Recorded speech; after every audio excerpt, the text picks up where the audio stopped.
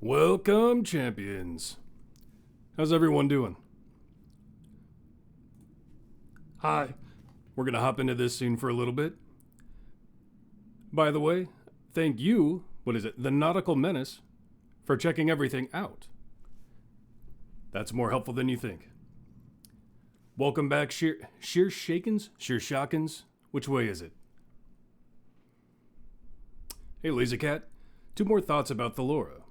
She is one of the 3 best champions of the game for the first 5 and her slot pre-stack. Yeah, the pre-stack with Thalora was a positive note. It's just how restrictive she is and the DPS she can buff with it. It's kind of iffy. We'll look back over it though.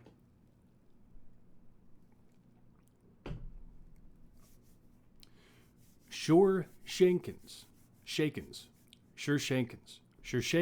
Why is that a tongue twister for me? Oh, I have been, what's that saying? Burning the wicked both ends. Just released the Diana video in tandem with starting the stream. So there is that, and we can go over her briefly if anybody wants me to. Now there's a name I'm going to struggle with. Is it Sukda or Kasukda? Kasukda. I don't know what that is. You'll have to let me know. Oh, and by the way, if you're still here, the Kubali, hello. Kubale. It's going to be a bit tough for me because I usually try to reply to comments on a video as soon as I can, and so running the stream while releasing a video on my YouTube is going to be a bit hectic for me.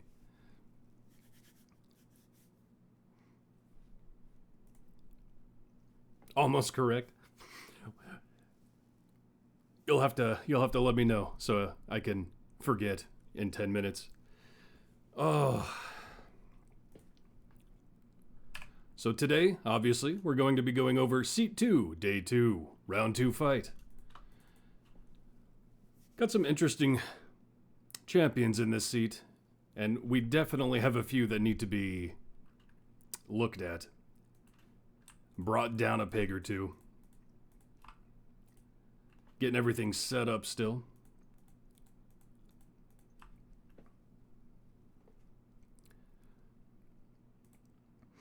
Now, if you were here for the first stream, you know I gotta have something playing in the background. So we're gonna go with a little bit of this.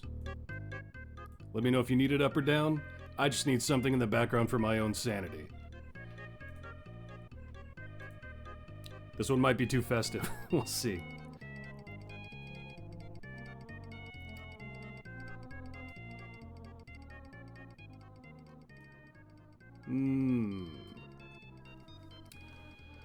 Now,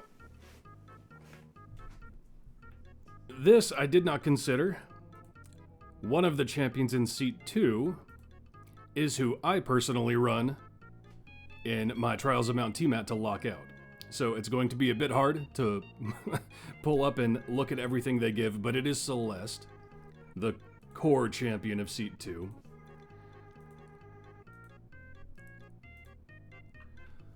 So in looking at Celeste specifically, we're going to have to pull what they call a pro gamer move.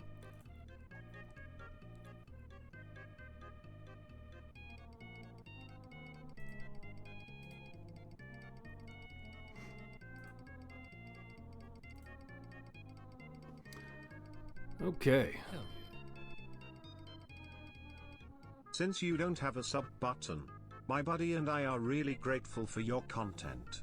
It has helped us tremendously. Hey, I greatly appreciate that. Thank you for the tip. Don't feel obligated to do that, but I do very much appreciate it. See, now I gotta get your name right. Sheershakens. The fact you guys, you and your buddy, even watch the content is a lot for me, so thank you.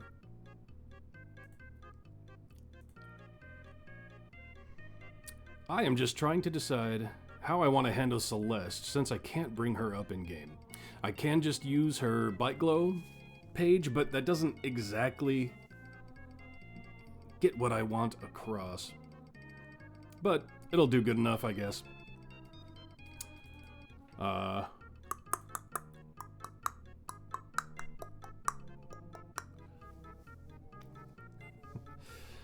Alright, well, let us get into it a bit. We will just go with... Let me make sure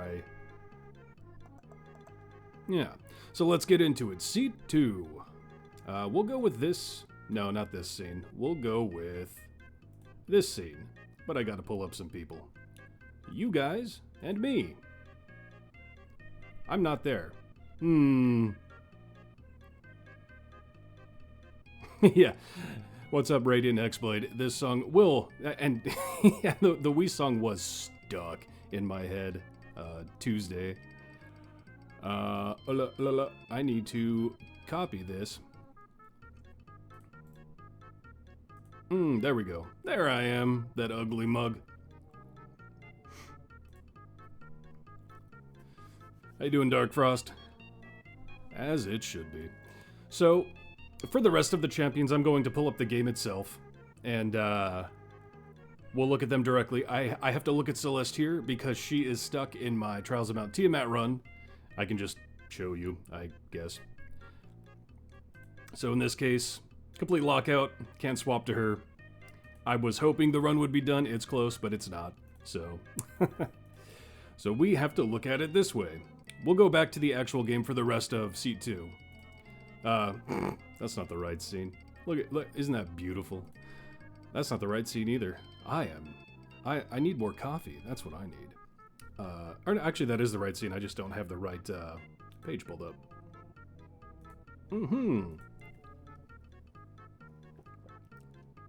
Celeste. Now, for reference, originally, Celeste was placed in C-. Take a breath? I don't need to breathe. Who needs to breathe? What I need is sleep, but I have insomnia. Okay. So, Celeste, C- originally. Not the greatest. Obviously one of the early core champions, so she's not going to be. A healer and a support. And with these, for those who are new to the stream, hello, first of all. But I briefly go over their kit, and then we'll go over where I've ranked them, what their availability is, and then re-rank them. We're re-going over the seats because there has been a power creep in the game for the past couple of years, and I started ranking them that far back. So a lot of champions don't have the full usefulness they used to, so we need to look over everything again. Hello, Matatob? Matadob? 1? You'll have to let me know. Oh, thanks for the follow. Danny Love. I Danny Love. Now, Celeste herself was placed solo originally even in the C- because while she is a healer and a support, her numbers just don't put up, and I really wish I could show my Celeste, even though she's locked out right now. Even with how far I've pushed my core champion's item levels, her buffing just is as plain and average as it can be. She does have the added benefit of being a healer, but as most people know, healing, it's a bit iffy in this game. And thank you for the follow, Mata Tata. I'm guessing that's... Anyway, yeah, her numbers just don't really... I hate that I'm probably going to have to move her down as low as she's going to, but we'll scroll down here. We're using Bite Glow, again, because I can't pull her up on my game because she's locked out with Trials of Mount Tiamat. But we'll look at her availability. For patrons, she can be used for Mert. For Vajra and Strahd, she will need a feat, but can qualify with those. For Zariel and Elminstad, no go. Then for Trials Day 1, she cannot be used for the Dexterity Lockout or the Charisma Lockout. So her availability is not the greatest either. 2 hard lockouts on Day 1, 4 lockouts on patrons, 2 of them with feats. And we can look through her upgrades and her gear and everything, but there's really not much. As far as her feats go, really the only unique thing you get there is the potential of bud damage with her main attack. But again, and of course the attribute feats matter to make her qualify for patrons. Yeah, and she's never going to be a DPS, so Modron cores don't matter all that much. But all her buffing really comes from... Where is it? Crusader's Mantle. There we go. Hello. Right there. Number 2. Thank you for the follow, Dr. What? So, her Crusader's Mantle's never going to scale that well. It really does just become the most basic flat buff there is. And... again, healing can matter in rare scenarios, either in variants where your group is taking percentile damage over time and you need to heal up just a little bit of health. It can matter, but as far as like pushing or just everything else in the game, healing just doesn't hold up in most cases. Her ultimate, however, does make her a bit better on that side. We'll just read it straight out here. Celeste prays for the power of Saloon to call forth a pillar of flame on a random enemy, burning all enemies as well. That's actually weird. That tweaked with my brain a bit. Simultaneously, a pillar of light heals living party members to full health.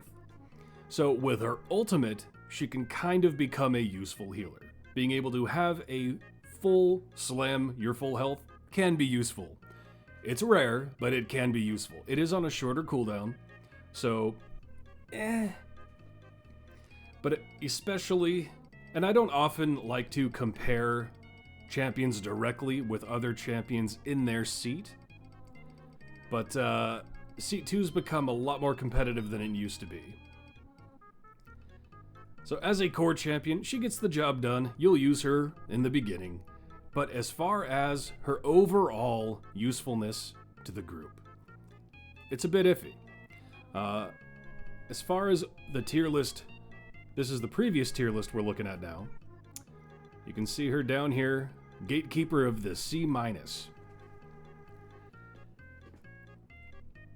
As we've gone back through on Tuesday and started this new and improved tier list, we kind of set a few precedents that the higher tiers, A+ is going to be reserved more for those with pre-stacks or great multipliers, something to really offer something as far as buffing or mechanics go, right?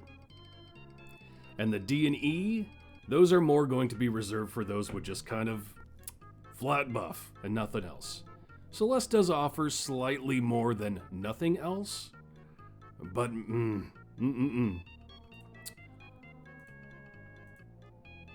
Gotta resituate. Just bop your head to it.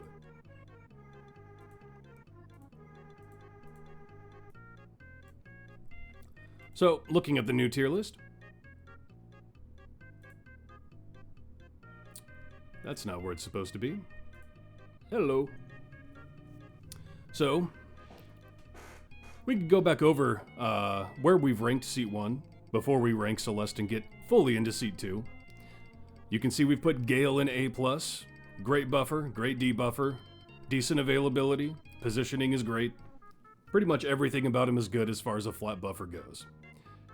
A- for Akira, dropping from the S tier, because click debuff really just, as far as everything else goes, isn't as important as it used to be.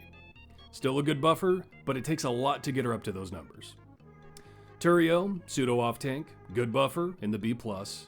Now, we could take another peek at Thalora, Lazy Cat suggestion.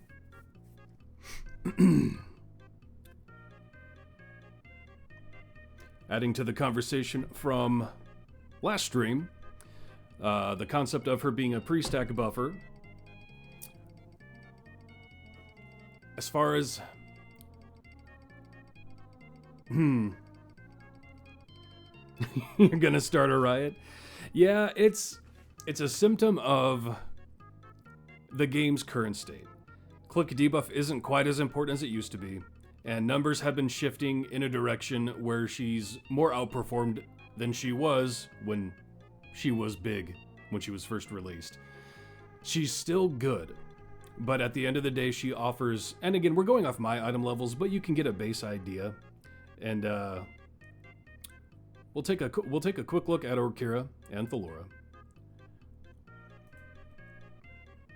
Drop this tier list. So we'll get Orkira and Thalora out. Topics on Orkira right now. But my item levels on her, I've got her full epic, and she is an average of 500 to 600. Well, more 500 average. But a baseline elemental fire of E7, but last stream when I did scale that up, it was about E20, E21. Great debuff. Debuffing doesn't quite matter as much as it used to, still matters. It just, those numbers, while good, to get them up to there, I needed a whole roster of Artemis to observe, of multiple magical damage dealers for him to observe from, to get the heal, to buff it up.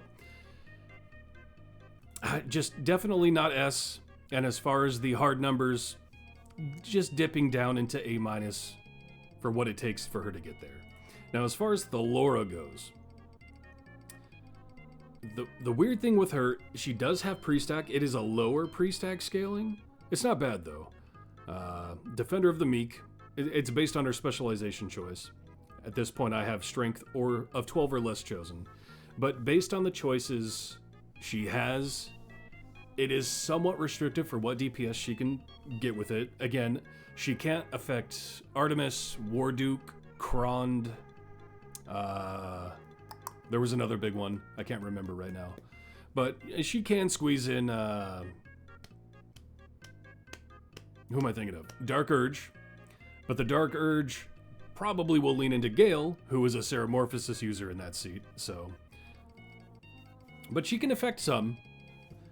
I just don't know if that's enough to raise her from where we've put her. We'll think about it, though.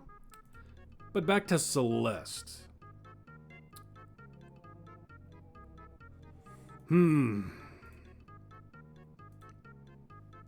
We had her previously as the gatekeeper of C-. Now, as we've gone down, we'll go back over this list a bit. Dahani and B-, Sasaspia, Veronica, all sharing that rank. Oh, hello, and Monto. Shameless Twitch plug brought you here. Already following, just inspired you to check it out. Well, glad to have you here. Hope you enjoy yourself. And feel free to pitch in at any time. The whole point of this is to listen to you guys, to make sure I'm not just completely biased with this. But yeah, as far as where we've... Oh, thanks for the follow. Tortifu? As far as Deacon, Nerds, and Nixie being in C- now, in relation to that, to Celeste's kit, she definitely has to be brought down. A theme of last stream was being convinced to, in the essence of what this is supposed to be, kind of bringing everything down, or just, you know, a little bit of a wiggle to get everyone in place. In that process, my E tier rose in the ranks, which is just funny to me. So Esmeralda and Nerds actually got a boost, but because of that, I mean, I feel like Celeste is definitely underperforming even Cathris. Why is Veronica so low? She has a hidden synergy with Will. It's more in that her raw buffing potential. If she could choose her, inner circle, if she could select your DPS every time, she would absolutely be up there.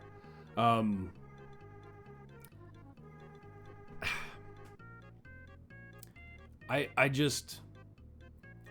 we'll relook over everything as we go. But as far as her... 2 RNG based, yeah, that... Inner Circle is just crazy RNG. Even if you pray to RNGesus, that ain't gonna get you there. But,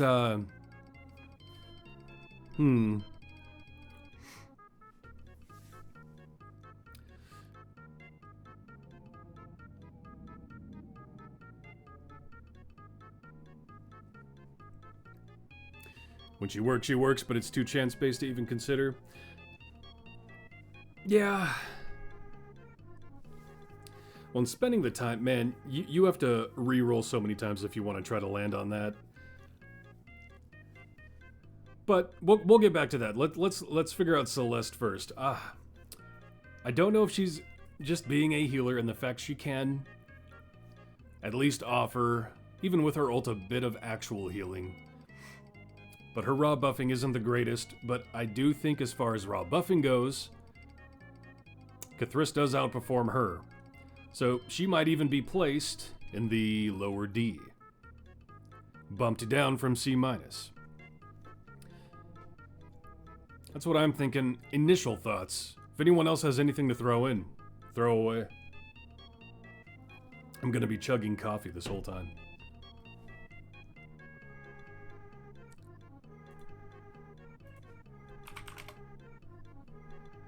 And just nod my head.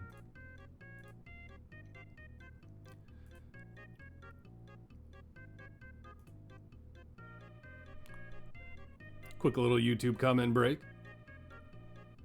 What was that? My computer just hard spurred out there for a second.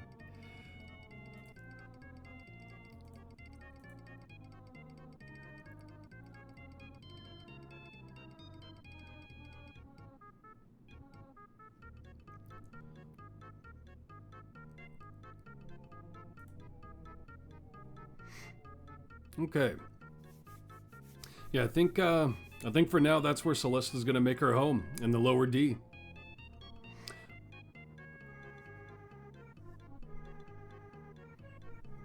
Oh, hey, Lazy Cat. Yeah, no, we talked about that briefly. Thank you for the follow. Mortal to none.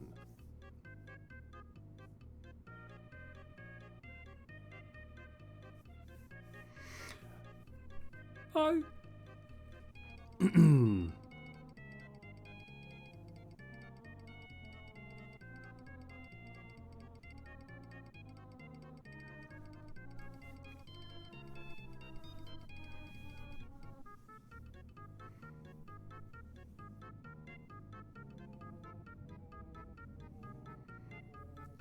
You wish you had stuff to contribute, only been playing for 3 months or so? Hey, that doesn't mean you can't throw it in. And if you have any questions along the way, ask about anything along the way. I'm not exactly an encyclopedia of knowledge about this game, but I can answer a lot of questions. If Celeste is the most plain Jane, and if so, where does plain Jane go on your list? That's kind of the thing, right? Like, to me, she almost dips into E. Her healing just a little bit pulls her out of that, but that's what I'm kind of contemplating is she might even drop down that far in my mind. But I don't know. I think I'm going to keep her low D for now. And again, as more champions, as we keep putting more in the list, that might give us more to compare and contrast to and move things around from there. But as far as looking at it right now, I think she is the most underperforming champion out of everyone we have here. Is that enough to dip her into F? Completely useless? I don't think so. But maybe enough to bump her down to E. But at this point, lower D I think is looking good. Because I foresee E tier being... Who do I foresee being there? I mean, it'll be a while till we get to seat 11, but I see Jamila staying in the F tier. I see Xander being in the E tier. Binwin is probably going to have to move down a bit. Yeah, we'll see. We'll see. I think for now we're going to leave... sorry, I got a cat hair on my nose. We're going to leave Celeste in the low D for now. Thank you for the follow. Parada. I want to say suck, but poor Binwin still getting no love. Don't even try. Can I call you the parade suck? Rip the real one, Jam. Yeah, Jam, she needs help. She's just not great. It's unfortunate. Binwin getting no love, yeah. I want a dwarf team one day. We're gonna get a dwarf team one day. Yeah, so let's hop back over to the actual game now that I can look at champions without them being locked out for Trials of Mount Tiamat. Who do we want to look at next, though? Thank you for the follow. Sinister beer. That is ominous. What is so sinister about that beer? Is it looking to kill me? Is it looking to make me sick? Is it gonna get me too drunk? What is so sinister about it?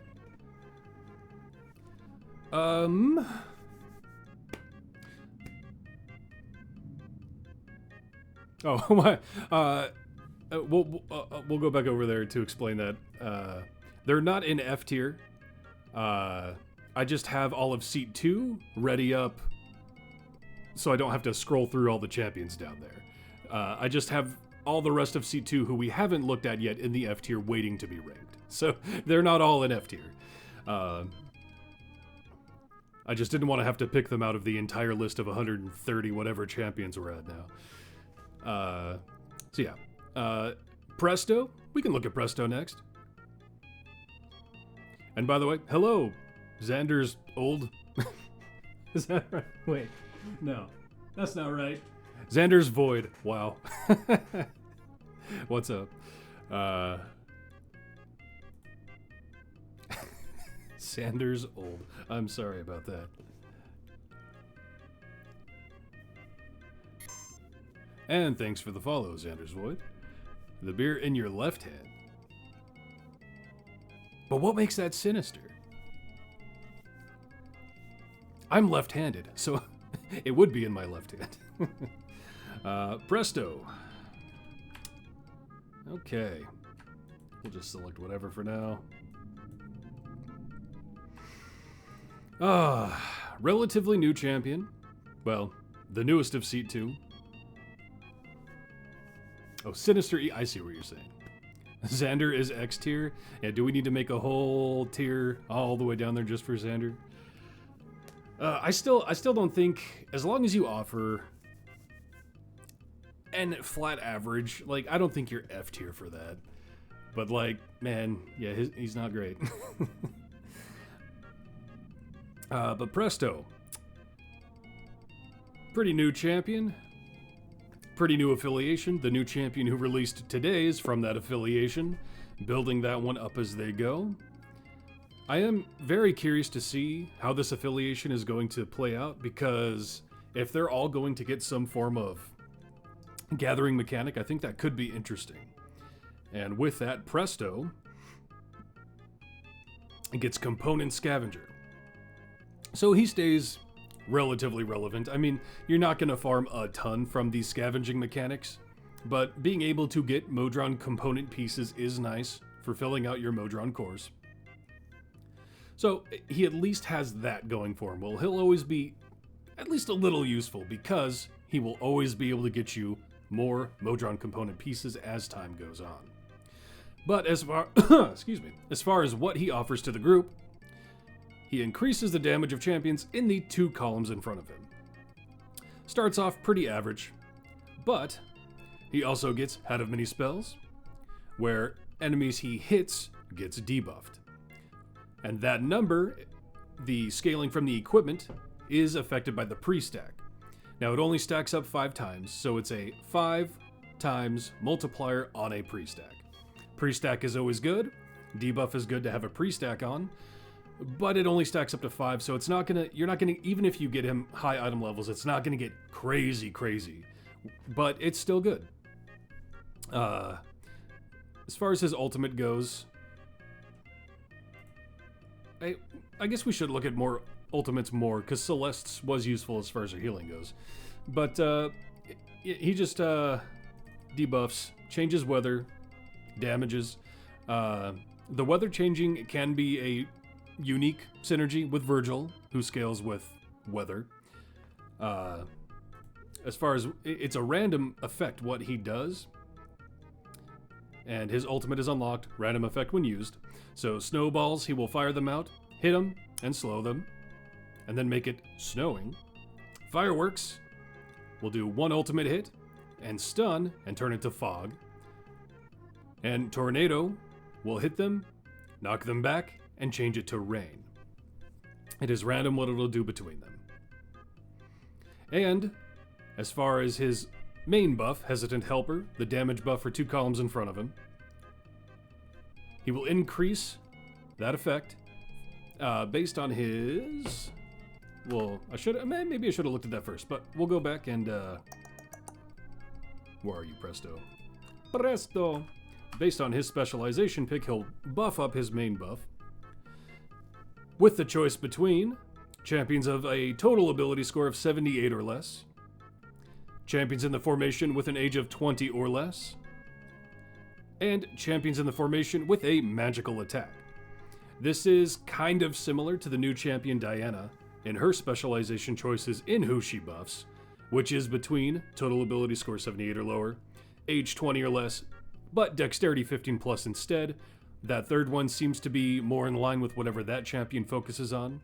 She has high dexterity, Presto has a magical attack. So you'll just pick whichever is the most present in your formation. We'll just do total ability score and see how well that buffs up. So let's get some low total ability scores out. Do I have her? I do have her feet on. We'll take off her feet so she qualifies. We'll just remove it. 78. Yeah, 76. You know what? We'll just get out the absolute.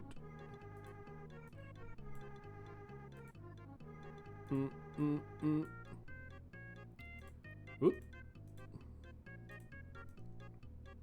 Oh, I didn't even have Gale leveled. Whoops.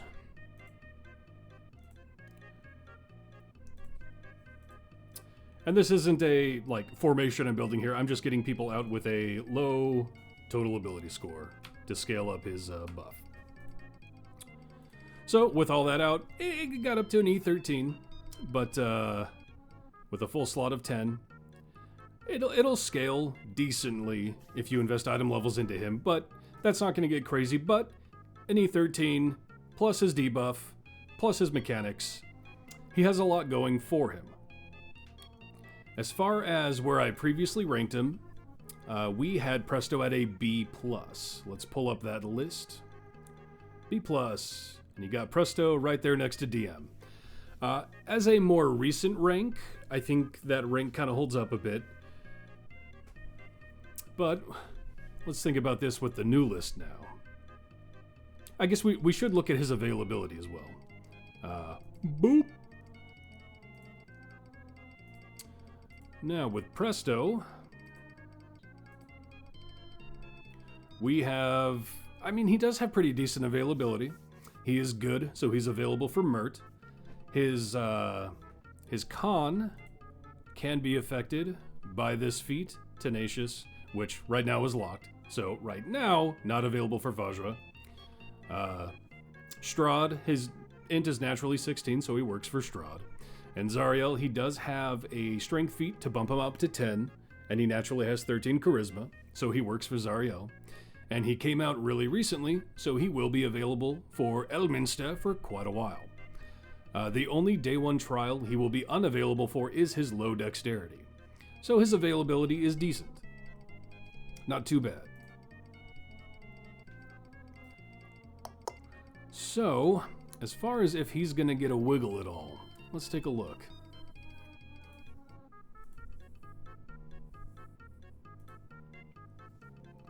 So we had him in the B+.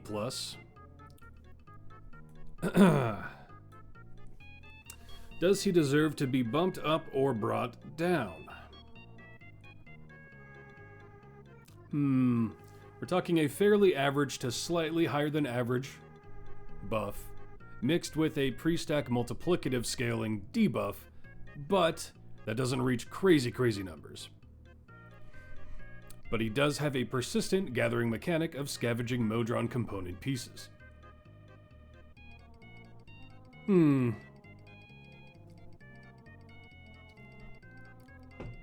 I do think his uniqueness might edge him out over Turiel in the B+. But as far as does that deserve an A-?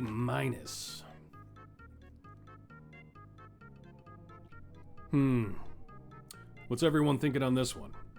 I'm teetering between lower A- and somewhere in the higher B+. He lacks synergy. He does. I think that synergy is going to be evolved as we get more of his affiliation. However, you're not wrong. Higher than Celeste? You are helping, Bulletproof. Turiel feels stronger. Near Dahani? You think he's in the lower B? It's your... I get where you're coming from, Nautical Menace. However, I do want to make this... This time around, it's more of the community who wants to have their input as well. I will have the final say, but I want to hear what everyone thinks. You'd say a higher B+ until more of them drop? I could see that, yeah. Because Diana, released today from that affiliation, no matter what, has a place in a speed formation. Her increased transition speed gives her that unique niche to fit in to an already existing kind of formation type.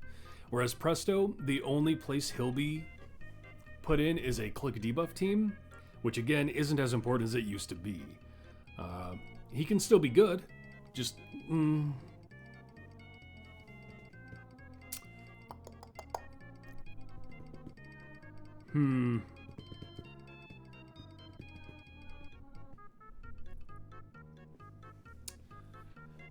And maybe we'll put Turiel just ahead of him and leave him in the lower B+ for now. What I get, and that'll probably average out to a B. So yeah, I think maybe in the B range, I guess. But again, we'll come back and look at everything as we go. I really do think around, I don't know, maybe around seat 6, maybe 7, we're going to have so many other champions on the board to compare and contrast to. It's going to get either easier or a lot harder to distinguish where exactly they belong between champions. We'll see.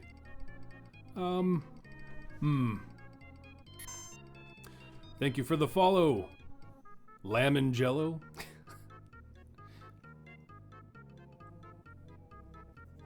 Coffee one gone, but I brought coffee too.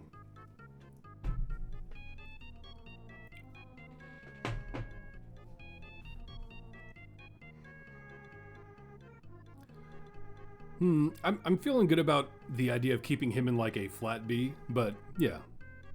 We'll take a look at that as we go. The question now is who to look at next.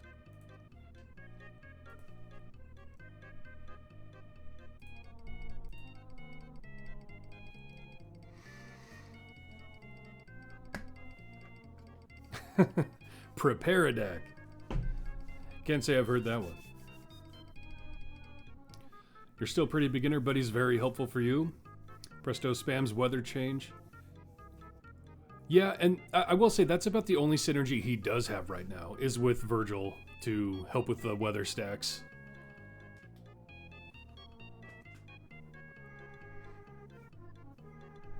I'm very curious to see what else the... I even forgot what they're called. Saturday Morning Squad? Yeah. Because there's so much that could be introduced to the game with that affiliation. I mean, we might get another hard DPS out of them, or they might just be a full swath of buffers. It'll be interesting. And I want to know if they all have a gathering mechanic, a scavenging mechanic. It's going to be interesting. We're going to have to wait a long time until we get more of them. Or anywhere near a full affiliation, that is. Blooshi? We could look at Blooshi. Loading user, but I am the user and I'm loaded. There we go. Presto, Gazric, Virgil is fun. Yeah, Presto, Gazric, Virgil, Kent, and Dahani all work really well for stacking up a weather. Go right to the best. Yeah, Blooshi is pretty good. I I don't remember how far I pushed this. I tried to push it fairly deep so we can give a good example for how her mechanic works. But, yeah, we'll dive into Blooshi. Evergreen champion, which is always nice. Her adventure, her variant, is a little difficult. You have to kind of pre-plan it a bit. Which, yeah, there are a lot of Blooshis to choose from. I don't know which Blooshi we're going to get. Or, well, yeah, I guess I do know. But anyway, but her variant is pretty difficult. But once you unlock her, she is excellent. Tanking and support.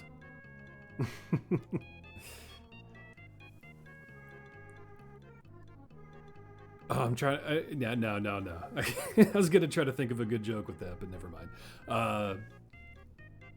Being an evergreen means, for those who don't know, I'm sure most of you do, but that means gear will be unlocked for an evergreen with normal gold chests. So evergreen champions that are good, like Blooshi, like Crux, who you can unlock within the game, that become pseudo-core champions, they can get their item level boosted without having to invest blacksmithing contracts in them, which is very good. You got her recently, still trying to figure her out? Hey, you came to the right place because I'm about to go over her. Her main buffing mechanic is Soul Gatherer, where if an enemy dies, she will gain a soul stack. Bosses instead give her 15, increasing the damage of the champions 2 columns behind her. Huzzah! For each soul stack, right? Stacking additively, but when she changes areas, she will lose 20%. So you either want a way to quickly gather them, and you can do that through her specialization choices, but you will sacrifice survivability in doing so. I guess, yeah, we will just go right into her specializations, because I don't think you need to know any other mechanic to understand those. So with the idea of her having to... I did it again! She's a part of my main formation. So it auto-selected her her specialization pick, because I had it set on auto. Oops!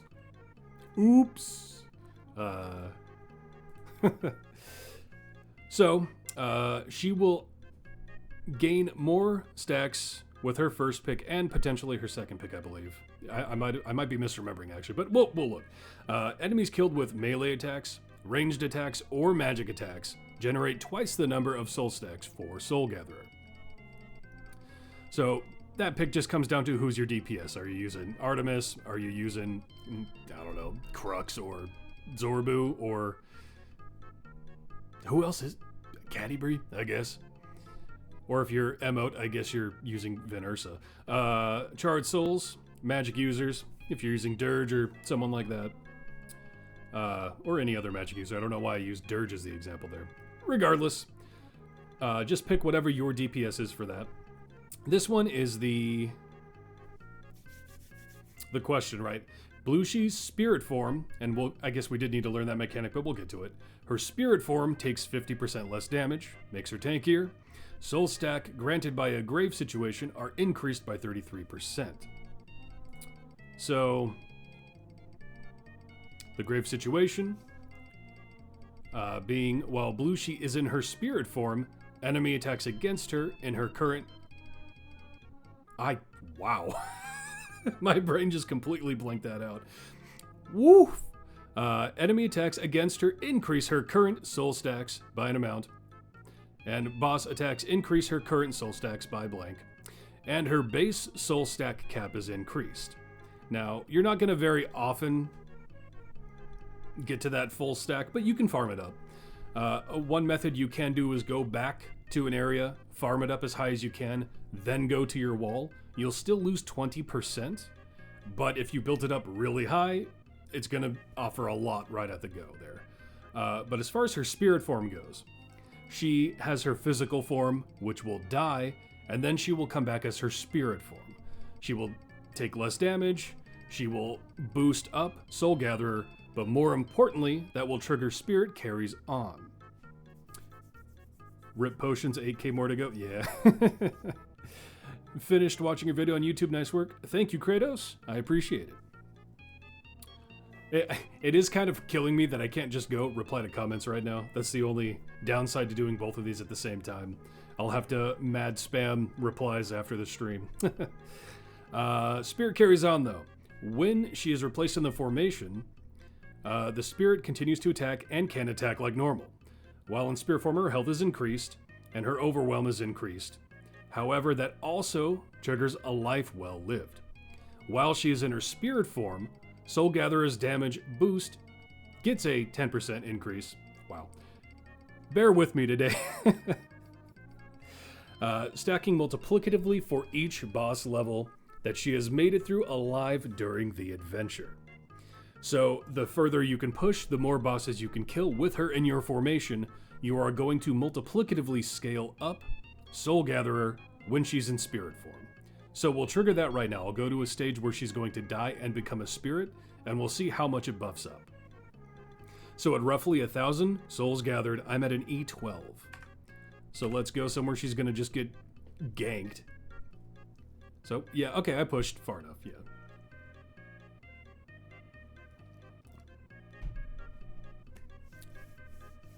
Welcome to die. All right. Boom, E28, right there. Is there any way to see that somewhere? Only once you've actually died. So here you can see now that I've died and she's in spirit form, it tells me 325 bosses have been defeated.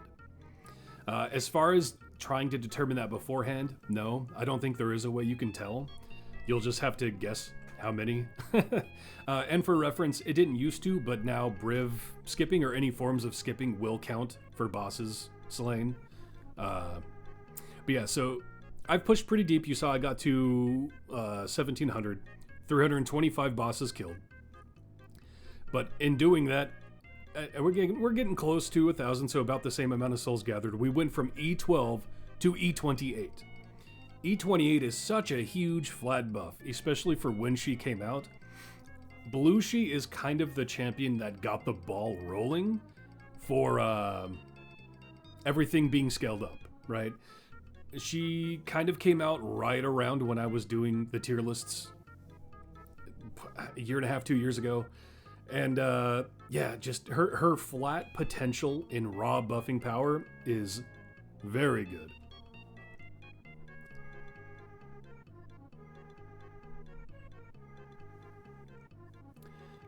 That is true. Did you tell me how to I missed it if you told me how to pronounce your name. Matedob.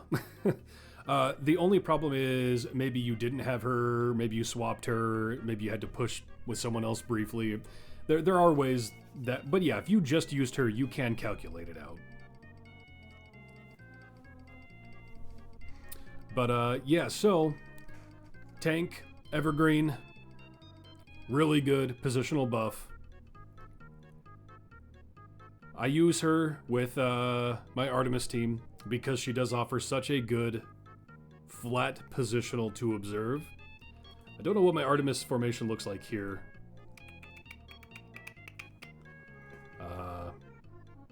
Good enough. You'll see that being observed by my Artemis. Soul Gatherer is getting to E51.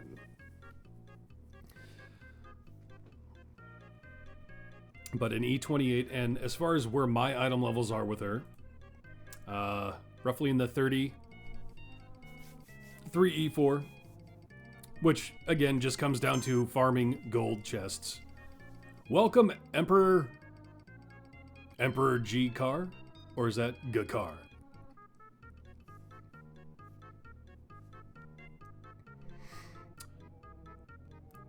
As far as her availability, we'll go ahead and give that a look now. Whoop.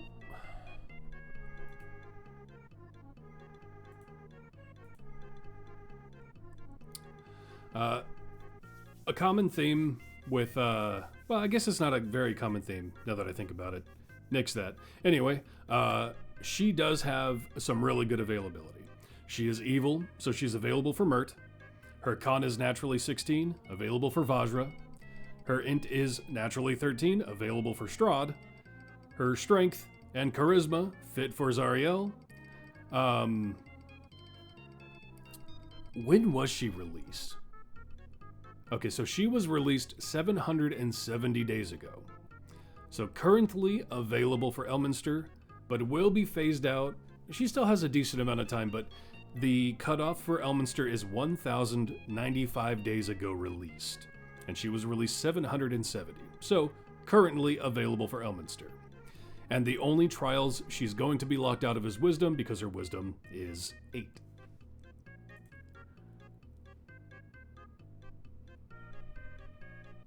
G-Car, noted.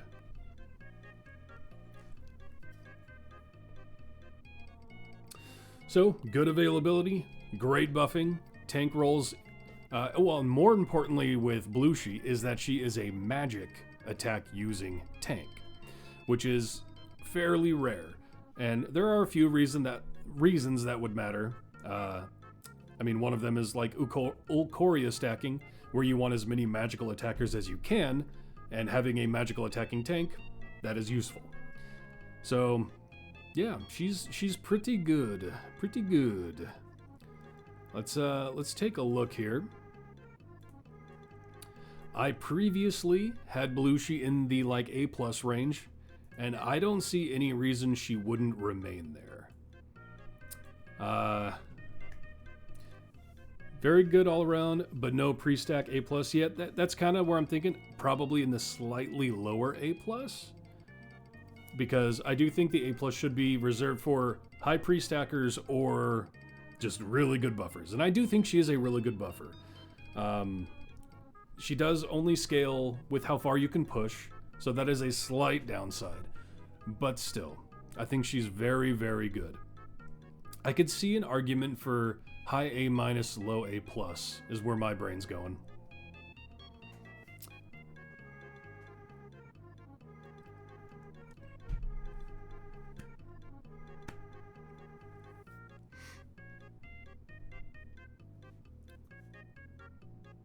If anybody else has any ideas, any suggestions, any questions, throw them out. But that is where I'm thinking. I do foresee potentially her getting bumped down to like the Gatekeeper of A-. You think her being so unique of a tank helps? I agree.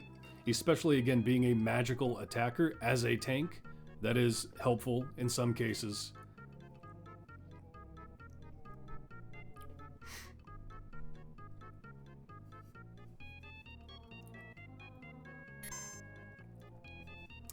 Thank you for the follow.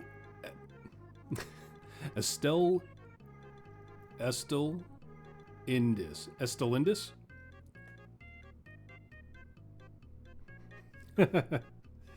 Hey, I like to at least try. If you remember to put her in early, she's great. Yeah. Probably one of the best evergreen champions. I agree. Yeah, her and Crux. Very good evergreen champions. Fantastic availability. Yep, you can almost always use her.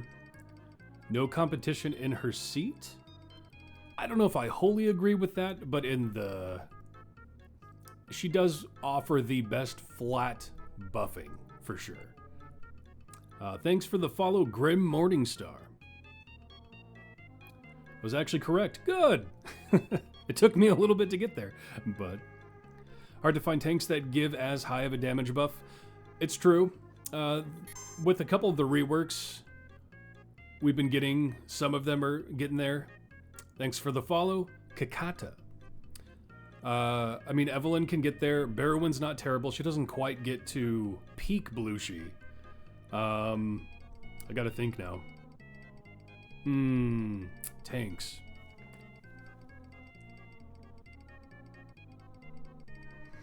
Rewatch the Penelope update. Yeah, I will admit, not necessarily with Penelope. She is very good. But with this last video, my ranking of Grama, I did kind of leave her there thinking, I'm going to be looking at her at Saturday anyway in 2 days, so we'll see. But, yeah, Penelope's pretty good.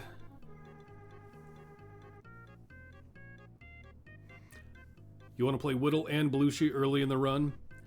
Yeah, that's fair. And even if you're running a absolute adversary speed team, you're going to be running Lae'zel, and so that also hits a nick on Blooshi.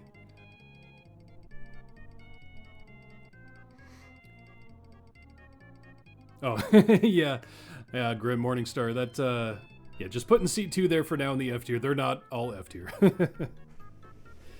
I just didn't want to have to look through all those champions down there for seat 2. Would it be less or more confusing to put them all in S tier?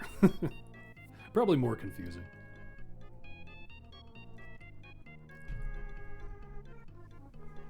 Ugh. Yeah, I think low, A+. Or not even low, but in regard to what we have so far. I do think Gale outperforms her with... If you can stack up Elminster runs, his buff is so good, and he debuffs very high. 2 great buffs, great availability, and just positional. Gale's very good.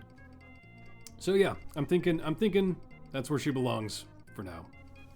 Until we get more people out there.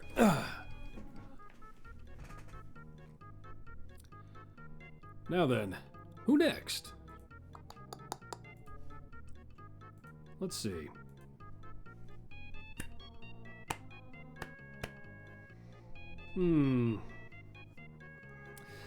It's such a weird seat, just looking at it now. There are some who are very good and some who just kind of aren't. I guess we could go to Lae'zel. She's a pretty popular one right now. Hey, you know, you show that emo, Jack, and I'm gonna have to find my cat. Let's see if I can get her in the frame here.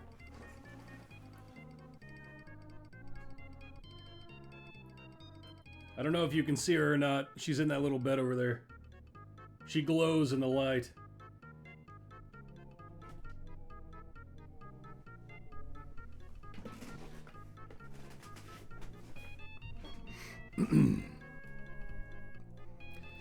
C2 has some champions that you main for several formations. Yeah, that's the thing. There are a couple real standouts.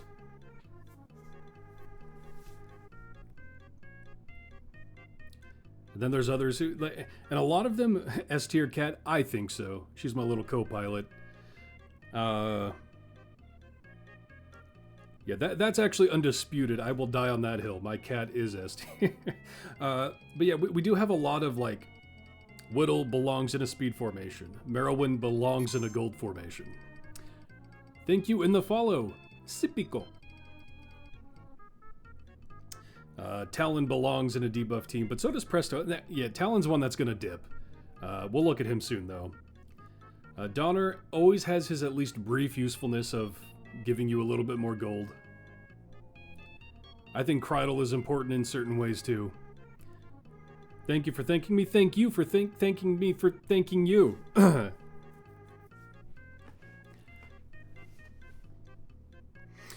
we'll look at Lae'zel next. You can take that away. Lae'zel and the absolute adversaries are an interesting bunch, and I've been definitely running them more and more because I absolutely love the Dark Urge. Still main Artemis, but I am working on an absolute adversary team. Lae'zel in particular, she's very interesting. For reference, I do have all of them at roughly, all of the absolute adversaries at roughly item level 1000 average. So she'll be a little more buffed up than others I've compared to. But so baseline, we haven't got into crit much either. This is going to be one of the first seats that focuses on crit with Lae'zel and Regis. But her natural crit hit is a bit higher. Her main damage buffing formation will buff everyone in her column. So just make sure you place her with your DPS in whatever column they are. Because of my item levels, it's a bit higher. It starts off kind of iffy, and mostly it's stacked up right now because of Aberration Hunter, but we'll look into that. So if we're in a fresh area, though, it'll be a little lower. She'll start out, for me, at E11. That does scale up with Aberration Hunter, where aberrations are her favorite foe, and every time an aberration spawns, lethal coordination is multiplicatively increased, stacking up to 4 times the Ceramorphosis stack count. And that is an important theme throughout the entire affiliation of the absolute adversaries, which, for those who don't know, are the crew from Baldur's Gate 3. All of them, to some degree, scale with Ceramorphosis. What is Ceramorphosis? It is the worm in their brain, the Mind Flayer Tadpole. Everyone from that crew, and some people with feats, can gain a Ceramorphosis stack. Generally speaking, Ceramorphosis by itself will do something. In Lae'zel's case, increases the effect of lethal coordination, her main buff, for each Ceramorphosis stack, stacking multiplicatively, and generally speaking, they will have a gear slot for it, in her case slot 3, that will increase it by the pre-stack.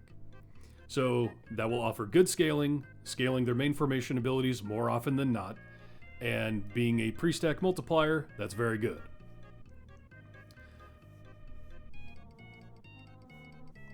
Really like how Sienna drawed her stance with the sword, yeah. As advertised on YouTube, he is online. I am online. Welcome, Warrior Mir. Is that Warrior? Why does that roll off the tongue like Boromir for me? Warrior Mir. Oh, and thank you for the follow, Warrior Mir. You wonder if Halsin and Minthara will get added? I have wondered that as well, for multiple reasons, because, well, I guess we'll get into pseudo spoilers for Baldur's Gate 3. So if you, I mean, this isn't like a hard story. I'll pull up the, I'll pull up this very briefly. It was a mini spoiler zone, but not for this game, for Baldur's Gate 3. Plug your ears real quick. Halsin having a Ceramorphosis stack wouldn't make sense for story reasons. However, we'll take that out now. It does make sense to have Halsin and Minthara, because so far the entire Absolute Adversaries covers a gambit of classes, right? We have Lae'zel as a fighter, we have Gale as a wizard, Karlach as a barbarian, Astarion as a rogue, Shadowheart as a cleric, the Dark Urge as a sorcerer, Will as a warlock, and then Halsin as a druid, then Minthara as a paladin. For Will, that's actually really good to have all of the classes spread out between all of the seats, because it would be a full, I believe a full 10, right? Or would we also need Narak for monk? Astarion, Gale, Karlach, Lae'zel, Shadowheart, Dark Urge, Will, Minthara, Halsin. Yeah, we need one more, but Narak would fill that role as a monk if Halsin and Minthara were not in seat 8. So that would be pretty cool. We already have Halsin in seat 10. Not wrong. We do have a bear in seat 10, which would be funny to put Halsin in seat 10 then.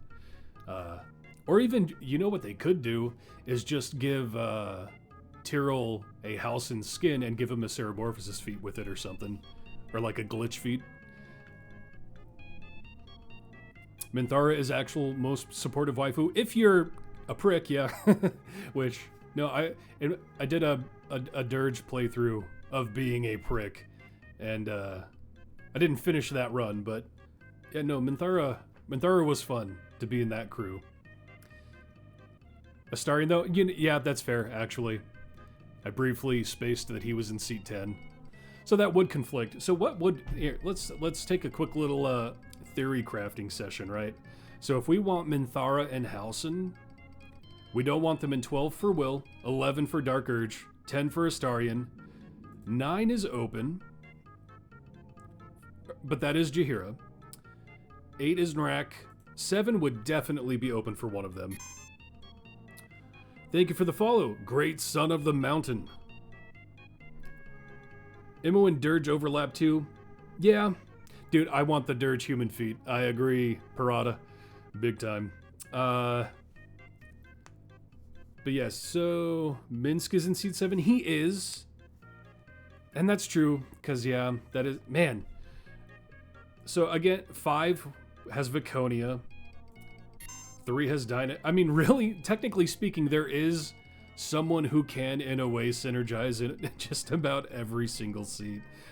But as far as the core team of the Absolute Adversaries, Naraxlot most possible because he was not in the game. It's true, but fitting in the theme of wanting every class, I think he's important to leave open if they do that for the monk role. And he is just an amazing buffer. My god, great buffer, Narak. Man, let's see. This is more where would I want them is where we're going with now. Oh, I forgot about that. Gotta take these out of here. Go away. Too much, too fast. All right. So the Absolute Adversaries. So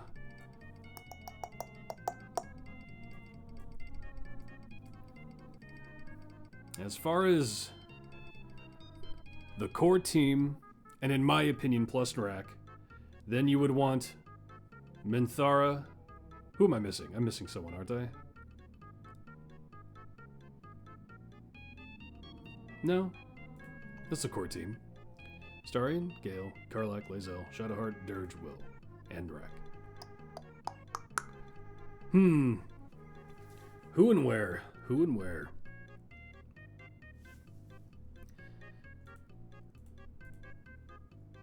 Minsk is a ranger, so that does still even make sense as far as the class goes. Endgame buff Astarion, Monk, and Throw Baron makes every fight silly easy. Oh, we're just talking hard mechanics of Baldur's Gate 3. Yeah, my main playthrough, what did I did a Gloomstalker, just because I wanted the initiative bonus and sneaking around. And that honestly wasn't difficult to get through. Anyway, we're getting off track. But yeah, as far as where I think Halsin and Minthara would go, that's actually kind of hard to answer. I almost feel like it would have to be 3 and 5, because it makes sense to keep Minsk and Jaheira. And in my opinion, it makes sense to keep Narak. So then it would have to overshadow Viconia and Dynahair, but that sucks to get Dynahair out of there. But it's hard to keep Dynahair in, being a human wizard, to stack with Gale. Anyway, off track. Let's get back to Lae'zel. So, back to the Ceramorphosis scaling. That also affects her speed, straight to the point. In non-boss areas, whenever an enemy is defeated by anything other than Lae'zel, she has a percentile chance to gain an impatience stack. When she has 17, she will complete the area and reset her stacks to the current Ceramorphosis count. So the more Ceramorphosis you have, the higher that stack will be in the new area. Now, in a full Ceramorphosis team, that's actually a pretty good overall speed buff. It does, in that way, completely negate speed champions like BBEG, Sentry, and Human, who focus on lowering the requirements and or counting more, because she just finishes the area. It doesn't matter. So you can't, it's why I actually think the Absolute Adversaries are a great affiliation for new players, because you don't have to focus on those other speed champions. You don't have to invest into Human to get up to the cap of the eggs. You just slot your team and go. I think it's great. And an important note is there a I could look real quick. Not that it really matters, but man, I keep when it comes to her speed as well, a very important note. Oh, my cat's on the move. Where's she going? Where you going, girl? She's going for food. An important note for her speed. We don't need an example for this. I'll just explain it. When you run into an area that has a blockade, like a hit-based thing you would need to normally hit a bunch to kill, straight to the point will negate that. She still just needs impatience stacks.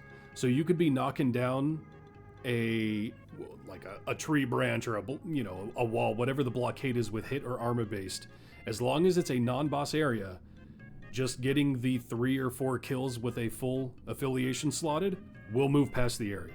So those areas don't slow you down like they do with other speed formations. You have both feats for Lae'zel, totally worth it. That is, yeah, absolutely. Her straight to the point feats massively help get that speed rolling. I mean, I forget what area I push to, but we'll give an example of just a full Ceramorphosis team. Oh no.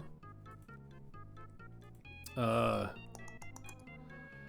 believe, oh no, I have Thalora in there, so let's just get Minsk in there for the sake of having, and Briv.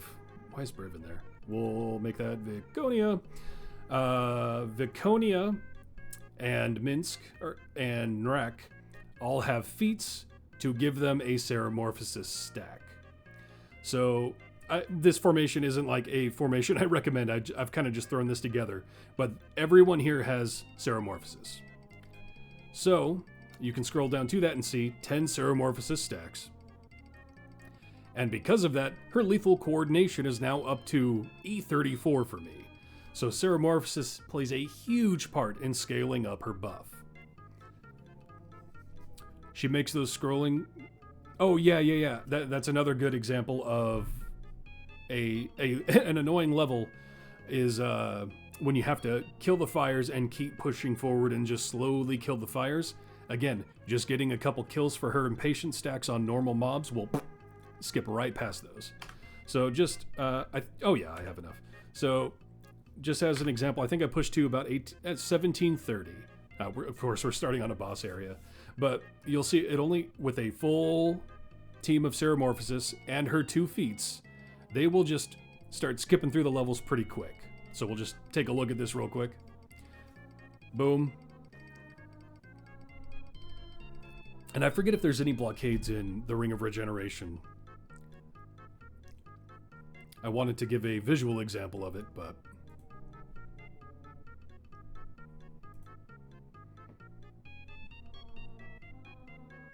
But you can see with a full team of Ceramorphosis, they fly through the levels. Comparatively, obviously, time acceleration like Shandy is still very important. But if you have enough potions, you can just always be at the maximum. But nowadays, I do think Diana, the new champion, is important because she offers a unique speed mechanic that can't be matched by other things in area transition speed. Which, we'll just throw her in place of Viconia for now, for more transition speed as well. But I mean, they work pretty good for just a baseline speed team. But that, again, while that is her mechanic, here's a torches lit one, we just zoop. I'm going to look up if Ring of Regeneration has a blockade. Because I don't remember. I don't think it does. Oh well. Yeah, but while her speed mechanic obviously relies on her, she still relies on getting as many Ceramorphoses as you can. So it's a bit restrictive in that you need a lot of champions to make it pop off. But honestly, even baseline just with a couple of Ceramorphosis stacks, Ceramorphosis, it makes it not too bad. So, a lower buff that scales up pretty high, a decent speed mechanic. She is a DPS with a positional, so she can work for a decent Artemis observance. Not the best, but not bad. And while she is a DPS, you probably won't be using her for that though. We should look at her specializations.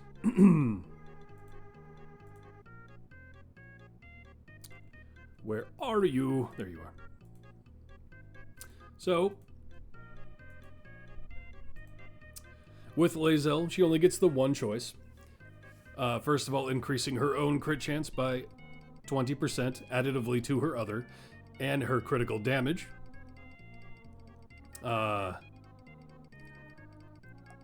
When Lae'zel hits an enemy and they survive, that enemy then becomes distracted, and the next champion other than her to hit them deals 4 seconds of bud damage. a decent way to make her just a slight...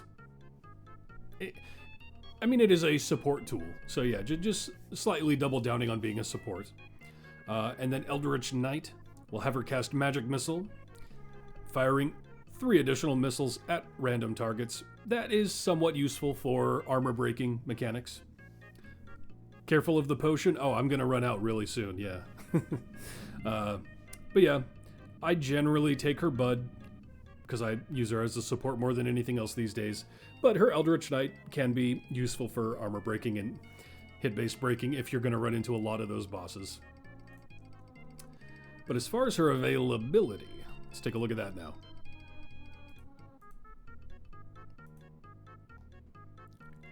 Boop, boop, boop, boop.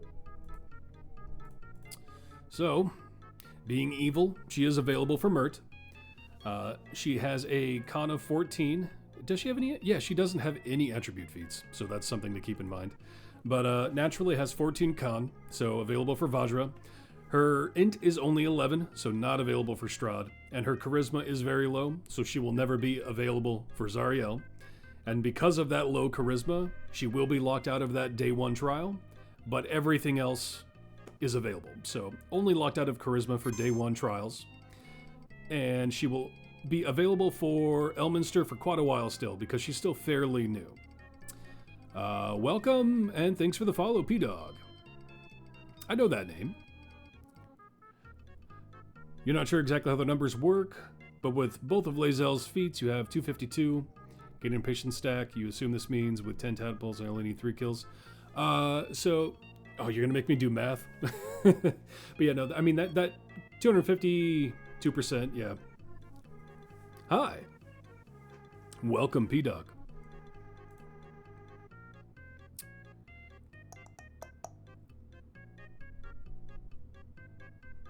Now I'm just thinking about that. Yeah, so not terrible availability. Not the best, but not terrible. Locking out of Strahd and Zariel, that particularly sucks if you are focusing the absolute adversaries because you kind of rely on her for the speed. So being locked out of 2 patrons for that, yeah, it's a bit of a blow. But let's take a look at the tier list. So previously, I had her ranked in the B+. And she kept getting scooted up a little bit because she was the first of the absolute adversaries to be released, which was kind of a weird one to start with because of that speed mechanic. But she kept inching up over time as more Ceramorphosis was released because all the absolute adversaries scale with Ceramorphosis and her speed in particular. So having her in the B+, I think especially these days, it's hard to gauge because using her by herself, she really just isn't the greatest. Can scale, but with Ceramorphosis becomes pretty good. So, restrictive in both her speed and buffing.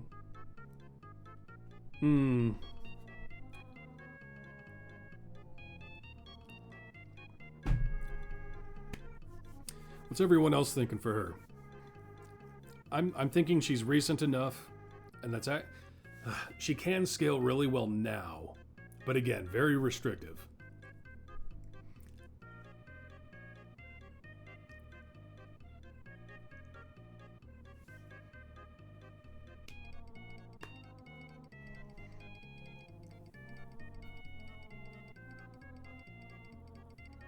Think that seems right? Between Turiel and Sis? I mean, that's, yeah. Solid B.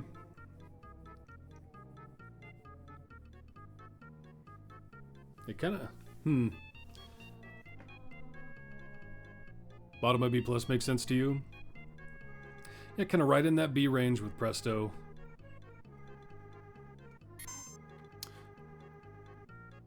Thank you for the follow. The random capitals makes that one hard.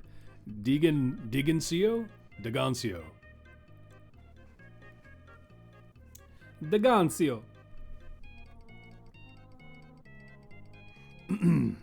Yeah, I think that works for her pretty good.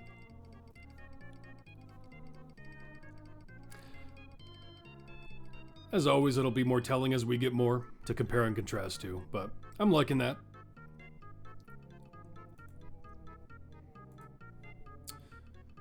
Now again, the question is, who to look at next? Oh, we're still pushing. Oops.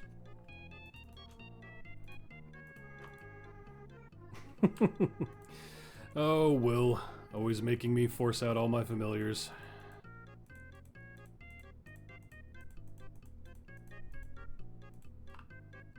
Clear the board.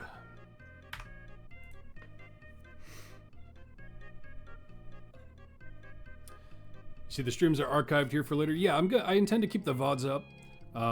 And if for some reason that gets messed up, I'll probably upload either the entire VOD or edited versions on my YouTube as an archive for the VODs. So my intention is to keep them fully accessible.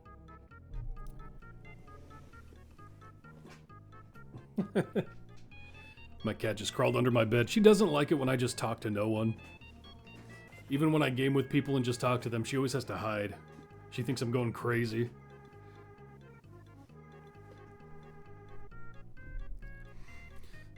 All right, who to look at next? We have covered Blooshi, Presto, Celeste, and Lae'zel. Definitely have some interesting options.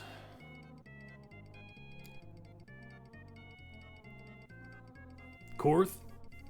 We can take a look at Korth.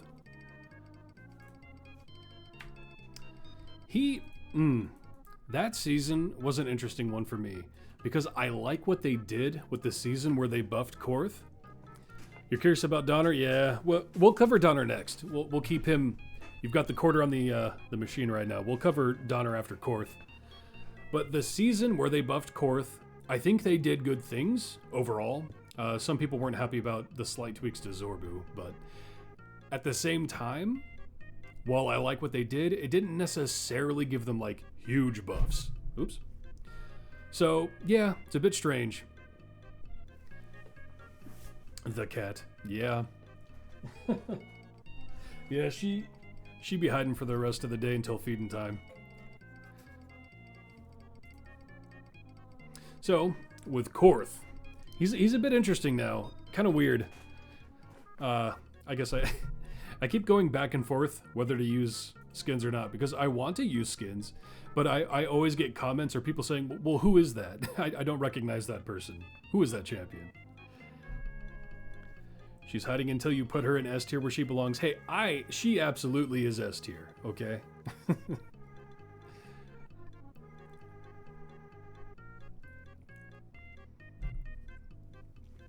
Anyway, so with Korth, his primary damage buffing works a lot differently than it used to. He's an interesting one. So we'll just go straight down the list. Starting with Rapid Training. He increases the damage of all champions with a dex score of 16 plus by a flat amount and reduces their normal attack cooldown by 0.5 seconds. Not the highest, but there are ways to scale. Enemies he attacks become marked until they are defeated. Marked enemies take additional damage from all attacks. So another debuffer in the seat. Fighting Spirit. When a champion attacks any enemy that is marked, they gain temporary hit points, which is where his healing tag comes from. The effect is increased on champions with the tanking role. This effect can only occur for each champion once every 7.5 seconds. Now calculated, Korth sums up the total dexterity scores. Whew, today is a day. Of all champions in the formation and increases the effect of Rapid Training by 7.5% for each point stacking multiplicatively. So, to scale up his Rapid Training, you want as many high dexterity champions as possible. Who do we want to put in there with him? I mean, I guess we could take his his season with him. Who was all in that season? We had Sasaspia, we had Zorbu, we had him. Xander. Why not? Xander's out. He do have that 20 dex. Blah, blah, blah. That's good. Zorbu. Just cuz. Who else was... I mean, Nrak was 17. That's not too bad. Kent's got high dex, right? Yeah, 20. Nrak. Yeah, Warden, right. Warden was... That's right. And Warden does pseudo synergize with that as one of their specializations, increasing with the number of decks, 16 plus champions. So does squeeze into a formation like that quite well. Birdsong, good choice. Birdsong's another just good champion.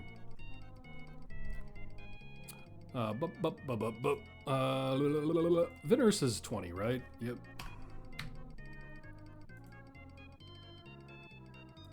We'll just focus on Zorbu. And... Shandy, maybe? We'll go Shandy, just cuz. We'll just do something like that for now. So, with all of that dexterity out there, he is now buffing rapid training up to E14. And the calculated is up to a total dexterity of 183.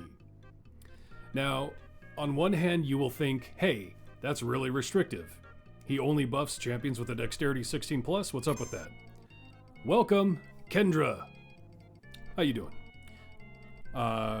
However, he negates that completely with his specializations, making anyone available. So let's take a look at those.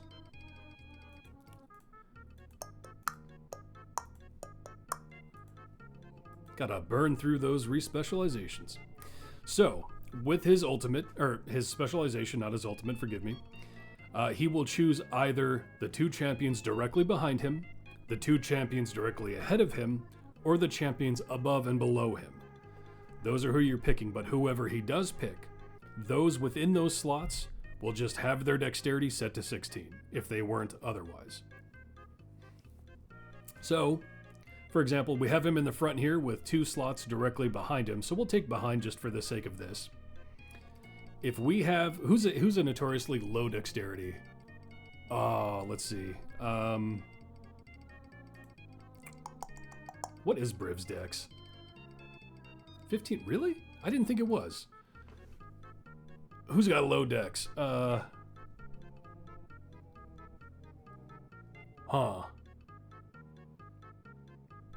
Nova?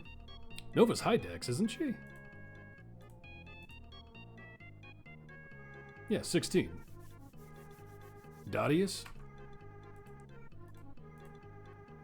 12. I mean, that's fair. 12 works.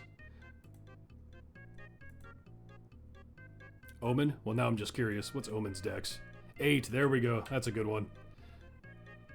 Good pick. Zaid? The wolf? Ow! So, you can see natural dex of, well, because of other reasons, up to 9 now. But if we put him behind Korth, now that we've picked that specialization, 17. Normally 16, but we have another champion increasing dexterity. So yeah, Kendra, that extra point is coming from, who is it, Sasaspia? Or no, is it Zorbu? It's Zorbu. That's who it is. Zorbu's feat, Wolfpack, increases the effective Hunter's Pack by 400% and the dexterity score of adjacent champions by 1. So that's where it's coming from. So, and that additional point also is this feat from Korth. The base dexterity score buff provided by Samurai Training is increased by 1. So normally, Omen would be up to 16, but with the feat I'm using on Korth, it's boosting it to 17. And that is important for Korth because, again, remember, he scales with the absolute overall total score of dexterity. So even increasing it by 1 for the 2 people behind him, if you need to buff both of them up to 17 instead of 16, that's 2 more points. You're getting to scale up rapid training even higher. So, at the end of the day, he can buff any DPS if you select the correct specialization and position him properly. However, at the end of the day, that buff still just gets to the mid-range. He is still a healer. He does still reduce normal attack cooldown. And he does have another unique mechanic we haven't got into, which is Strength Before Death. Whenever any champion is about to be killed, and this ability is available, Korth prevents their death. The champion stays at 1 HP, gains the Fighting Spirit Shield, his healing ability, and is invulnerable for 5 seconds. Then, Korth immediately makes an ultimate attack against the enemy that tried to kill the champion. It has 3 charges, and will regenerate 1 charge every 1 minute. That is a decent mechanic. It is good to have an automatic life save tied to an automatic ult use. Is going good with the dex core. That's another good point, Kratos, is the dexterity core scales with high dex champions, and he will force champions who aren't otherwise dex to be higher dex if you're using that core.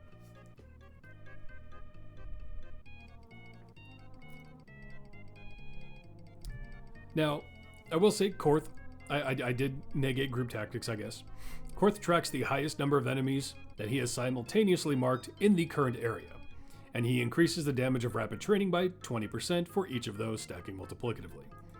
Now, that's a little harder to scale high, unless you're using, again, like a pushback formation or something, but you can see, as they push forward, he'll mark it and scale it a bit. It's just, really, once you push to a spot where you're hitting a wall, you would imagine that scales up really fast, but it kind of just doesn't. It doesn't scale that hard either. So you can see it's slowly going up. Now, again, if we had a pushback slow team and he was a part of it and able to just mark away, sure, you're going to scale that up, but it's just not the craziest scaling. So, let's look at his availability.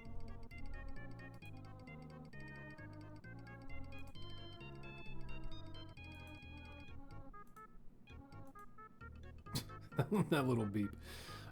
So, he is evil, available for Mert. He has 16 con, so available for Vajra. What was his con? Yeah, no, I'm not affecting it. I didn't think it was, I thought it was 14. Huh. His intelligence is 10, so he will not be available for Strahd. With that charisma feat I have on him, right here, actor, he will be available for Zariel. But he was released long enough ago that he will not be available for Elminster. I still wish seasonal reworks counted for Elminster, but they don't. He is, however, available for every Trials Day 1 restriction, even without the Charisma feat. So, not terrible availability. Not the best, but not bad. And as far as where to rank him now,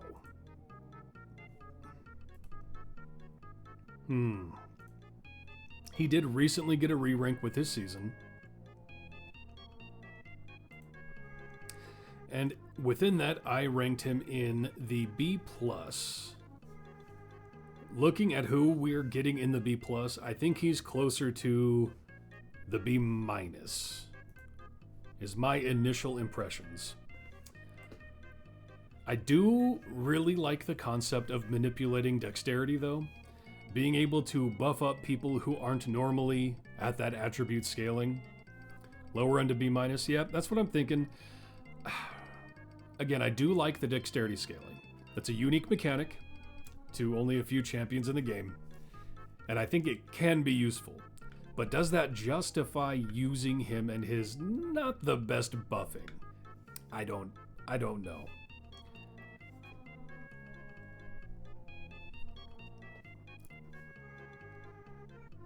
Is unusual race much of a factor? That is at least worth mentioning, though. Being, still wish core and campaign champions were available for rework during these Event 2.0 things. You miss seasons for exactly that reason. Yeah. It's true. Although, as far as thinking about core and evergreen champions, none of them really got reworked, did they? Because the only champion we've ever been able to fully break down that's core is Ashara, right? Like, we got minor tweaks to, like, Brunner and Drist in the companions, but it wasn't like a full rework. He's been fantastic for Acquisitions Inc. and allowing them to take advantage of the maxed out Dex Corp. Yeah, that's fair.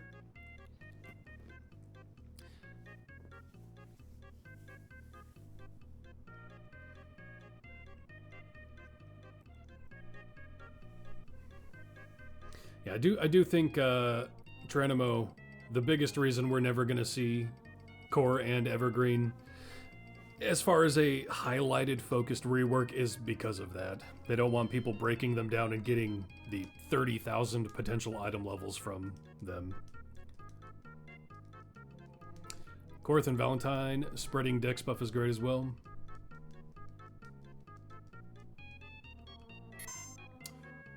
Welcome. Uh-oh. Hinlibra. What do you want me to call you?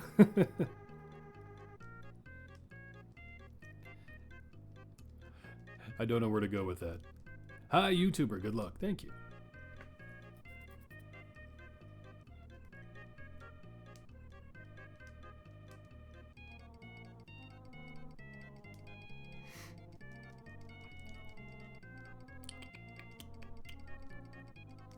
And hello, Nocton. Welcome.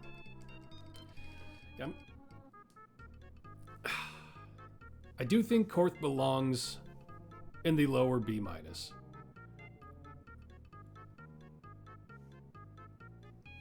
Curie Butt, hello, how you doing?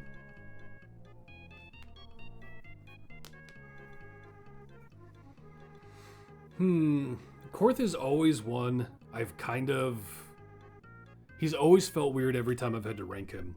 Like he belongs slightly one way or the other. And I can never fully land. I do think he belongs near where we have him now, but he's an interesting one.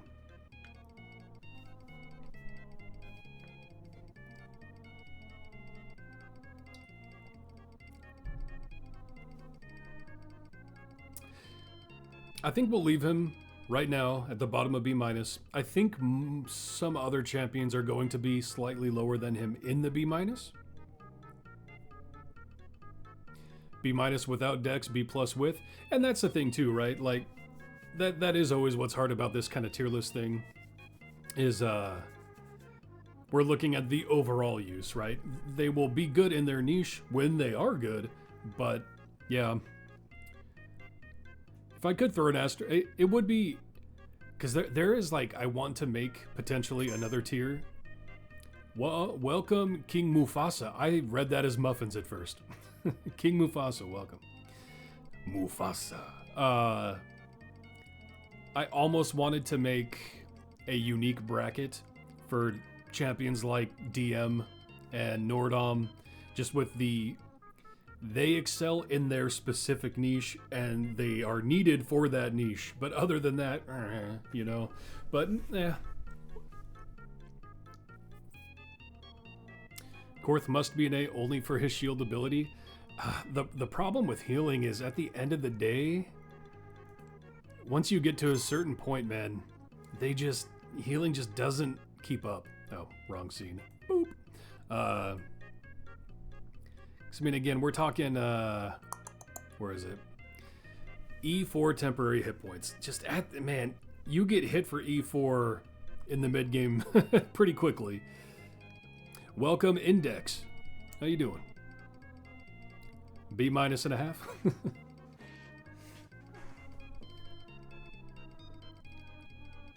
Yeah, I do think B- is going to be where we keep him, and I do think more champions are going to fall beneath him in the B-.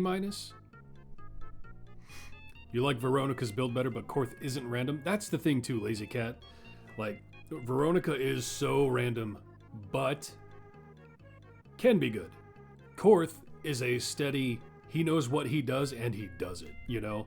And I do love the dexterity scaling aspect. But yeah, that's where we're going to keep him for now. But again, we'll always look back. We are too high for the next champion we're going to look at. Wipe the board. Donaar's up next. And Donaar, bruh. Boy. He is one that does need some love, I think. I mean, his whole affiliation needs love. Donaar, Rosie, Cthulhu, and Walnut need a little buffer, you know, little oomph. But we'll take a look at him. Donaar is friend-shaped, though. That's a funny way to phrase it. I don't have any skins for Donaar. Aw. Friend-shaped. I feel like Regis does Donaar things better, to be honest. The big difference between Donaar and Regis and what they offer to the formation is at least Donaar's debuff is sticky. He will always have a use in a gold formation setting up because he can debuff them and then be swapped. So he does have that. And in that, we'll look right at his formation abilities. Donaar's commands. He can stun enemies for 5 seconds, push them back, making them take 200% more damage for 10 seconds, fear them, giving them a chance to miss their attacks, or drop. Enemies drop more gold upon death. And pushback, yeah. As far as like a pushback slow team in this seat, personally, I tend to favor Talin for his AoE slow, but his pushback is really good and you can make it area of effect as well with a specialization choice. We'll look into that in a second. We'll go ahead and go through all of his formation abilities. Donaar, of course, combos with Eve nicely, so that's a bonus. No, it's just that his raw numbers are so low is the problem. So Aura of Vitality. Every second, Donaar targets the champion that has lost the most health on a percentage basis, giving them a healing buff that lasts for 10 seconds and heals for E4 every second. Again, going back to healing, I forget what video I covered it in. I think it was Brother Uriah. But calculating it out, that level of healing, you look at Donaar, okay, 1.3 E4, that'll almost fully heal him. But as soon as you slot a tank with any kind of health and health sharing, it bumps him up to E10 in my case, if we're using Briv, right? E4 healing E10 is nothing, especially when you're going to be taking enough damage where you need to try to heal that up. It's just, I forget what the calculation was, but it was something to the point of it would take like 11 hours to fully heal Briv with a standard heal. When are you ever going to have 11 hours? You know, it just doesn't keep up. It needs to scale harder. Healing needs to be looked at a bit somehow. And welcome Ovium. Ovium? You just started during the Dirge event. AA is your best squad. Would it be worth it to get Minsk's tadpole feet and then add Dynahair with hers as well? Are there any more Sarah Morphosis champs to get for the AA squad after that? I mean, I've said it multiple times at this point, but Jaheira will be getting a Ceramorphosis feat soon, but Narak is by far the most important, and Viconia does as well. Oh, there you go, Tranimo. Yeah, Narak and Viconia. Narak, if used right, is an amazing buffer. Absolutely amazing. Viconia, she will only work with Dirge if you go his evil spec, because she only buffs evil with a chance at neutral, depending on specialization choices. Yeah, Jaheira. And Jaheira is a decent buffer. Not the best, but not bad. Welcome. This one's catching me up. Copronymus. Welcome. So yeah, As far as is it worth getting the Minsc Tadpole's feat? The thing with Minsc is he does synergize well with Dynahair and that crew, but his numbers aren't the best. No matter what you do, his numbers will never be like competitive. Dirge scaling with Ceramorphosis does make it useful, if nothing else. And if you're using them as your speed pushing team as well, of course it's nice to have more Ceramorphosis for Lae'zel's speed and just to scale the whole crew. As far as will he be used in like an end game, fully built out, decked out, absolute adversaries crew? Probably not. But as far as early pushing, as you said, you just started with the Dirge event. It's hard to recommend one way or the other. I think it could be useful, yes. And the biggest hamstring again with that is Will. God, Will drives me crazy. Such a good buff, but there are too many humans in that formation, and it's hard to fully stack up Will's folk hero with Dirge. Is it worth it? It can be. Is it to you, and would I recommend it? I'm in the middle ground with that. I in raw speed formation pushing absolute adversaries, I do use Minsc. And I will say, one important thing about Minsc with the absolute adversaries is Elminster. Being a core champion, he can't be used for Elminster, but Dynahair can pull him in. So yeah, he can be used in Elminster with Dynahair. So yeah, I think it can be worth it. I don't know why I went that hard on that tangent, but with Donaar, going back to him, yeah, the healing just really, in all forms, doesn't keep up. Use the AA squad with Minsc and Dyna Tadpole feat. It worked well for you until you got to stuff that synergizes better. Yeah, and that's and they will still, if you do get their feats, you can still use them up to your wall and then switch, right? So, can those feats be useful if you're just looking to muscle through speed? Yeah, absolutely.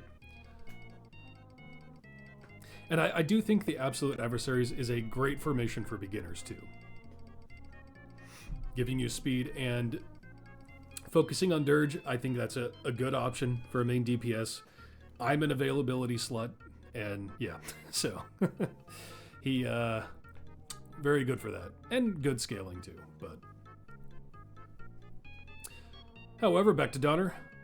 His damage buffing is not good. Increase the damage of all champions in the same column as Donaar, as well as all champions behind him in the formation by E9.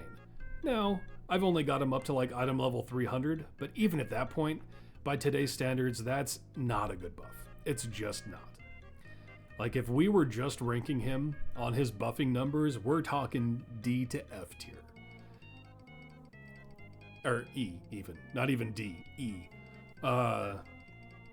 But he does have the healing and gold tags, and he can always be useful for the sticky gold debuff. And I'm sure most of you know, but for the sake of going back over it, a sticky debuff is one that you can apply to an enemy and then remove the champion from your formation, and it will stay on the enemy. So his command drop will be sticky. So if you're setting up something like an Azaka farm, where you have one thing remaining you're just going to farm gold from, he's almost a requirement. Now, one of the big problems is the C team on the radar for a rework. As a team, no. Are certain members? Give the Shrek.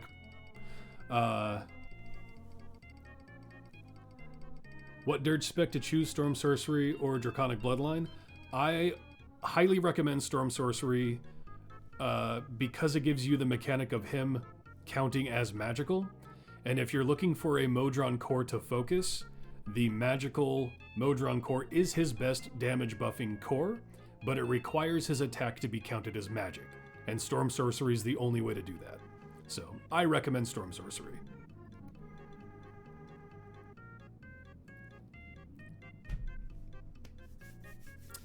So I think if Donaar was ever to get even a slight rework, one of the best ways to do that is, one, he needs a gear slot for commands. His commands need to be reworked a bit so he can scale them. Just having the flat 100% gold and 200% damage debuff, 200% is nothing comparatively to like everything else in the game. So he needs a way to scale his commands. Now I agree. I think Donaar is a fun character. What did you call him earlier? He's friend shaped.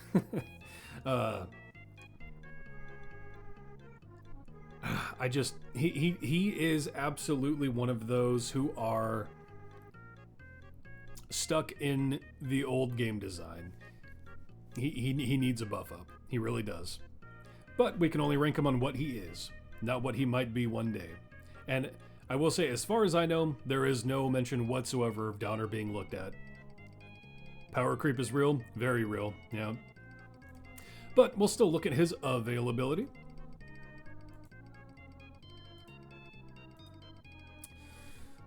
Being good, he is available for Mert. Does he have any attribute feats? Nope. Oh, I haven't got his ASMR feat. Why not? He is now ASMR. He's focusing on his ASMR. Anyway, naturally available for Vajra at 14 Constitution. Not available for Strahd with his 10 Int. But he will be available for Zariel with his high strength and high charisma. But he did come out long enough ago that he is not available for Elminster. If he ever gets a rework, obviously that'll change. Based on his ability scores, Dexterity, the 8 will be his only day 1 lockout. So not too bad for trials. But again, so slightly above average availability, but nothing crazy. After you just talked about Blooshi too, yeah, see that's the harsh contrast. What did my Blooshi get up to? Just tinkering around was E28, and he's at E9. So it just not comparable at all.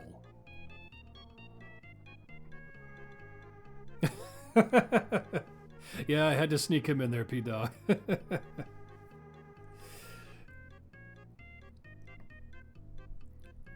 So yeah, we'll I think he's gonna take a bit of a dip.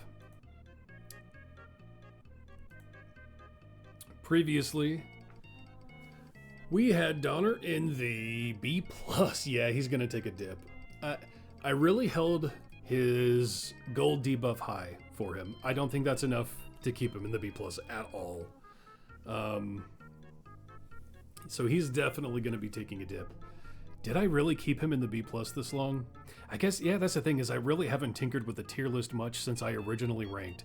And Seat 2 is long enough ago that the power creep hadn't super hit. I think Blooshi had like just released when I started Seat 2. So, oof.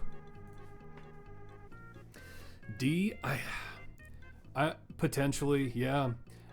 Because just based on where we have everyone right now, like, my brain almost wants to put him in C- because, you know, he's still kind of useful for that gold fund. But again, he can't scale his commands. He needs to be able to scale those commands. Yeah, I'm thinking more useful than Celeste. But potentially in the D tier. Well, he'll be right next to his buddy Kthris. Which isn't surprising, as their entire affiliation really needs a look. Yeah, D for Donaar. Probably. That's a huge hit. He was definitely a symptom of the power creep, though, and this is entirely why I need to go back over the tier list. Is times change, and he just isn't putting up anymore. Yeah. Unless anyone wants to try to make a case for him, I think that's going to be where he goes. I mean, he could go above Kthris. We could shake their hands a bit. Thank you for the follow, Sir Taxu.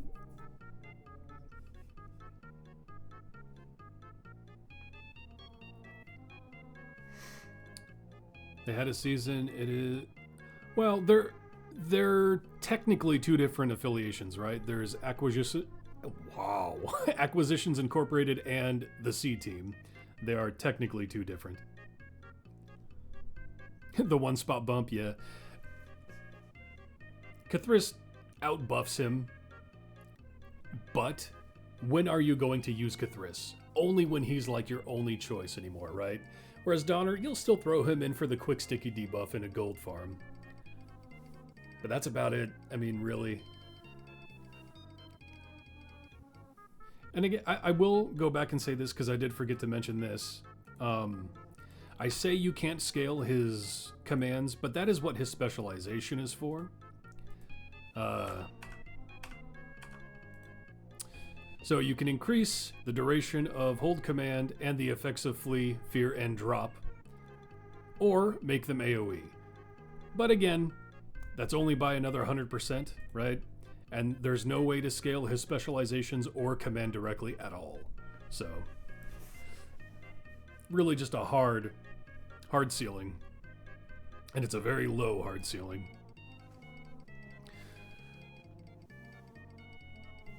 So yeah, I'm thinking D. Ah, poor Donaar. Hopefully he'll get a look at. Hopefully that whole crew will, because they really do need it. The question now is who next? We've got Krydle, Merilwen, Regis, Talin, Widdle, Solaak.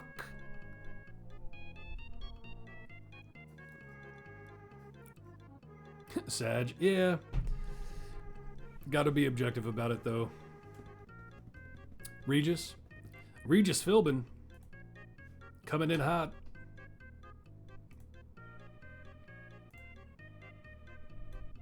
Wasn't even paying attention to what I selected there. Regis, gotta rework with the Companions of the Hall season. We'll cover Talin next, Kendra. He is absolutely one who is going to fall. Another symptom of the power creep. He's probably going to fall pretty far. He does still have uses, though. But reworked with the Companions of the Hall. I keep forgetting what season that was. Definitely needed a bit looking at. Definitely became a lot better. Became the... That's fun. Where is... There we go. Became the exclusive Gold Find champion of the crew, which... I'm hit or miss on that. I kind of liked that everyone offered a little bit of gold find, and pairing them together gave more. And losing some of their potential gold find kind of sucked. But he does now give Bounty of the Hall, which is where he gives the Mithril stacks, the Mithril Hall stacks. We covered those when we talked about Brunner last time, but those within the Companions of the Hall have ways to offer Mithril Hall stacks. And the whole formation, or affiliation rather, can scale off those stacks. They also gain them through feats. You can see I have 3 being attained here through his feats. And Puent, while not an official member of the Companions, has feats to add Mithril Hall stacks as well. But with Bounty of the Hall, Regis increases your gold find for each Mithril Hall stack you have. Now, is that going to make him like a permanent member of a gold find formation? Probably not, because he needs all of the stacks, and just slotting other champions with the gold find role is going to outperform that at the end of the day. But if you do have a pushing team of the Companions of the Hall, it's useful. He does, again, this is the first seat that kind of deals with better crits, tagging off of Lae'zel. He naturally has a higher crit chance, up to 20%. And with his first main buff, he will increase the damage of champions either... Well, we'll go back to his specializations now. I should have done those first with him, actually. I'm just burning through those. So he will choose those either ahead of or behind him to buff, right? We'll just say ahead for now. And then he also chooses increase the damage taken by enemies when damaged by ranged attacks, melee attacks, or magical attacks. So you just want to match that with whatever your DPS is. In the case of if you're using the companions, you might be using Drizzt, in which case you'll probably be taking melee. But Ruby Encouragement starts out really small, and that's why I switched it again real quick. E7, that's a baby buff, itty bitty baby. However, with Ruby Amplification, he will increase encouragement when he scores a critical hit. This can stack 15 times multiplicatively, and stacks reset when changing an area. That buffs it up a lot. A lot. You'll see he just has one stack now. He's already at E11 from E7. Welcome, Zadraxis. Zadraxis? But if we take away the familiars... Now, one thing with Regis in particular is, or more the Companions of the Hall, is a lot of their members offer ways to increase critical hit chances. With Wolfgar, he has a specialization pick that I believe I grabbed. Yeah, Heavy Blows additively increases all champions' critical hit chances. So they all synergize with that as well, and now he has a 40% crit chance. He also has a feat I'm using for crit chance.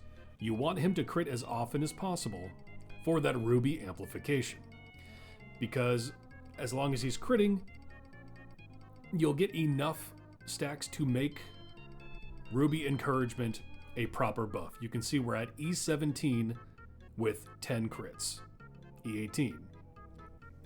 But if you're able to, and with his formation, you can a little bit squeeze in more chances and opportunities to crit, because Wolfgar has a chance to stun. If you're also using them with Puent, we'll just get out all of the companions. And then Puent can also increase crit. Attacks targeting enemies. There we go. Targeted. Wow. Attacks targeting enemies that Puent has caused to bleed have a 40% additive chance to be critically hit, up from 20. I mean, that's a huge crit buff. Oh well. And then Catti-brie additively increases the critical hit chance of all Companions of the Hall. Another huge way to increase Regis's crit chance.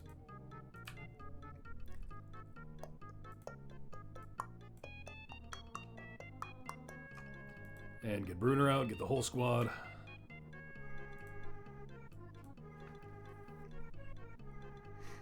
Am I missing someone? I feel like I am. No. So, with all that, his crit chance is now at 60%, and that's not counting Puent's bleed. And Puent is also useful because of his ultimate, where he will gather up enemies, keep them circled together, making it then easier for Wolfgar to stun them as he cleaves with his base attack. And Wolfgar also has his ultimate, where he will target the most distant enemy, dealing damage and stunning all enemies in the line. So, you can pull them all together and stun them.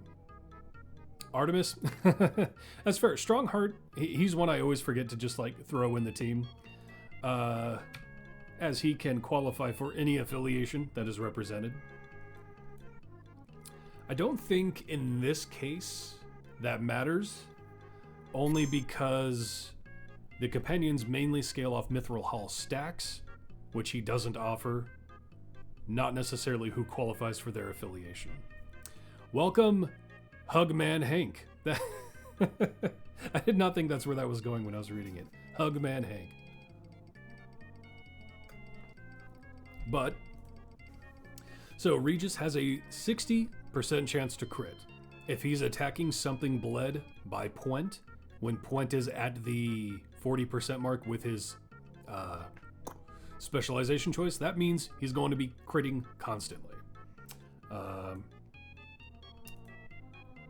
So yeah, it'll be very easy for him to reach the 15 stacks of Ruby Amplification. Which, now that we've stacked it up, look at E22. He went from E7 to E22. Huge gap, but you can build it up pretty quick, and it gets very good. At the same time, always keep in mind he has Ruby weakness, so that will always be a slight more damage. That never scales that hard, but it's up there. But he's also a healer. Whenever a champion in the formation is critically hit by an enemy, he stores up 1 charge of Ruby Invigoration. While he has at least 1 charge, his chance to critically hit is increased by 250%. And whenever he scores a critical hit, a charge is consumed. He can store up to 5 charges. That's not what I was thinking it was, but that is another way for him to crit. Where's his heal? There it is, Ruby healing. When Regis scores a critical hit, his Ruby pendant pulses and heals all champions in the formation for 10 for each Mithril Hall stack in the formation has. So currently at 22 stacks, and it will heal for E5. And again, when we're already focusing on making him crit as much as possible, every time he scores a critical hit, that's going to be pretty often. Again, he is another symptom of not entirely crutching on his affiliation, but it makes him better enough that he kind of does rely on them. Still good without them, not the best without them, but yeah. We'll look at his availability.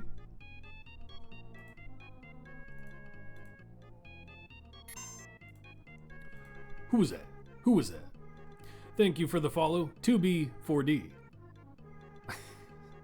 My brain went somewhere with that. I don't know if that's what you were thinking or not, though. Gotta move on from that. Where's Regis? So, availability for Regis. He is neutral, so he will not be available for Mert. They did set a precedent now with Gale of feats that can affect alignments, so maybe we'll get something like that for other champions one day, but not for now. His con is... Does he have any... Let me make sure his attributes. So he does have a strength, and that will come in play. Yeah. So 14 con, naturally available for Vajra. His int is 13, naturally available for Strahd. And his strength feat, strength of 2, will bump it up enough to be available for Zariel. But he came out long enough ago that he is not available for Elminster. And he is, with that strength feat equipped, available for every day 1 trials restriction. So not bad on the availability side. You would love to see this affiliation perform better, but you don't think it really will since 2 of the champs are evergreen. Yeah, and they already got a season on top of that. So I think Drist is... He's not the worst, but he really isn't great by any stretch. His feats are all over the place for me. But with his attribute feats, you can make him available for just about everything.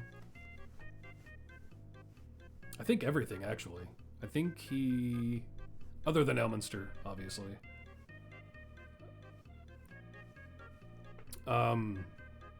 But yeah, still not the greatest. You think they did the Gale feat mostly so that he can buff Dirge spec? I agree. But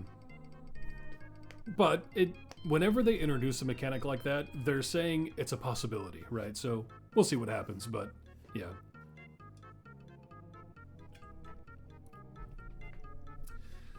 But as far as where to put Regis...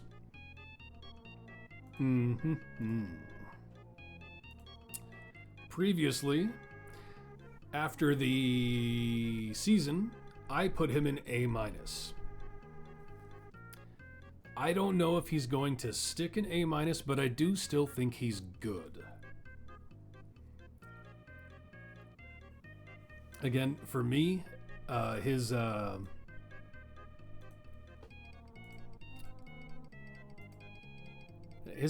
average item level of about 500 for me, full epic, and he can get to E22 while being a healer, while offering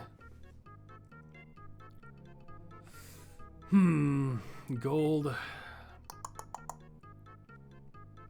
top of B+ maybe, since he needs help to increase his crit chance. Yeah, that's...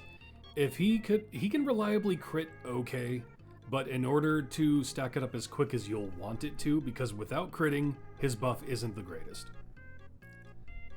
Definitely above Presto in your opinion.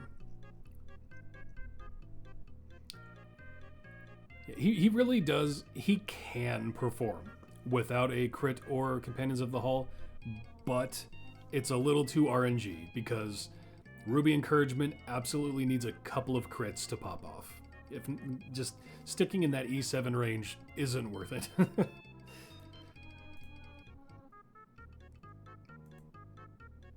He's been good for you?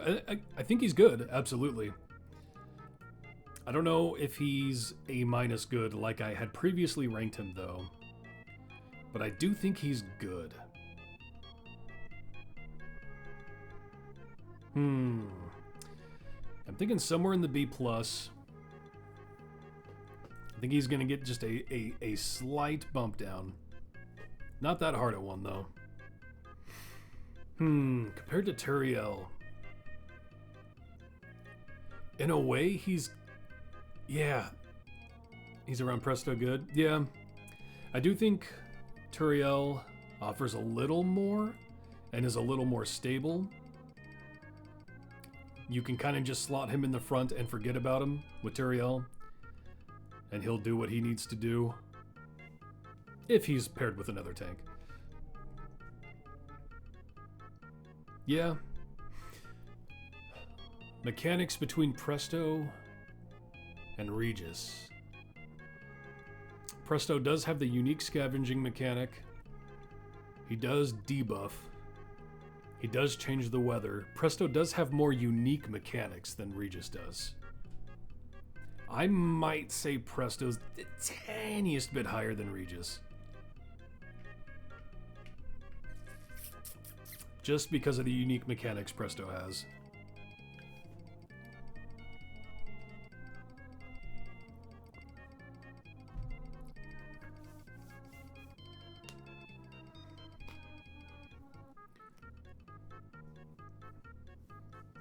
Presto feels like he's great for a background party with his harvesting. Yeah. And that's true too. We don't know Presto's full potential. But the weird thing about their affiliation is it doesn't appear so far that they're going to necessarily scale with each other, right? They all have unique scavenging mechanics and they all have things that pair well, but there's no just hard scaling between their affiliation like there is with Companions of the Hall or Absolute Adversaries. And I was kind of thinking about that too, Lae'zel. Absolute Adversaries, especially currently, is a more pop-in formation than Companions, and Lae'zel's speed mechanic, I think, edges out Regis as well. I think Regis might be even below Lae'zel. They could be where someone else gets their affiliation bonuses, maybe even DM with an event rework.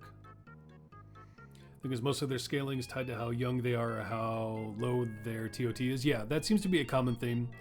Both Presto and Diana can choose between age under 20 or under, TOT 78 or lower, and then something tied to them. With Presto, it's magic attacks, and with Diana, it's dexterity 15 plus.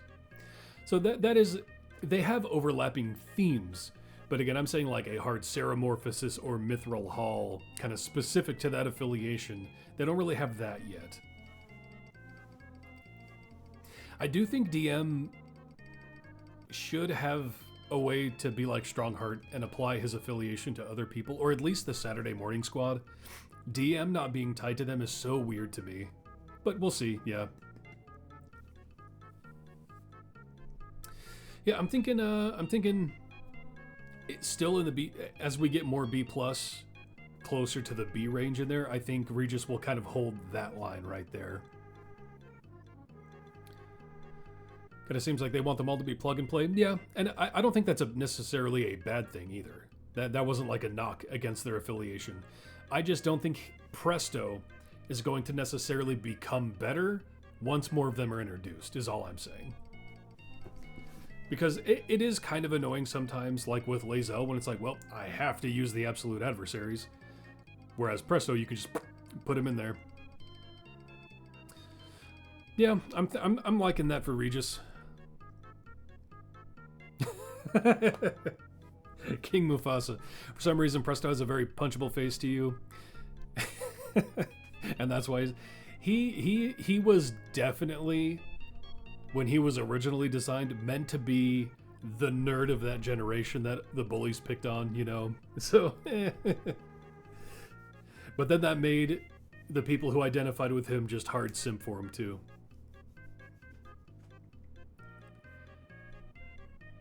Huge nerd. Who isn't? We're all playing Idle Champions, a Dungeons and Dragons game. We're all nerds to some degree. That's why he was hiding with Uni all the time. It is. I'm very curious to see what the rest of that affiliation is going to look like. I think we're not going to see them for a while now. But who would scavenge what? So you have Modron Korth, because that's not even really tied thematically. Presto with Modron core pieces and Diana with Electrum chests. There's no real tie there to me at all thematically. Nerd with only 18 intelligence, he needs to step up his study game. Hey, he's like, what, 13? His brain's not even fully developed. How old is he again?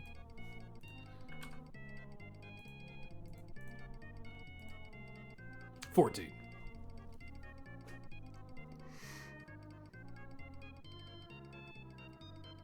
Spoilers for a very old cartoon. Yeah, that is one thing I meant to add. I usually have referenced the old show and all of the Saturday Morning Squad related people, Warduke, Strongheart, DM, Presto. I forgot to add a clip of that in Diana's video, now that I'm thinking about it.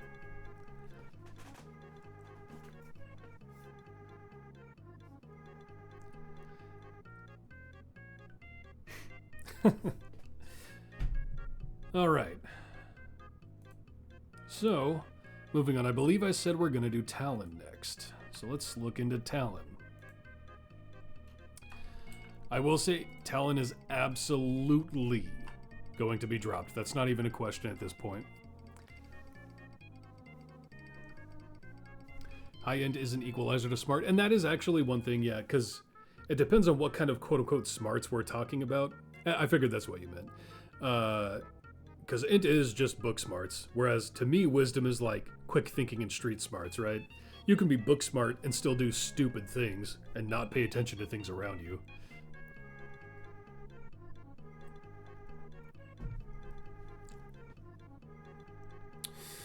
Oh, Talin.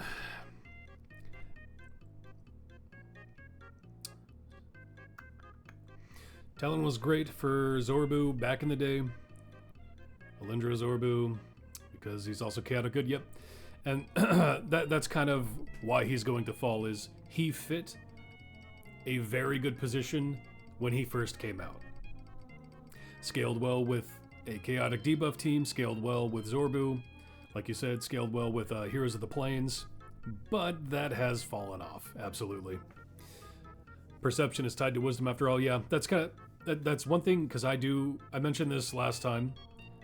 I don't really ever talk about it, but I do DM a lot of campaigns for friends and family. And there's one thing I always have to relate when they don't quite understand the difference is, to me, intelligence is book smarts and wisdom is street smarts. That's a good way to bracket them off. So yeah, perception and knowing what's around you is more wisdom and how to handle that and process that. Whereas int is recalling information and reading books and, yeah. Anyway. Lacks power nowadays, absolutely. So we'll dive into Talin now. And we'll start, yeah, Scatter Attacks is a great place to start because it is kind of his niche still, is Scatter Attacks.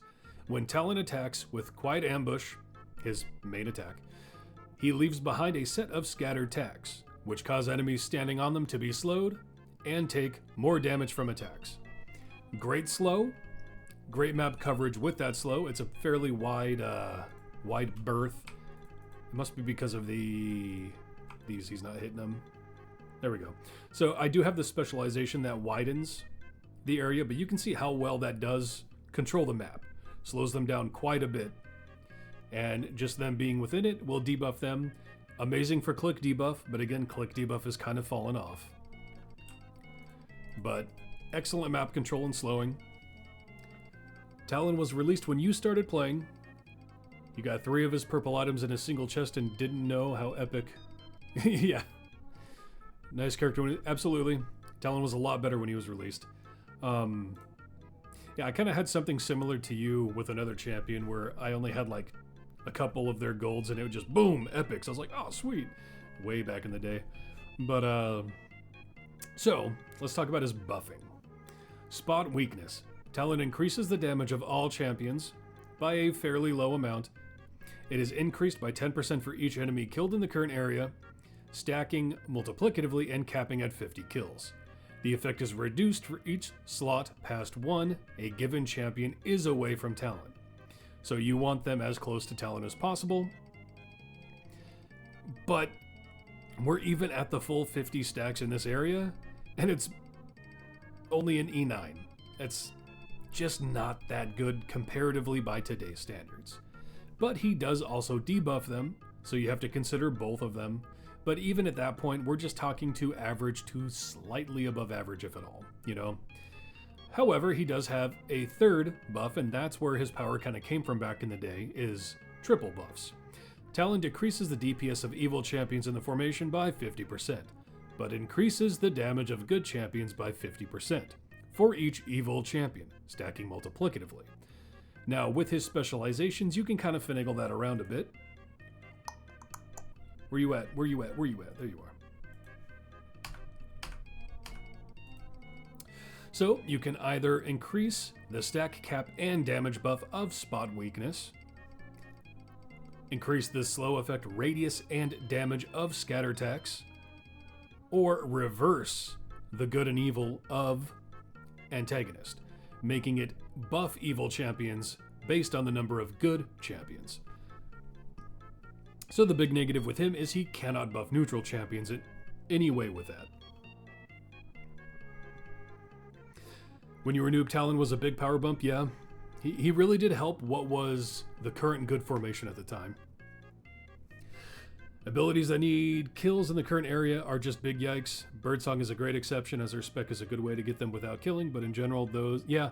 I've always, I mean, if you've watched any of my videos, you'll know I'm not a fan of on-kill mechanics, unless it's a very few amount needed, but even then, just needing the kills to pop off, and that's a huge reason Walnut just sucks, in my opinion, is she gives nothing until you get a kill, and that's just not good at your wall. It's just not. You're not sure you used Talin intentionally since Blooshi? Yeah, Blooshi kind of overshadowed everyone in C2 at the time.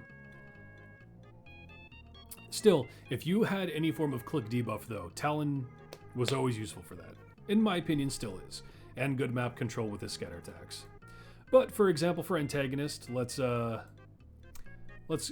an old buff up on Zorbu for old time's sake. Just get some evil champions out here. Evil. Muckles. Muckles likes tacos. There isn't an evil buffer in Seat 8, is there? Or I guess Human, yeah.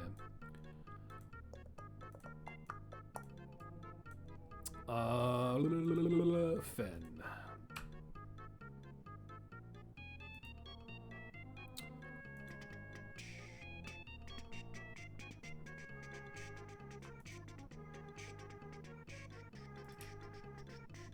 Just setting up some evil boys.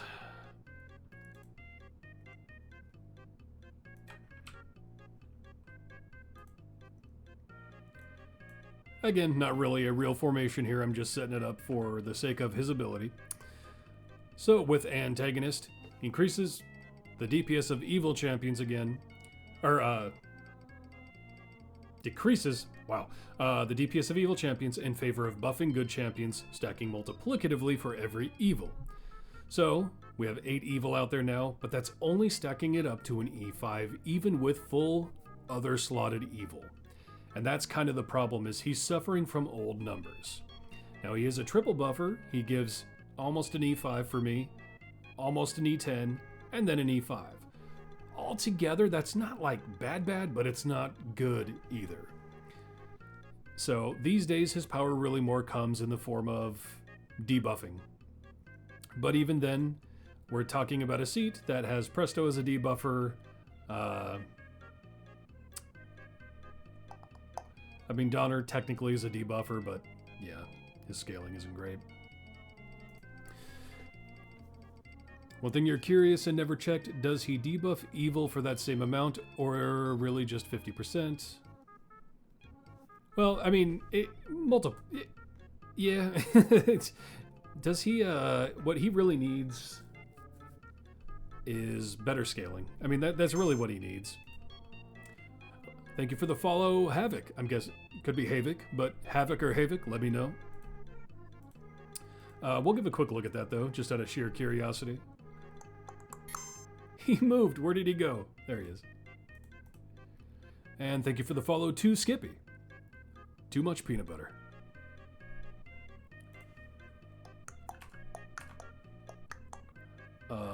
Let's just clean the map. And let's buff up Warduke. I'm not going to worry about positioning at all. Yeah, Diana's good. I knew that. I totally knew that. I promise I knew that. I don't know, Havilar.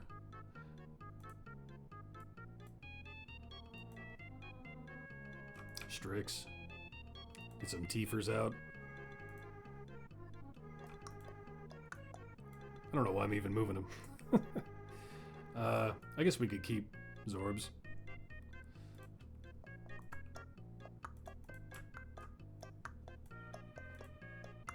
Well, you're good, yeah. Bum, bum, bum.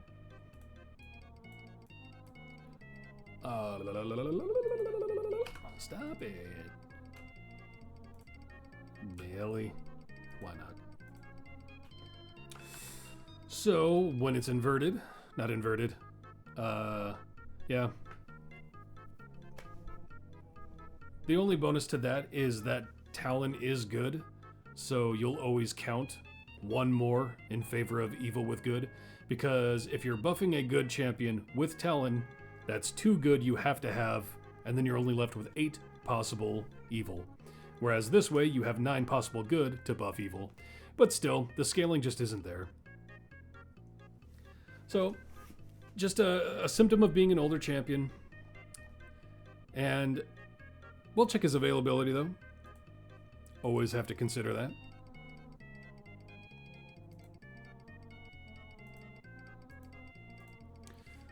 I'm schmoovin' today.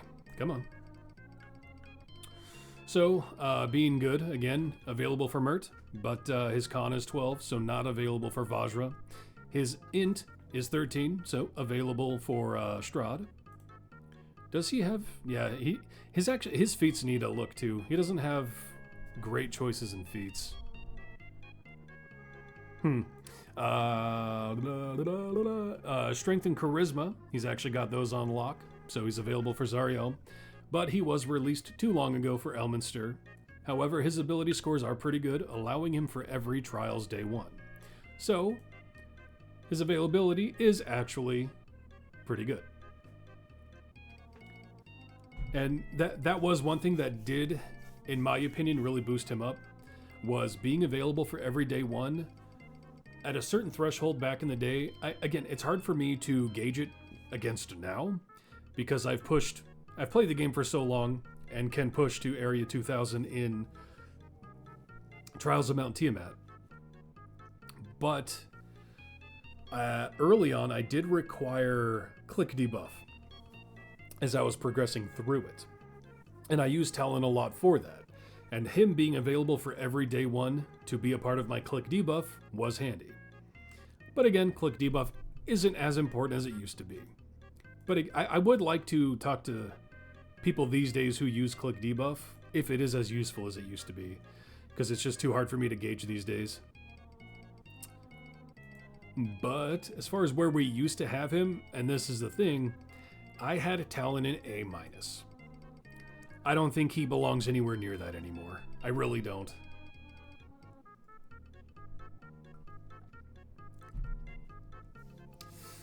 As far as where he goes now, I would say there's only 2 main formations you'll see Talin in anymore, and it's going to be click debuff. I guess 3. Click debuff, a slowing formation where you're just trying to set something up and slow everyone, or a tiefling formation to pair with Prudence, Nixie, and Farida and Strix. Because tieflings tend to have a lot of tiefling-specific scaling. As far as where he'll go now, though,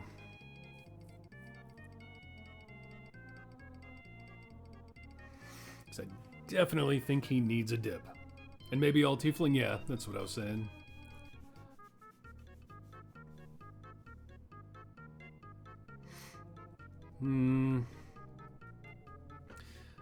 In my mind, I'm teetering between...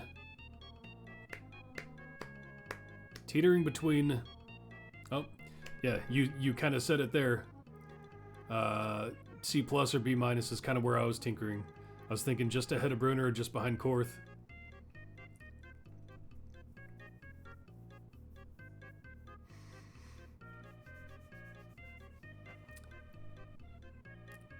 Kratos, you think C+? Yeah, I think he should be ahead of Brunner if he goes to C+, but he should be behind Korth if he goes B-, so that's like right where I'm thinking is between those. Maybe for the sake of now, populating up C+, because really the top of C+ and the bottom of B- is almost the same thing. But as far as potentially who else we're going to get placed in those positions, I think he might fit the top of, like, kind of be the gatekeeper of C+. Might fit better for him. Which, that's a huge hit going from A- to C+, but he really is like the perfect example of the power creep. If he just gets slightly, he, not even like a hard rework either. His mechanics are good, I think. But his scaling needs to be tuned. It really does. If he wants to stay competitive. Yeah.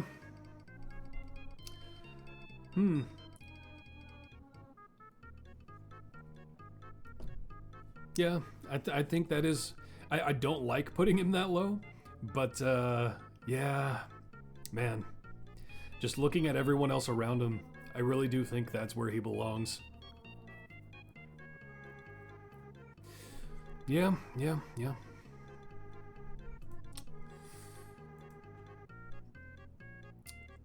Hey, you just got here. Is Solaak not good for Zorbu, or is Zorbu just not good? Solaak is good for Zorbu, one of the few DPS that actually does wrap in well with Solaak. And you know what? We'll cover Solaak now, because we still need to go over him. So, and just by the way, welcome, Calcra. Yeah, we'll hit up Solaak now. He is an interesting one. Oh, yeah, for reference, Calcra, on the list, he's not F tier. I just have... Maybe I should add another rank. That's just something else. But I moved all of Seat 2 to F tier, just so I have quick access to them when we get to them. So Krydle, Widdle, Merilwen, Solaak, none of them are going to be F tier. They're just there until we cover them. So yeah, we'll go over Solaak now. The biggest drawback for Solaak will always be who he buffs. An untiered rank, yeah. I just didn't want that in the actual tier list, but for the videos, it might be worth sneaking one in there. But yeah, so who he buffs is always the biggest restriction for Solaak. Is that compatriots, right? Or maneuvers, I always forget. Yeah, it's compatriots. He gains a reach stack for each champion with a ranged base attack in the formation. Each stack increases the damage of these champions by, and then the scaling kicks in. But that's the problem, is it's only ranged champions. There are not a lot of ranged damage dealers. At this stage, we're talking Zorbu, we're talking Crux. who has been introduced since Solaak's release. So that is a very, very helpful champion for a Solaak formation. And Catti-brie. I believe, if I'm not mistaken, these are the only 3 ranged DPS tagged champions in the game. Now, if you're someone like Emote, you can throw in Vinersa. I believe she's been focusing on that and making that the DPS. But so yeah, at the end of the day, the only realistic, quote unquote, again, you can make anyone in the game work, but we're talking straight definitions of who's a DPS. Catti-brie, Zorbu, Crux. So we might be better down the line with more ranged champions. Yeah, that's when I covered him in the video. That is what, kind of what I said is, his kit's not actually that bad. He just is so restrictive, it's insane. I'm like, I don't know why they chose to do that instead of doing Solaak gains a reach stack for each champion with a ranged base attack in the formation, buffing the formation's damage, but so he scales with ranged but buffs everyone. I think that would be a lot better, but at the same time, I'm not against champions having a niche. I just feel like this is way too particular of one. 3 champions, that's all you really focus on? That's crazy. We've gotten 3 or 4 new ones since his release, plus Spurt rework. Yes, he does have more to scale off of. Absolutely. Again, since his release, we got Crux, Vinersa. I'd have to look at a list, but there have been... Oh, Astarion is another one. Because Astarion throws a dagger. Ranged base attack. But yeah, there are options for compatriots. But as far as a DPS... Oh yeah, what was it? Jang Sao? Yeah. We could throw her. Yeah, we could get a whole range formation in here just to mess with it. That's not going to scale, but oh well. So yeah, so... we get Spurt. Oh man, I haven't thought about the... Viconia technically is a ranged. She's not a great buffer. Who else are we thinking here? I kind of... Shandy is an option. Imoen. Yeah, Imoen's huge. I should have done Aberration, but oh well. Desmond instead of Crux. I think Crux is a better buffer than Desmond. Absolutely. Desmond only pops off if you can do full deadies, which he does have 2 deadies in this team, but even with Spurt, oh yeah. So like for example, Limit the Lost, again with Spurt. We have 2 because of Astarion counts as well. He gets up to E11 for me, and with his running with the pack, he gets E4 on top of that. But Noble Heart, E8 rather.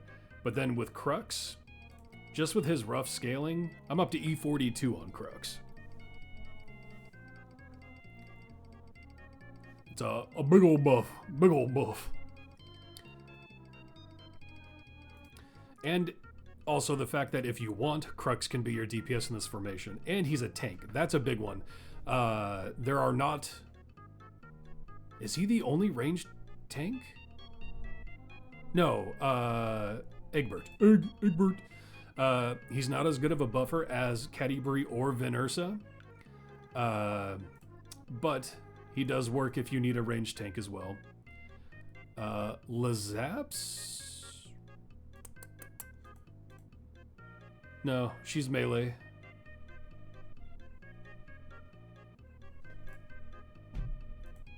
But yeah, Morgaine would be another DPS option. I don't know, we're just doing stuff. We're just doing stuff, whatever. Get out of here.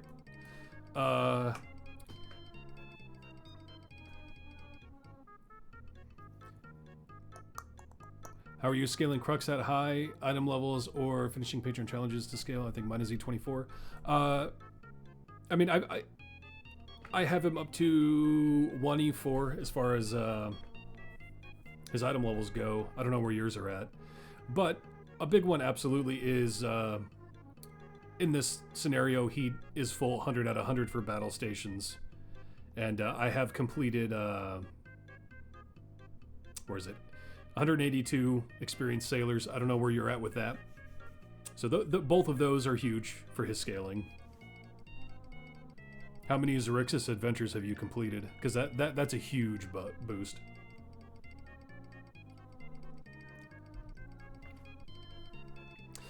But that being said, we are currently... Oh yeah, so I like Crux as the tank because Egbert is a ranged tank, but he's competing with Catti-Brie and Venersa.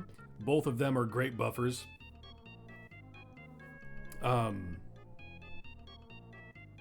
So, yeah, he competes with them, which is... We'll do Venersa for now, even though she's not going to be the best buffer. We'll do Zorbu as the DPS. I don't know, we'll just do something like that for now. But with that, his compatriots gets up to a decently high buff. But that requires a full slotted 10 ranged champions, and he only buffs ranged champions. So he can only buff a formation somewhere in the range of something like this, because there's not a lot of ranged options out there. Thank you for the follow, Vihi. I just tried to almost do like a Michael Jackson. Did not come out at all. Nice, you need to think and try to complete more patron challenges, thanks. Yeah, he scales really hard with Xerxes completions. And especially with Elminster out now, he has another big batch to work with. So, yeah, scales really hard. And again, being evergreen, it's hard not to recommend him if you're looking for something like this, because he will always scale really good by getting gear out of gold chests, being evergreen. Very good champion. I love Crux. If I didn't need to focus Karlach in Seat 4, I would focus Crux entirely.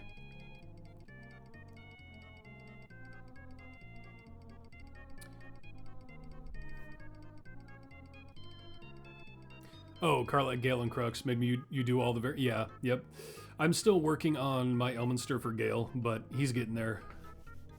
But I have wrapped up Crux and Karlach. So, yeah, that should... E17, not too bad. The effect of compatriots is increased 25% every time an enemy is knocked back. That's another reason Crux is really good, is Crux, with a specialization pick, will always knock back with his auto attacks. So we'll take away the... And that's another reason Egbert is decent too, is because he knocks back as well. But once you start stacking up maneuvers, it will increase compatriots decently. And it's not too hard to stack that up, as if you're in a pushing scenario where your familiars aren't killing the enemies, you're going to be hitting, you're going to be knocking back. We'll go ahead and just throw out Egbert to get more knockbacks. And you can, we'll take a look at his specializations while we do this. If I can find him. There you are. Now I have to ask, does anyone here, right now, ever play Killer Instinct? The newer Killer Instinct. I say newer, it came out a long time ago yet, but Solaak is totally Eagle from Killer Instinct. That's why I did the intro I did on his video. I swear.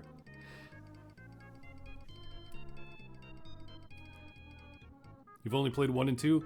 Oh, if you are into fighting games, the 20, what was it, 20, no, it was before 20, but the mid-2000s Killer Instinct is so good. It's so good if you're into fighting games. 27, I thought it was like 2015 for some reason, but yeah, 2017 sounds right too. So good. But there's a character in there called Eagle, and he is a Native American archer, and he just looks exactly like Solaak.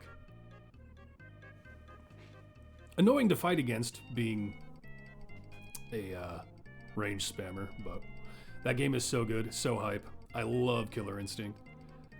Haven't played it in forever though. But we'll look at Solaak's specializations. He can either reduce the cooldown of his base attack, while also increasing the effect of maneuvers. His normal attack can deal damage to all enemies in a small radius, making them take more damage as a debuff. Or each slot in the formation occupied by an escort will increase his reach stacks for compatriots, making him not terrible for if your formation is full of wagons or something for a variant. But if you're looking for hard stacking maneuvers, that one's always good. However, the AoE can be useful, particularly because... Where was it? Oh yeah, I haven't even gone over that yet. Oh yeah, just his base attack. It's not a formation ability. He fires an arrow at the closest enemy, dealing damage and knocking them back. So making it AoE gives him an AoE knockback. Wagons, your greatest foe. Yeah. Nice that he works with Desmond for escorts. Yeah, and that does give him unique synergy with Desmond as well. Since Desmond does count as ranged for him. It is decent. But you can see, now that we've stacked up maneuvers, we're not even full 50, we're only 32. His compatriots, with a full seat of 10, ranged champions, is up to E21. Not bad at all. Just very restrictive. But he still has more he offers the group. So we'll look at that. Critical Mass. Solaak increases the effect of outgoing positional formation abilities of all champions with a ranged base attack by 25% for each reach stack he has, stacking additively. So it's not going to scale crazy, but that will affect a lot of the champions who are ranged. I mean, Crux is positional, Astarian's positional, Shandy's positional, Zorbu's positional, Imoen, Spurts, Morgan, all of Seat 7 actually, yeah. Egbert, Cadbury, and Venersa. I mean, those are positionals. Zhang Sao isn't... Or no, her... I can't remember if hers technically counted as a positional or not. What's the damage of all champions in the front?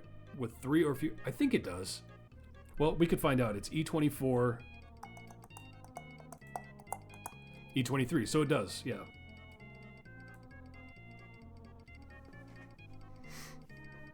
Do people use Solaak with Zorbu? My Solaak hasn't had much use yet. That's one of the few times he does have a use, yeah. If you're using Zorbu, Crux, or Cadbury, or someone who isn't tagged as DPS that is ranged, Solaak is good for them, straight up.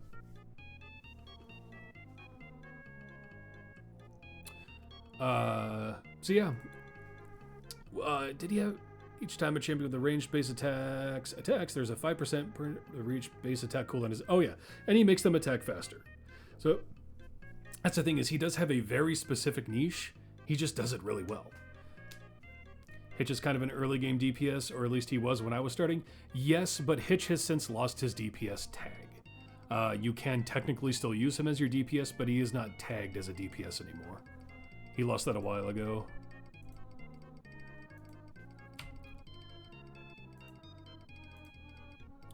Come on, there we go. Only support, but he is another ranged option that you get early on if you don't have Zhang Sao.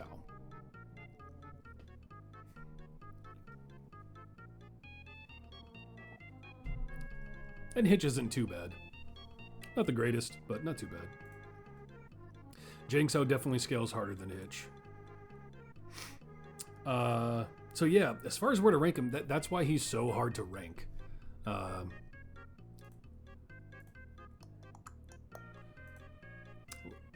Oh, I guess we should cover his availability first, actually.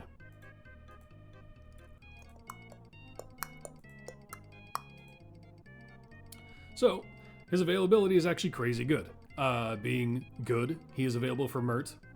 Does he have any attribute feats? No, but he doesn't need them. And this is why. Vajra 14 Con, he's got that. Strahd 13 Int, he's got that. 10 Strength, 13 Charisma, he's got that. And he is recent enough that he is available for Elminster. He will be for quite a while. He was released 435 days ago. And he will be available until 1095 again, so quite a while yet. And every single day 1 trials restriction. Very, very, very good availability. Again, really the only knock against Solaak is that he only buffs so few people. As far as where we ranked him previously, I had him down in the C-. Not, and that's the hard thing with him. Not because he's bad, but because he's so restrictive. His buffing can get to decent numbers. He has good mechanics. Does he go up just because he has better champs to synergize with now? I think he climbs a little bit, yeah. I do think he does, because he does have more to work with, but still, the DPS just is so unforgiving.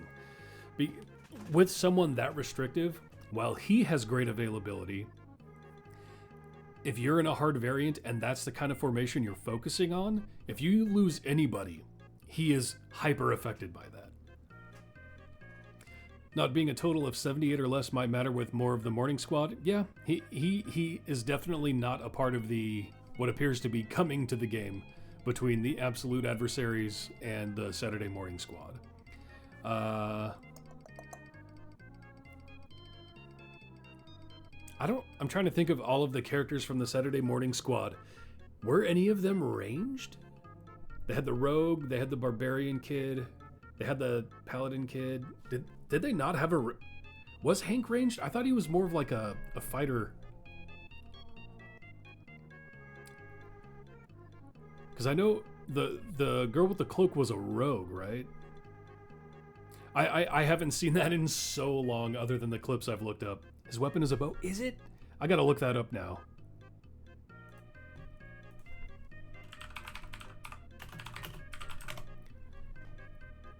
Am I thinking of just the wrong character?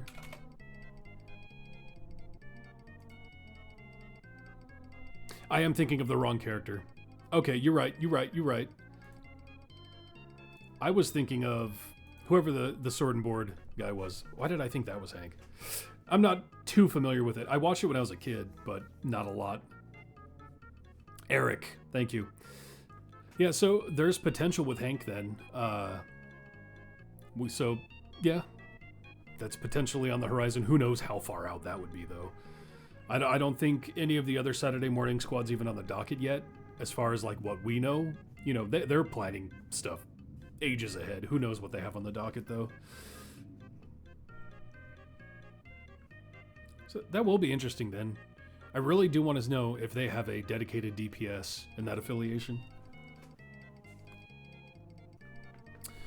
But as far, yeah, oh man, as far as where to rank him, because he's got a great kit. He really does. I like Solaak. Having the option of buffing only 3 champions in the entire game sucks, though. Curious who the next champ will be.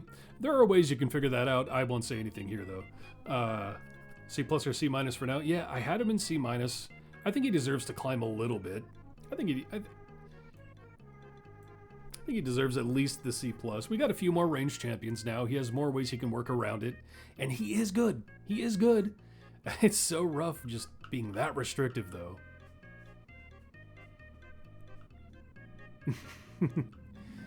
I do know who the next champion is because of spoilers, so I won't detail one way or the other.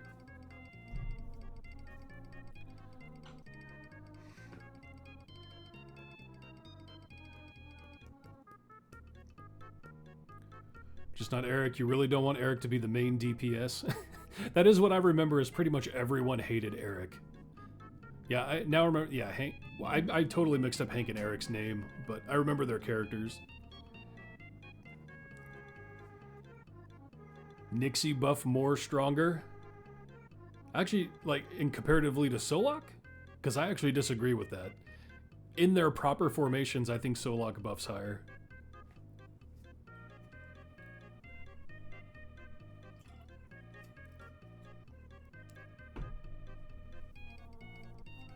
They're kind of close, though. Just Nixie. I'll never get over Nixie's 3 intelligence. Yeah, I think see, like giving him just that little bit of climb, because we have more ranged champions now who are good. Jinx has a great buffer. Crux is a great buffer. Vin Urs is a great buffer. Yeah, that he hasn't fallen off and has gotten a little better. Yeah, yep. That's what I'm thinking. I want him, because I like his design, I like his kit, I like what he does. Just too restrictive, objectively. But if you focus on a ranged DPS, he's very good. I miss some Widdle and F. I really do need to make a new tier. Yeah, I have Seat 2 just sitting out in F for now because they're going to get ranked. I still need to cover Krydle, Widdle, and Merilwen. I just didn't want to have to find them in the pool of champions. I'll make a new rank for next time. Yeah, absolutely. Yeah, and Krydle being an F, not anymore. Not after his rework, that's for sure. Speaking of, we only have 3 left, so Widdle or Krydle? We'll do one of them next. We'll do Widdle, since you mentioned Widdle.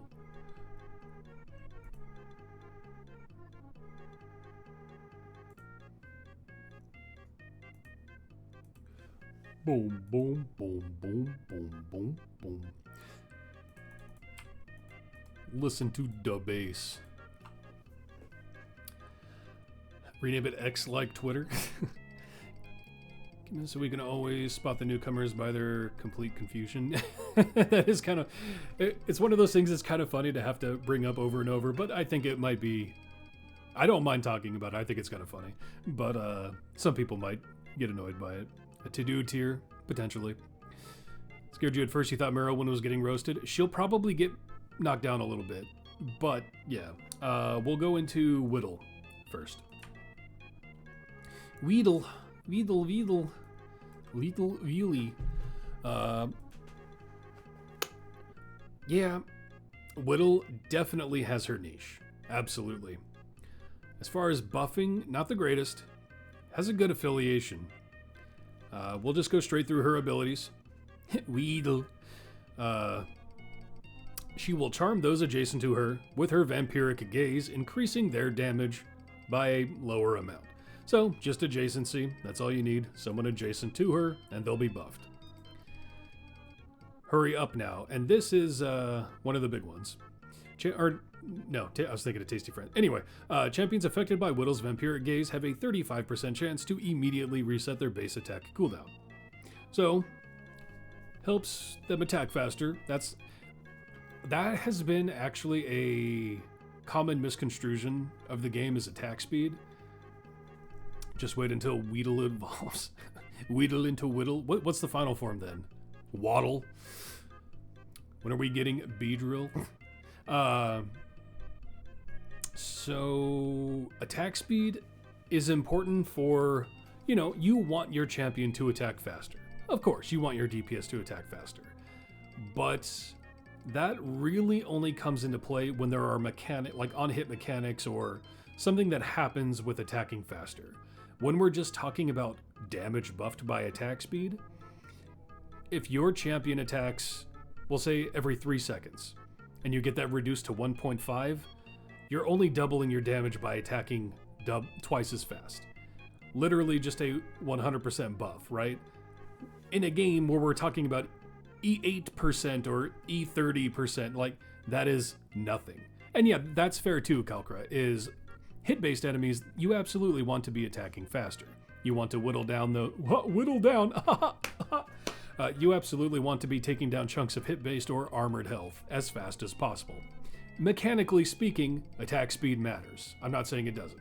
But a lot of people do confuse how much it actually offers your damage, just flat numerically. But still useful. One of the biggest reasons you'll ever use Widdle is Tasty Friends. Champions affected by Widdle's vampiric gaze, her adjacent buff, look extra tasty to enemies. Each affected champion increases the monster spawn speed by 10%, stacking additively, but it has an equipment slot, so you can stack it up. So in a formation like this, where she can be adjacent to a lot of people, she can scale that up pretty heartily and get enemy spawn speed up to about 2,000 in my case. You've done some pushing via on-hit stun. You think that's how you beat the awful tree and split the party? Yep, that's fair. Again, I'm not saying attack speed is bad by any stretch. You can also use Artemis, Warduke, and Arkan for a bit extra. Yep, and that's true too. is as this is a positional based, you could do someone like Artemis.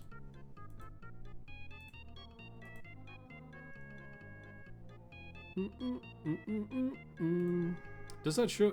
Yeah. Is that the same though? Where am I going? Yeah. So it does buff it up a little bit, but we're talking lower numbers. Increase the spawn speed per champion number, just the number of affected champions.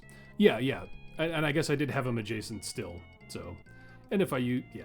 Anyway. Oh, wrong tube.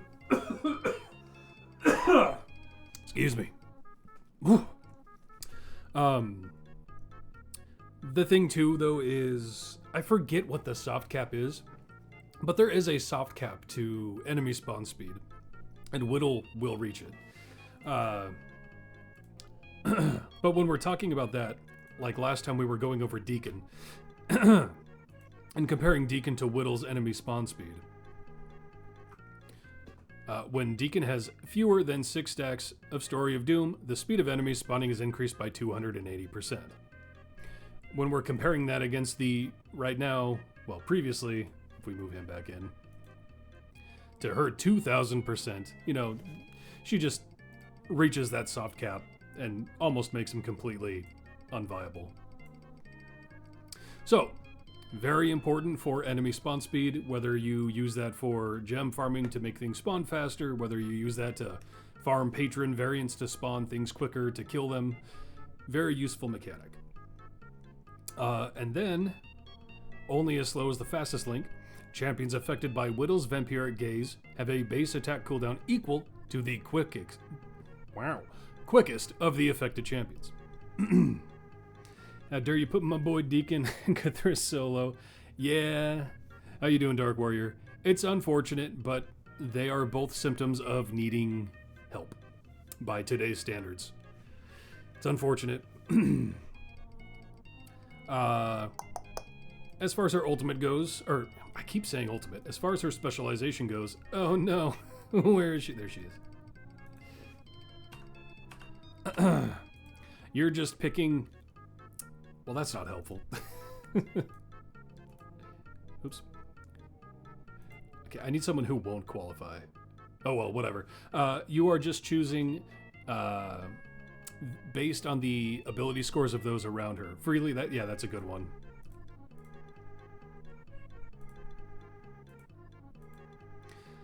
So, the effect of Widdle's abilities on champions affected by vampiric gaze are increased by an amount based on what they qualify for in their ability scores. We picked Freely because Freely does not count for mind and body.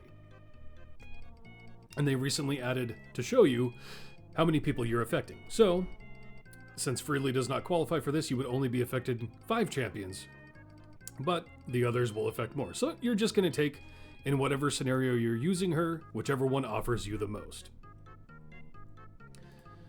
But that's what she does. That's her whole kit, and she's useful. Very useful for this enemy spawn speed. Her buff, though, it really doesn't ever get that high.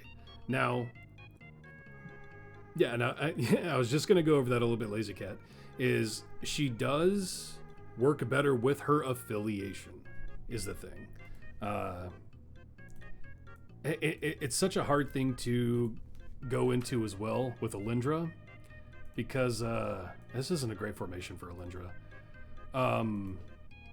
Because that's more Alindra's kit than Widdle's. But make someone else attack at the animation cap. This can solve variants, farming it based, yeah. I use Omen, Jim, Evelyn, and Strix in one of my parties, so maybe I'm just biased because it works for me. Yeah. That is the thing, though, is if you invested in someone else in that scenario rather than using someone like Cthulhu, you'd still be getting more out of it at the end of the day. Cthulhu just needs some oomph. I hope that whole crew gets looked at soon. But yeah, so it's always been a hard one with Alindra because Alindra will buff her affiliation. If her buff is applied to the champion under certain Heroes of the Plains abilities, those effects are increased. So in Widdle's case, Vampiric Gaze effects on champions are increased. Widdle is just too good to use. She's one of your top tier speed champions. Yeah, she's great for speed in both enemy spawn and attack speed. But yeah, so with all of that working together, you can make... There are other ways you can make people reach the attack speed cap, reduction cap. But it is a good way. And she has her niche. But you do have to take into consideration her buff. You just do. Because at a certain point, yes, she'll help you reach your ceiling, but once you hit that ceiling, she ain't going to be that good for you. And again, at the end of the day, you can make everyone work for everything if you really want to. But that is a low buff. That's not an average buff. That is a low buff. It just is.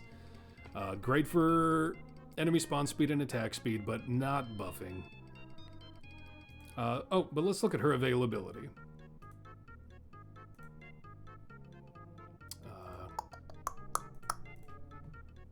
Boom, boom, boom. Pulling it up. So, kind of good, kind of bad. Hand in hand. She is neutral, so not available for Mert. With a feat, which I currently have equipped, she is available for Vajra with 14 con. She does also... No, she doesn't. Why did I think... Anyway, she naturally has 17 intelligence, so available for Strahd. But she does have low charisma, which for some reason I thought she did have a charisma feat, but I was thinking too far ahead. She will not be available for Zariel, and she is available for Elminster, but not for much longer. She's right on that cusp where she will be available for a while. She came out 904 days ago and will be unavailable 1,095 days. So she only has, about half a year? Something like that. Anyway, so that'll be phasing out soon, but not, soon in a relative sense. But as far as day one trials, she is available for everything. So, and that is nice for speed champions to be available for every day one, because that always helps get the day one out of the way. Widdle, Briv, Valentine, and Artemis and Dirge go into Z tier. What? Just because you... Wait, what? Just because you don't like them? Elminster text there would look fantastic out of context. Yeah. That's why there's a little guy hiding there. You see that little guy? Little guy?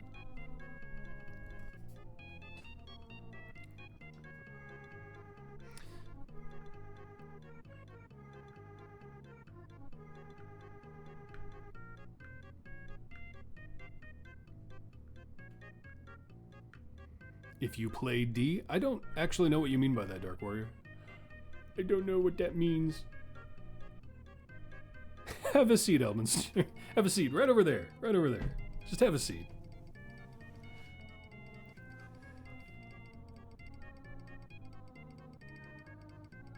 Oh, okay. Okay. I see what you're saying now. I was not catching what you were throwing down at first.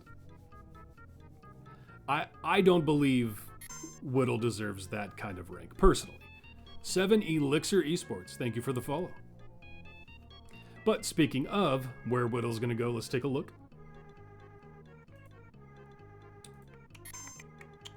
And thank you for the follow, The Real VHF. Howdy, love your vids. Hey, thanks. I appreciate it. And thanks for checking in here, too.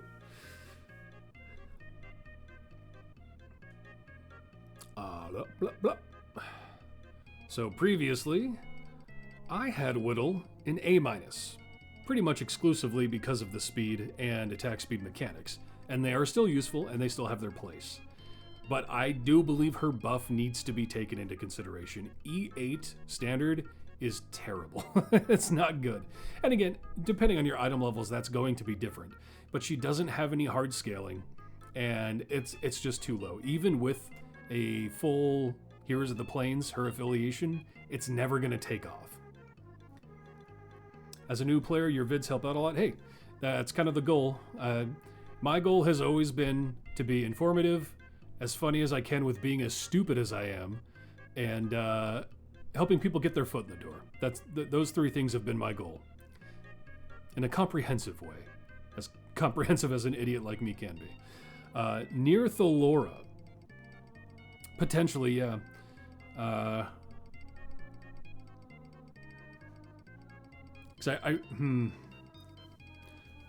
You're not a new player and you still find your vids helpful? Hey, I appreciate that too. I always feel like there is a... You know, I won't lie, I'm pretty far along in the game, being able to reach Area 2000 by a stretch. I mean, my DPS in this Trials of Mount Tiamat was 1080, was my bud. But at the same time, there are people still vastly beyond me. I'm not even in the 1% of the game, but I've pushed to the late game. But even that being said, people who have played the game for a long time that can still get enjoyment out of my videos, I'm glad. I'm glad to hear that.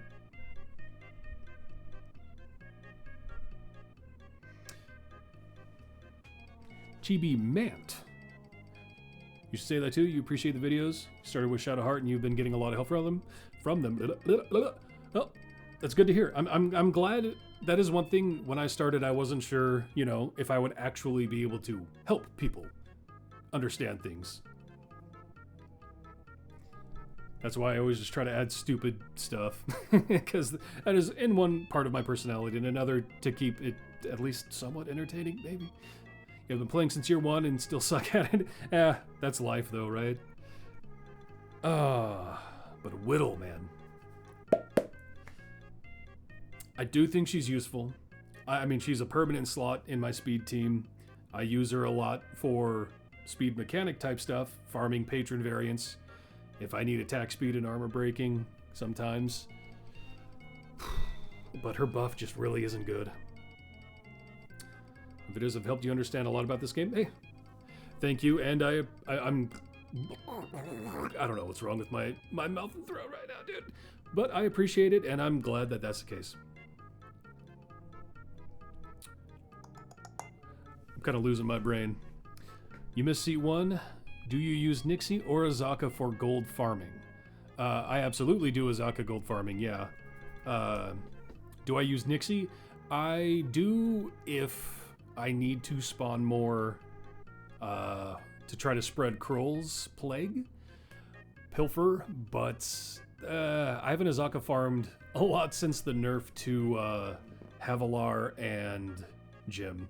I just haven't done it as much. You love to see what formations I use? We'll go over that after I finish the tier list and the cooldown period. We'll talk about anything you guys want to, and I can go over my formations as well. What's the point of needing a buff in speed formations? Just the wall and push important for. But that's the thing. This tier list isn't a speed tier list. This is a tier list for how useful they are for the game as a whole. If I was doing a speed tier list exclusively, she would be high. But there are stages of this game where she is completely worthless. And I think, at least for this tier list specifically, that needs to be considered. But that is her niche, is using her in speed and then kicking her out.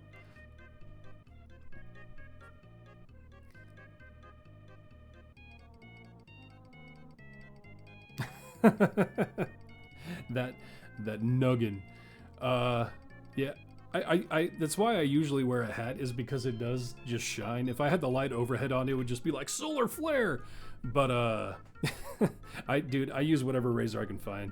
I've used so many different razors throughout the years. None of them have really actually stood out as good razors for me. I think Mach 3, just Gillette, is a real basic one I've often used. If we just ranked everyone based on their niches, everyone would be ranked too high. This is maybe one day as we go on, we'll do specific tier lists, and then we can consider stuff like that. But as far as everything she offers to the game, I do think she needs to get bumped out of A-.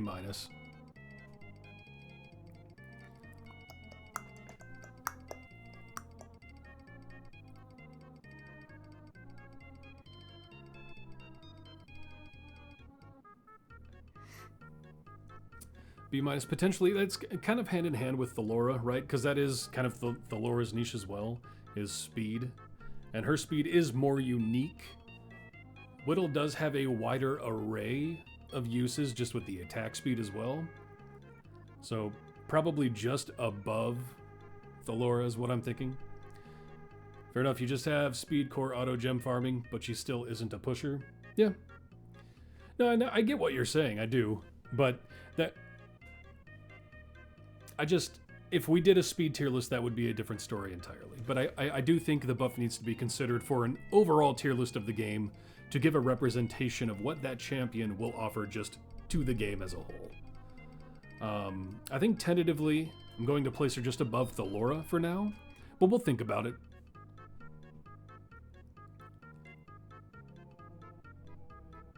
She might deserve B+.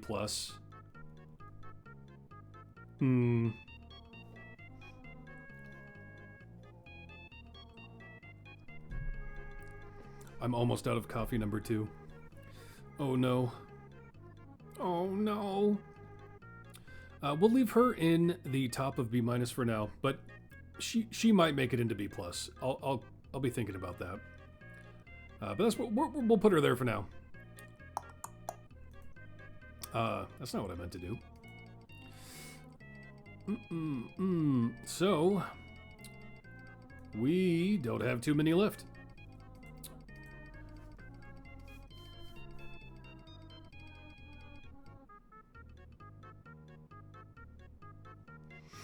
Let's see, we have Krydle and Merilwen left. Let's go into Merilwen. She's another one that,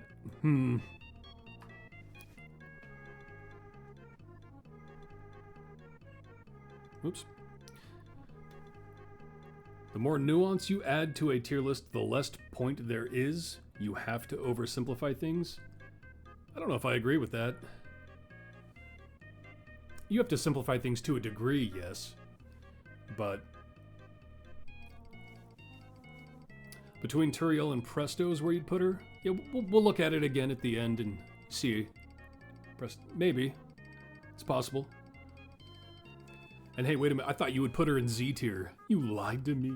So, Merilwen. Merilwen's an interesting one. Kind of almost in the same light. You just got her for a free time get. Hey, congrats. Almost in the same light. A little bit as Widdle, just in a different role. And this is the biggest knock right away for Merilwen. You would, but it's your list.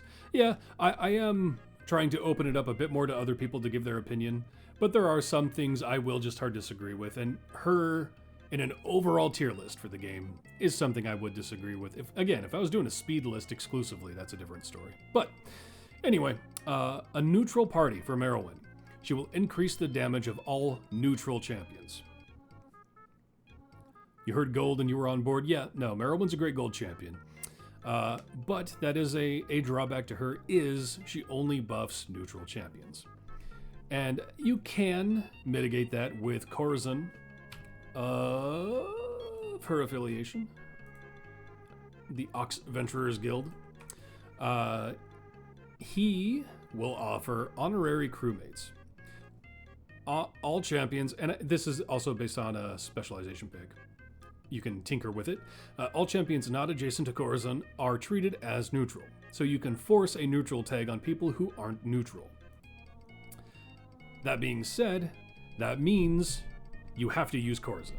And Corzin is notoriously not a good buffer, and he does slow and has a good ult. But other than that, that's pretty much all he does. I mean, he's just not a good buffer. So being forced to use Corzin to make non-neutral count for her buffing is a drawback. You hope Jim gets a rework? He was your first DPS investment. Jim did get a rework, and he is amazing. He is one of the best observance choices for Artemis right now.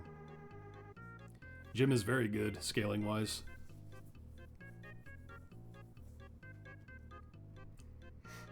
Is he necessarily the best DPS in his own merit? Not necessarily, just because everything he does he offers to everyone else as well. But he's one of the best buffers in the game right now, just as far as flat numbers. You said you missed out on Jimothy? Yeah, losing Jimothy sucked. I get why they did it, but it was such a staple that it sucks to lose it, absolutely. Yeah. But, Merilwen. Liquidity, and this is a big one for her. She increases the gold find by 100% for each Ox Venturers Guild champion in the formation, stacking multiplicatively. You can scale this up pretty well, and there are, as far as other gold find champions in that affiliation, you do have, Egbert, Daub, and Rust are all great gold find champions to add to your formation. So you will, even in a gold find formation, be using them anyway to stack that up. Dinner time. Have a good evening. You too. You have a good dinner. Eat up. You personally judge based on their purpose and how well they do that. So like Widdle, top speed, Merilwen, top gold, but overall buffers not great. Yeah, but again, in this one, I just feel like it has to be covered that buffing is a part of their kit. You have to judge them based on that as well. Thanks for the follow, Shadow Zaps. And again, if we were doing specified tier lists, that's when I would boil it down to that specific mechanic. Those autofill commas went crazy. I've been playing enough, and I almost have my 4th party, and I still haven't learned about Artemis. Seems he is a must-have. Is he the best DPS in the game? Yeah, he is. Is he a must-have? Technically, you can make anything work, but if you're looking for the optimized hard numbers, Artemis is a really strong DPS, the strongest DPS. The only problem with slotting Daub as a gold find is if you're looking for like an endgame gold find farm, you're probably going to be doing an Azaka farm, which is slightly harder to do now with a couple of nerfs. But at the same time, Azaka shares a seat with Daub, so are you going to use Daub in a gold find formation? Maybe not.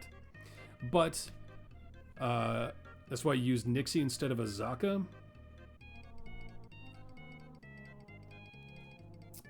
The only problem with using Nixie instead of Azaka is Azaka takes off when you can stack up Krull's Pilfer. And with Nixie, you probably aren't going to be stacking up Krull's Pilfer. You're investing on the absolute adversaries. Oh no, Omen. Yeah, no, you should be using Omen within a gold find formation, absolutely. Omen has become one of the best gold find competitive. He scales over Merilwen, actually, if you farm him up.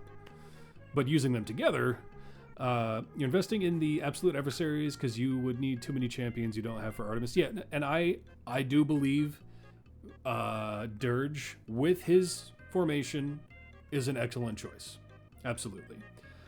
Dirge being available for literally everything is so important for a DPS. Always having your DPS, the only scenario where you don't get to use Dirge is if you are doing a variant that forces someone in his seat, right? Any other time, you're going to be able to use Dirge, and that is so good, so important if you're going to invest in someone.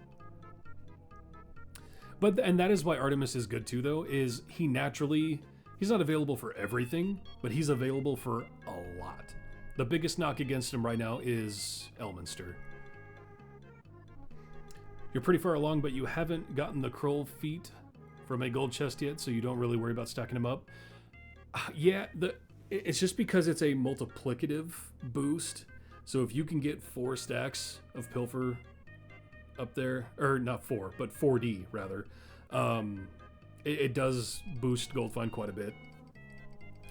But that being said, you don't need to do an Azaka farm. You don't. You can, use Bud and just slot Daub and Nixie and, whoever you want, just getting as much raw gold as you can, not setting up an Azaka farm. It's doable.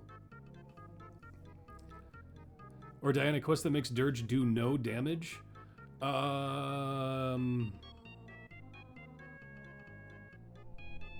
Does she naturally have lower? I actually didn't look into that when I was doing it. She does have lower TOT, doesn't she? No, they're tied for TOT. Dirge should, if you have no one with under 75 TOT, Dirge should still deal damage in that variant, right? Which one are you talking about? Because there's the one where it's either the lowest TOT, is that the one you're talking about? Or the youngest age, or the highest dex? Because if you have no one under 75 TOT, he should still deal damage.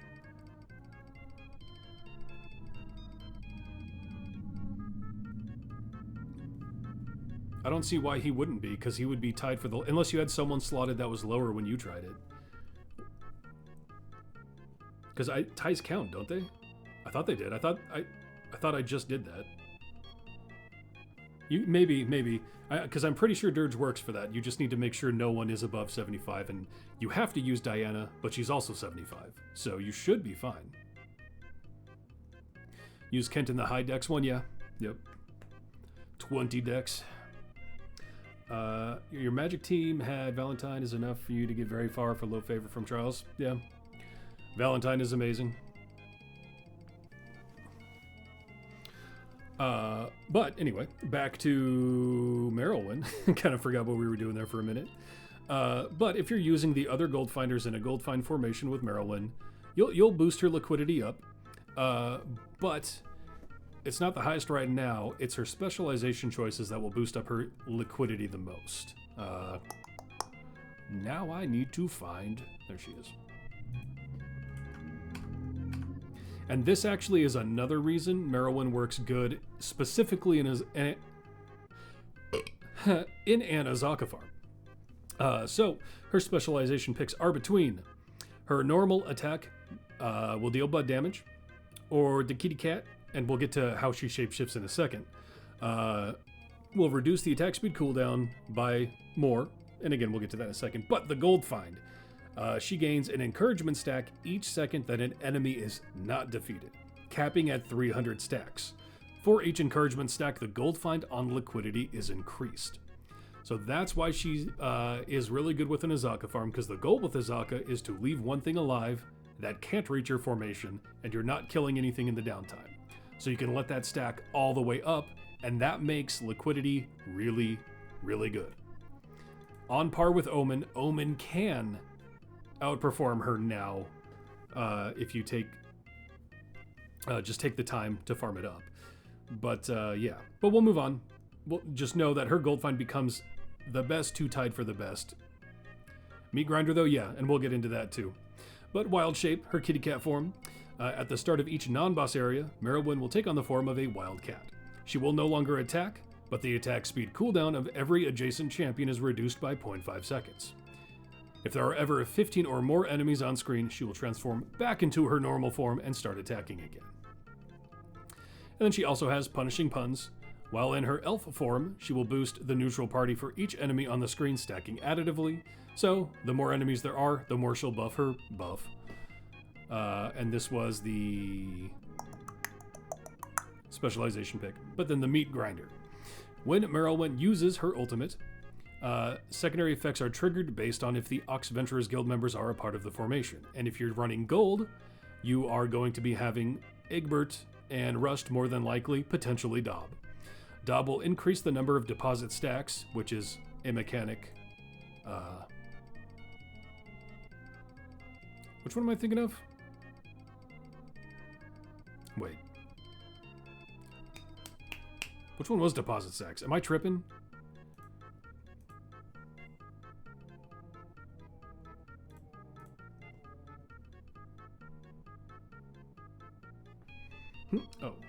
You're so excited to use her to stupidly ram your head against Fortune's wheel way sooner than I should. Oh.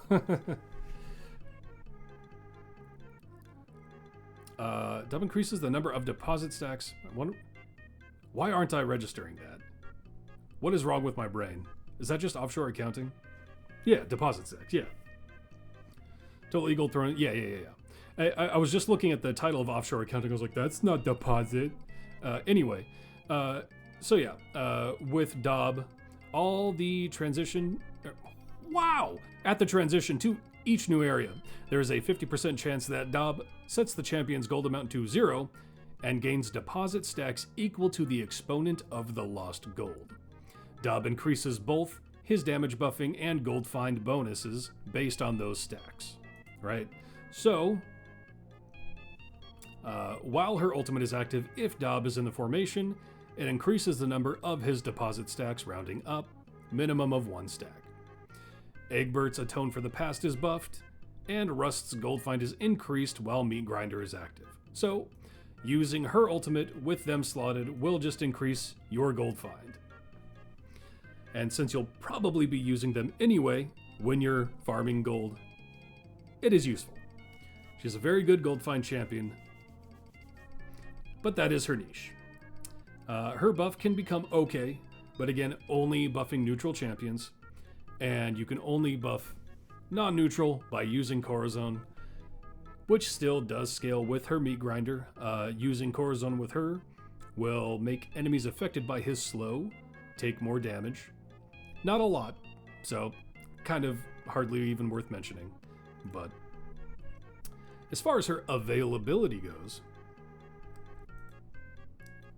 boop, boop, boop, boop.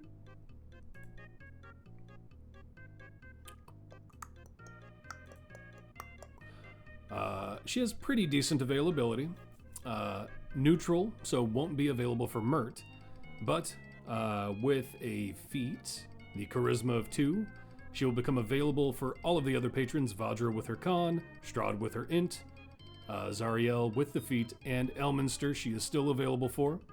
She was released 694 days ago out of the 1,095 for Elminster, so still available for a while, and is available for every Trials Day 1. So decent availability.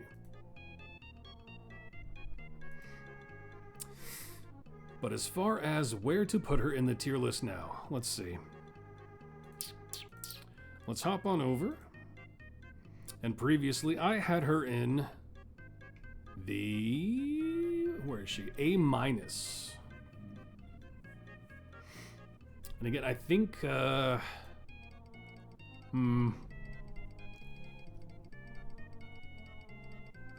she might get the Widdle treatment. Out of coffee too. You like how much thought? There's thought and there's not. But no, I do like to think about it. But I also want to know what everyone else thinks about it. That's kind of the point of this, right? Keep me level 2. Speed over gold find, right? C+, B-. I do think speed is more important than gold find, but gold find is important. Absolutely. Do think she's below Thalora and Widdle for sure.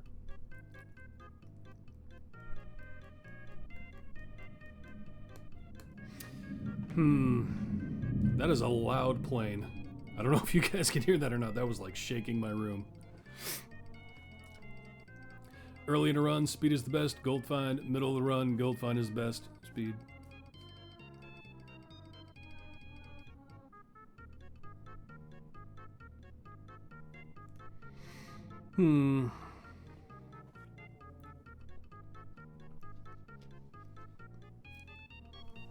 Yeah, you did hear it? Yeah.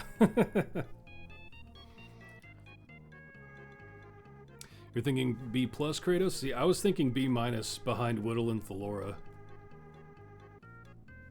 That's where my mind was going. Doesn't Omen and Evandra increase her Azaka gains count for something? Omen and Evandra increase her Azaka gains.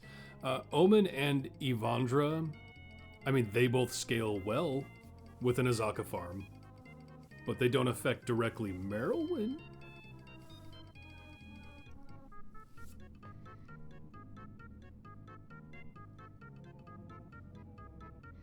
You were thinking end of B-, but you don't use her much?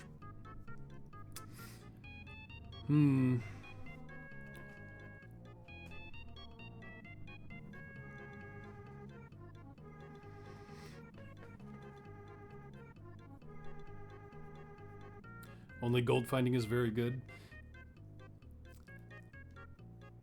Fair B-. See, this is where I was thinking, was right behind Thalora, was kind of my initial instinct. I think Widdle and Thalora offer enough in their niches. If it wasn't for Omen kind of becoming an even better gold find than Merilwen.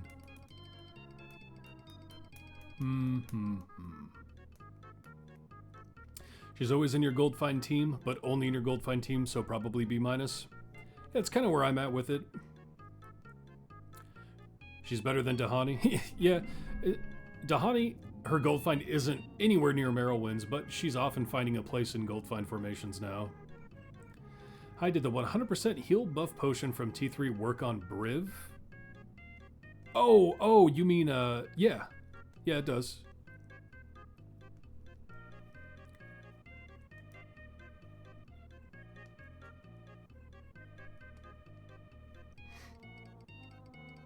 Yeah, and that is the funny thing, how Briv is just the best healer in the game. So funny to me. Anyway, yeah, I think that's where we're going to put her for now. B-, behind Thalora, above Dahani. I think that's a good spot for her.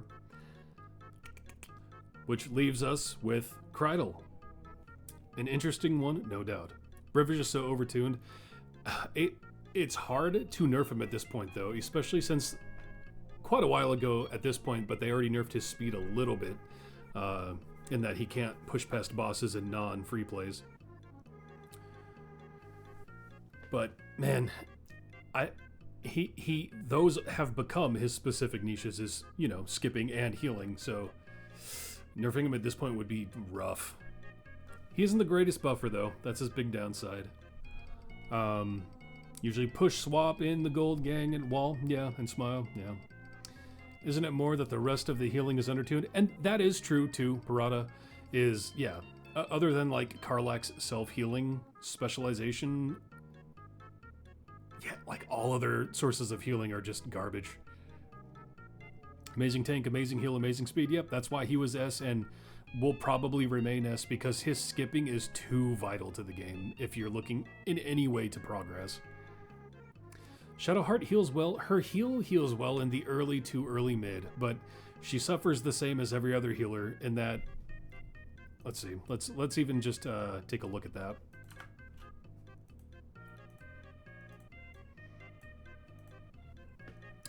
So Light in the Dark, Shadowheart heals champions in the 2 columns ahead of her for E4, right? But she does scale up for Ceramorphosis, doesn't she?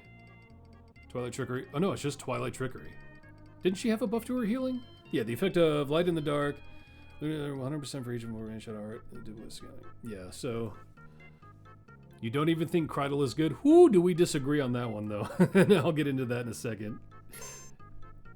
Thanks for the follow, Benju, Sufal, Hradid. I'm gonna call you Benju. Yeah. That one's a hard one for me.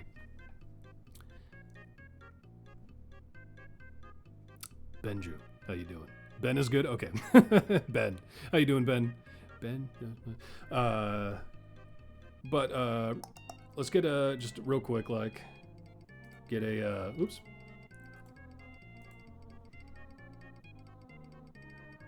Oh, I skipped it.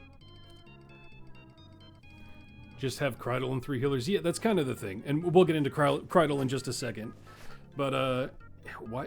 I thought I scaled it higher than that. Yep, anyway. So, for me, right now, in a absolute adversary formation, Light in the Dark is healing for E4. That just doesn't keep up once you start pushing harder. Because, like, for example, let's say I had my high health tank out here. We're talking E11 health. In order for E4 to heal up anything of E11, it just takes too long. I talked about this earlier today, but I think it was Brother Uriah his video, where I mentioned how long it would actually take for him to just heal up my Briv's full health threshold. And it would literally take like 11 hours or something. I forget what it was. But it's just that level of healing doesn't hold up. Whereas... Well, see, and Briv is healing based on damage he takes, is the thing.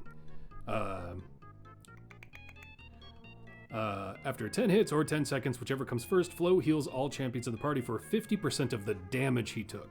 So no matter what, that healing will be tuned for the position you're at.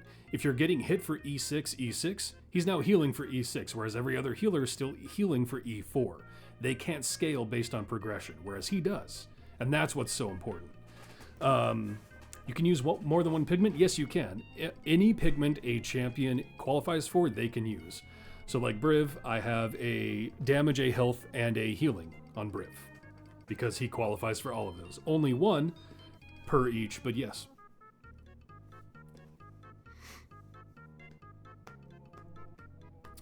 So yeah, Briv isn't healing because of his health, he's healing because of the damage, which you want more, health to take more damage. But anyway. Yeah, we'll get to Krydle now. Ah, I forgot that one had familiars too. Get out of here.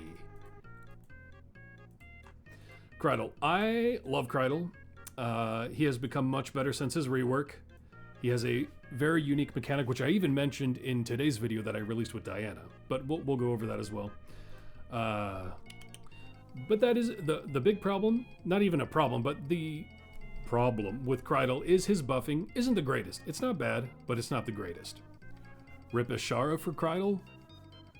I mean, yeah. Anyway, increase the damage of all champions in the back two columns of the formation by slightly above average, right? It's not the best, but it's not terrible. Overwhelming odds. Krydle gains more overwhelm for heroes of the Baldur's Gate champions. Charismatic leader. Actually, let's look at his. I should have just looked. I keep needing to just talk about their specializations when I first get them out. There you are. So with Krydle, you can either buff his charismatic leader or increase his base health. The base health really doesn't keep up that much. I recommend just doing charismatic leader since he's an evasion-based tank anyway. So that is charismatic leader here. He increases the effect of his buff for each champion of Heroes of the Baldur's Gate affiliation or charisma score of 15 or higher, stacking multiplicatively. So you can make that buff scale up to a decent amount. Not crazy, but decent. You wonder when overwhelm will mean something? Yeah, it matters to such a small degree that, yeah, I mean, when you're being overwhelmed and taking hits anyway, to a degree, yeah. Overwhelm's kind of weird. It just sets a precedent, I guess. But, look out. Krydle reduces the damage taken by other champions in the formation by 75%, assuming he has at least one stack of evasion. So, he helps everyone else in your formation take less damage. And his evasion, he will begin the area with a certain amount of stacks of evasion equal to his overwhelm. So in this case, overwhelm does matter a little bit. When Krydle gets attacked, as long as he has at least one stack of evasion left, he will completely evade the attack. He restores 2 stacks of evasion every second for each healing champion in the formation. Number of stacks cannot surpass his overwhelm. If a boss or enemies are enraged, max stacks are divided by the enrage multiplier rounded down. Being able to completely evade an attack, it is so important for late game. I'm talking late game. And that's an example I gave. If you came here from the Diana video, or if you watch it later, I, at the end, talk about the champions you can pick from this event, the Great Modron March. I haven't even picked my flex yet, but Krydle is one of them. And I show a quick video of an example of Area 2000 in my Trials of Mount Tiamat push. He threw my, what's the term I'm looking for? I believe I had a Bud potion up, but Krydle also naturally has a Bud attack. He will place a bomb on them with his auto attack, which explodes after 3 seconds, dealing Bud damage. So you can get to a potential scenario where your whole team is getting wiped, but Krydle can survive just because he's evading. And he will still be dealing damage because he's applying Bud damage over and over with his AoE bomb. So in the video, I posted a quick example of I cleared Area 2000 in my Trials of Mount Tiamat because Fire Breath was going on my whole team. They're all dead, but he's just evading. Planting his bomb and evading. Just because of Krydle, I pushed past that Area 2000. That is, yes, that is a very niche scenario, but him always being able to evade like that, it's such a unique tank mechanic in the game. Very useful. And we'll go ahead and put more champions out to buff up from the shadows to show what that can get to. Fun fact for you, because of the lures featuring, you can give him an extra overwhelm. Yeah, there are multiple ways you can give him more overwhelm. But yeah, he even has a couple feats for overwhelm himself. So we need what? Heroes of Baldur's Gate or Dex 15 plus? Is that what it was? Yeah, 15 or higher or Baldur's Gate. Funny, a rogue who is a tank. See, that kind of hits a note with me because I've played WoW throughout its inception, beta plus, and there have been small moments in time where rogues have been evasion tanks, and he'll always remind me of that. Does this stack well with Gale's mischance? I know, yeah, I haven't tested that. I don't know if it removes a stack of evasion first no matter what, or if it will calculate Gale's 50% chance to miss first or not. I actually haven't tested that. That's something to maybe try at some point. Let's see.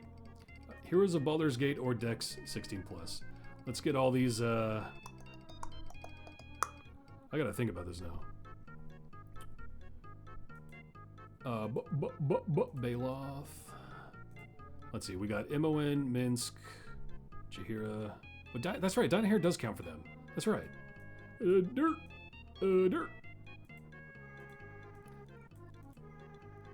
Let's get that skin back on Minsk. Blah. Get them all dirty.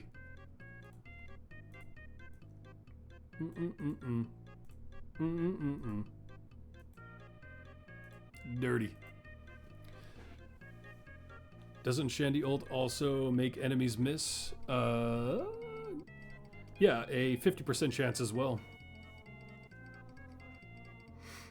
Yeah, and again, I don't know if it calculates that before his evasion or not.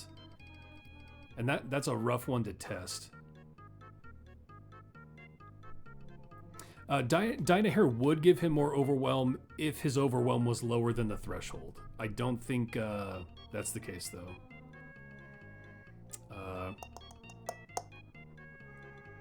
Increased to 25 if it wasn't already. What was it, actually? Now I don't remember.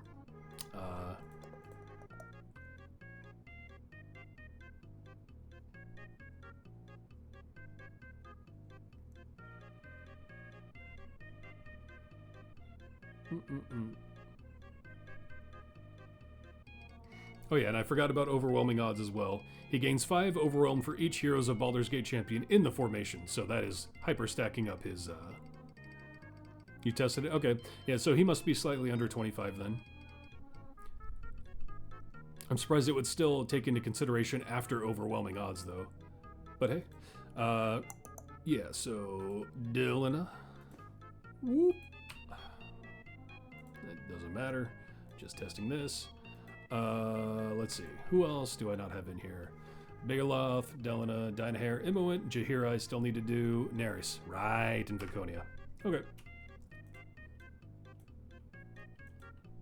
I did forget about Neris. And you don't have to use the Baldur's Gate. You can also use Dex 15 plus, so it's not this restrictive. And Jaheira.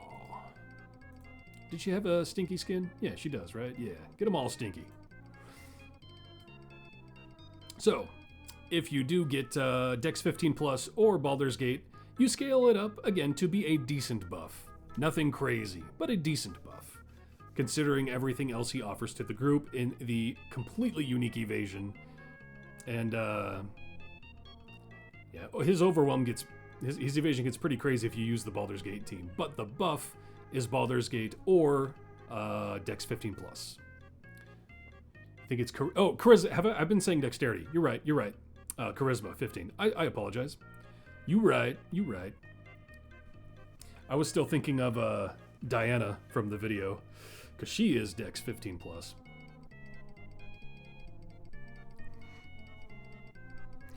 So yeah, tank support.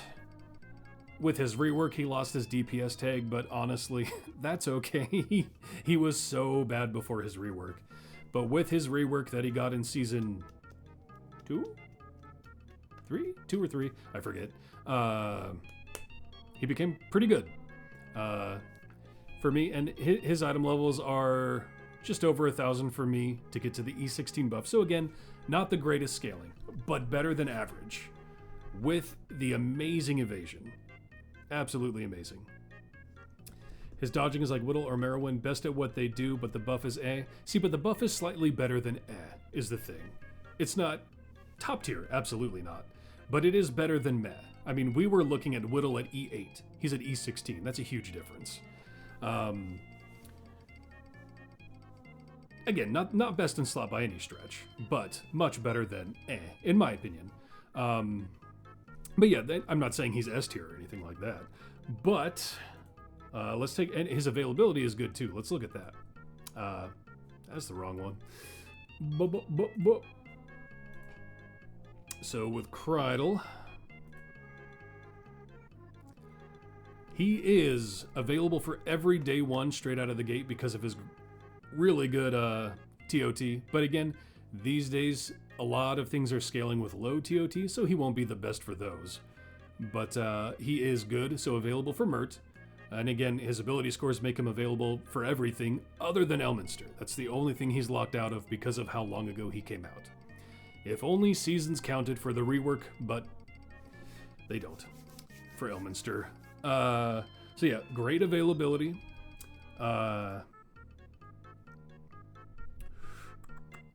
When the buff targets a few DPS, Artemis makes it a decent buff. Yeah, no, Krydle isn't the best slot for Artemis in Seat 2, but if you do have everyone in the back two columns in a formation like this, it actually is observed really well and gives Artemis a really good tank. Where would you put Blooshi? We have already ranked Blooshi. We'll take a look at the list right now. So Blooshi is in the A+. With Gale, they're the only two A+ so far. And Krydle, previously, I had him in, I think it was like flat A. Yeah, I was showing, when I was showing Blooshi earlier, yeah, her buff for me got, I didn't even do a full 2,000 push, and she got to like an E28, observed at like E55 or something, I forget what it was. Her buff is just so good, and being a magical tank, she has good mechanics. You want Blooshi, but you're scared of the quest? I don't know if you can do it yet. Yeah, I don't know how far along you are, but it is a rougher one. You really do need to try to pre-plan it out. And even then, it's slightly RNG, so yeah. But no, Blooshi's very good, absolutely. So yeah, Krydle's buffing numbers, we're talking, if we were just ranking him on buffing numbers, he would probably be in the flat B. His the only evasion tank in the game, and that can come in so clutch sometimes. So I think that does give him a little edge, but I do think he might dip a little bit. You have to do so many quests to get them, yeah. You had more trouble with getting Dragon Bait than you did with Blooshi. See, that surprises me. Very early on, Dragon Bait can be difficult. And if I remember correctly, that's like one of the few times healing actually does come in handy is in his variant. But, you know, Blooshi's is rough. It can be rough. But yeah, so I'm thinking, I'm thinking more like in the bottom of A or at the top of B for Krydle. Underprepared for Dragon Bait. Yeah, like early on, absolutely. Especially if you're not B+. Yeah, I'm thinking like, I do think he's absolutely better than Turiel. Oh, excuse me. I think he's better than Turiel, all things considered.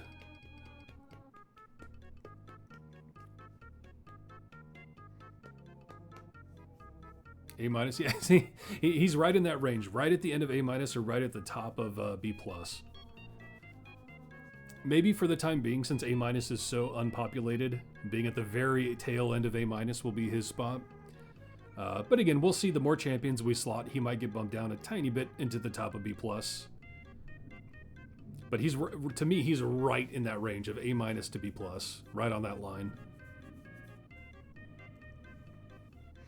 You got Krydle on a free time gate. Is it still worth getting him in an event for equipment, or is it better to get a new character? Depending on the stage of the game you're at, if you still need to unlock more Modron cores and parties and stuff, absolutely get more characters, I think. Getting more characters really... defining your roster is very good early on. That's my opinion, though. And it depends on what stage of the game you're at, but... yeah. Huh, well...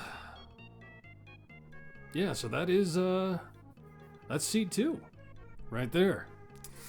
We've got Blooshi in A+, Krydle in the tail end of A-, Presto, Lae'zel, and Regis all in B+, Widdle in B-, Merilwen in B-, Korth in B-, Talin in C+, Solaak in C+, Donaar in D, Celeste in D. Got to get 100 champs for Elminster. Yeah, that actually has made it all the more important to get more champions as Elminster. That one, I was actually surprised that they made it 100. I thought that was a little steep for new to mid players. The only time you ever made an exception was Briv. That is fair, yeah. Gearing out Briv is very important.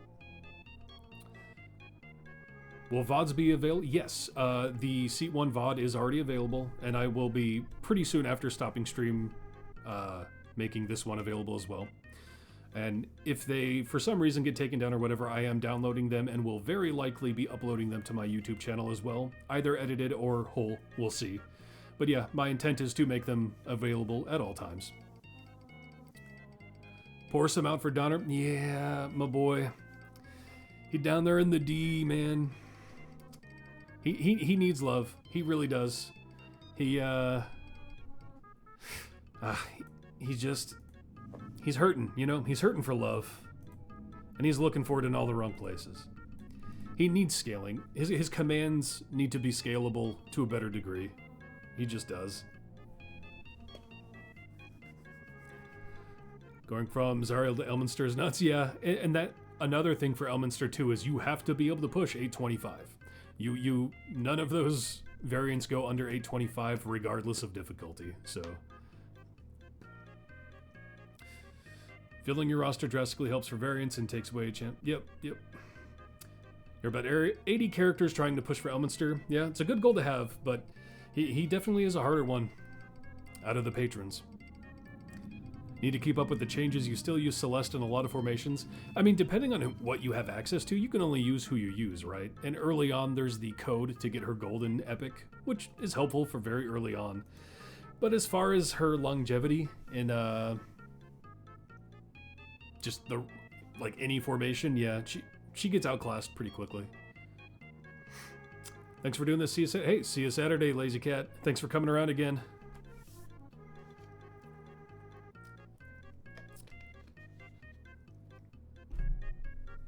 So yeah, that's seat 2. Any questions you guys have? We can talk about anything for this closing bit, but yeah, we're in the wind down now. There was a question earlier that I was going to answer. What was it? Oh, I forgot now. Yeah, no, I forget. Oops. Got me wanting to play Killer Instinct now. I swear, Eagle is just Solaak. Let me find a picture of Eagle for those who don't know.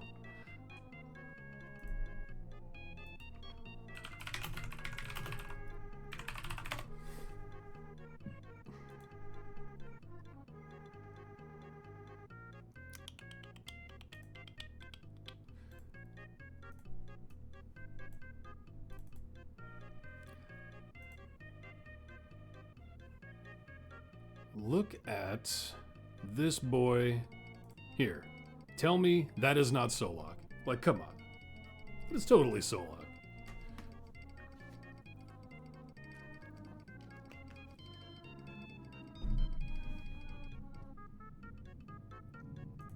I'm telling you. It's the same guy.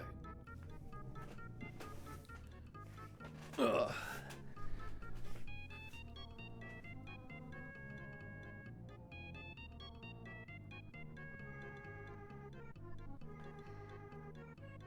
Minus the dragon? Yeah, minus the dragon.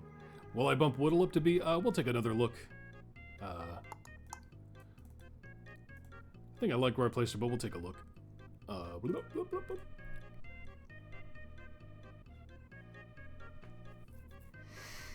bloop. What is Solaak from? I think he was an original character from Idle Champions, wasn't he? Most non-affiliation champions are. Not all of them, but yeah, I think he was a OC, original character.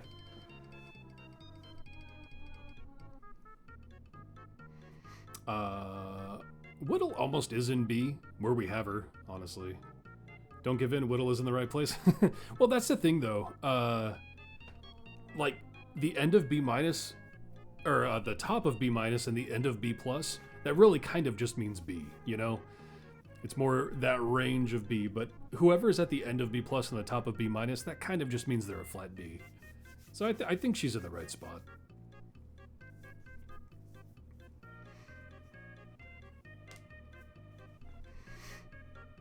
You're very interested in the lore. You wish the game would tell you the origins. What do they say about his...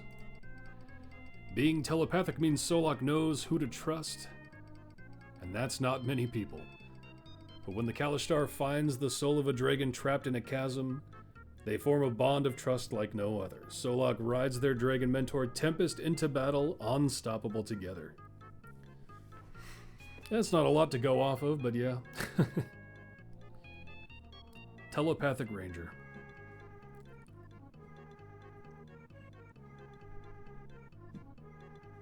Why'd Veronica get B minus? She gets good if you have her inner circle as your DPS. Yes, she does. And I did go over that. Getting your invested DPS as her inner circle pick is too much RNG. It's just too, like, the amount of times that's going to happen is so rare. So rare. If you could just pick your DPS for her list, then yes, I agree. You use her to decide who your DPS will be. That's a problem for late game, though, because you're going to have one or two DPS you've invested in that you only use as your DPS, for the most part. And so she kind of gets phased out completely once you've dedicated to a DPS, because you would have to have it pick that DPS. It's a neat little summary, but not enough to go off of. Yeah, it would be interesting if they did more with their OCs. Some of them are pretty interesting. On an easy variant, yeah, I mean, it's not, again, it's not a bad thing. It's just, for her overall usefulness to the game, she's going to get outclassed when you try to focus on a pushing team. Like, yeah. They watched the Dragon episode of Rick and Morty. Oh. Dude, I hated that episode, if you're talking about the one I think you are. Oh, man. Do you think buying Nerds is worth it? I'm tempted for Elminster. Man, if you absolutely need a slot to fill for Elminster, maybe. But as far as, because they're 100,000, right? I got them when they were doing the collab. I didn't buy them with gems. It's hard to say they're worth it. Nerds are delicious. Yes, get them and eat them. If you can fit them into your formation and you need to fill a slot, yes, they can be worth it. They're 100k? Okay. But as far as like, are they just worth that flat out 100k? It really depends on if you're going to make use of them or not. If you just want to fill out your roster, is it worth that? I don't know. If you're going to use them in Artemis, if you're going to use them as a focused DPS with Will, if you just need someone to fill that slot, if you're 99, almost 100 for Elminster, they could be worth it. But yeah, they can be used in Artemis. I personally make an argument that they're not as good as people make them out to be, but they are good, don't get me wrong. But the only way they're good is when they're under attack, because that's what procs one of their buffs that he observes. And so they're literally required to be under taking damage to be beneficial. And I think that's a bit of a hamstring. They're still good. Don't get me wrong. Still very good. But nerds are crap. Buy them after familiar is only really okay for arty. For the most part, I agree. There is a scenario where they've become a decent DPS with Will because they classify for so many classes and can get 4 out of 4 for Will's folk hero. But yeah, they're not an amazing champion. They're not terrible. They're not dog water, but they're not the best. In very small situations would I recommend that. If you're focusing arty, if you absolutely need to hit 100 for Elminster, if you absolutely need to fill a slot 1 for Elminster, something like that.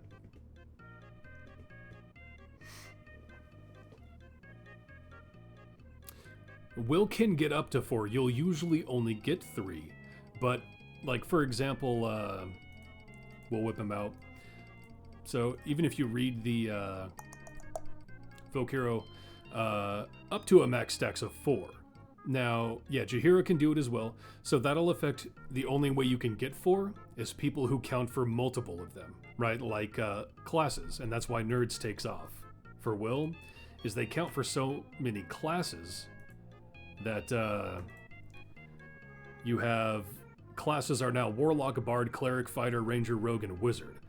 Nerds is counting for all of those, so they instantly get that max stack of 4 for folk hero. So that, as long as you over-qualify for multiple classes with glitch feats, multiple races, things like that. There are very few people in multiple affiliations, but you can do that as well. Yeah, Jaheira being, what is she, Fighter Druid, right? Yeah, Fighter and Druid. If you classify those as your highest 2 classes and have her counting for the race and affiliation, she'll be 4 out of 4. So there's a few ways.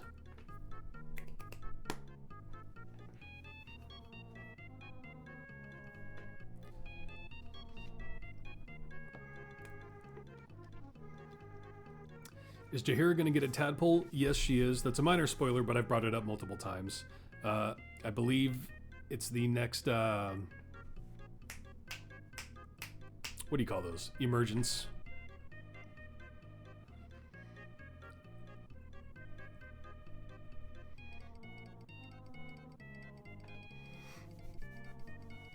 Speaking of Jaheira, since she's getting a tadpole fee, do you think that changes anything with AA? I really don't. Simply because she doesn't really offer something that's missing in their formation as a whole. She's another option though, so that's nice. Thank goodness I use her sometimes to put DPS around Dirge, yeah. And she'll still be useful, but as far as like being a fighter, she's going to put fighters on the map a bit more because of Lae'zel for folk hero. They need to put other pigments in Emergence. I agree. It seems like they really are double downing in those other pigments only being available through like the tier 4 event reward. I didn't even look at what that was this time. Yeah. Oh, that's just a marvelous pigment though. I thought they might give Gromma more since she has multiple roles. Huh. Hadn't looked at that yet. Yeah, so I don't think she's gonna necessarily help the team as a whole. It'll just help when you're restricted with some stuff. Seasons was better. I think eventually they'll re-roll out with some form of seasons. I think setting up the precedent of specific events 2.0 timeframes is a good thing. It does reduce how many champions come out, and that is unfortunate. But I think once they get into their groove, they'll be able to reintroduce more mechanics to the game and come back to seasons. But I agree. I enjoyed seasons. What is the most optimal as formation? For who? That will be highly opinionated, but also what DPS are we talking about? Are we talking about Absolute, or are we talking about Artemis? Adversaries? I mean, this is slightly my opinion. Well, it is my opinion, but do I have it set? Oh, let's get rid of all these familiars. I have all the familiars out because they scale Will's folk hero. But no, this isn't it because I still have Dynahair out there. This is an older formation I was using. Oh no, you're good. You're good. I was just asking to be sure. Oh no, she's still counting. This wasn't what I was doing before. What was I doing before? Oh, Gale, that's right. I haven't done this since the reintroduction of Gale. That's what it is. Yeah, so Gale would just take her spot. So, in my opinion, something like this is, if we're looking for absolute maximum just raw output, you want to try to get 3 out of 3 folk hero for Dirge. That's hard given what the absolute adversaries has to work with, because there's going to be too many humans and there's going to be too many other classes. So you have to find a way to give him a sorcerer and a dragonborn. Is that Narak after Egbert? I have Narak and Egbert in there, if that's what you're asking. Yeah, that's a skin for Narak. I can make him normal. So yeah, there are a few options for the Dragonborn. You can do Mehen or Egbert. You could previously do like Orkira, but now with the introduction of Gale, that makes that a lot harder because you're gonna want Gale. Not only is Gale amazing, but he's got Ceramorphosis.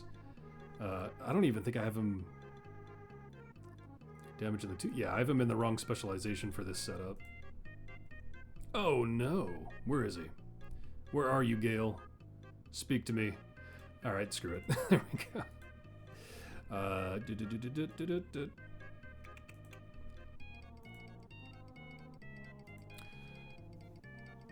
Orkira's glitch speed also messes up folk hero. Yeah, you don't have to use it though, so you could just take it off.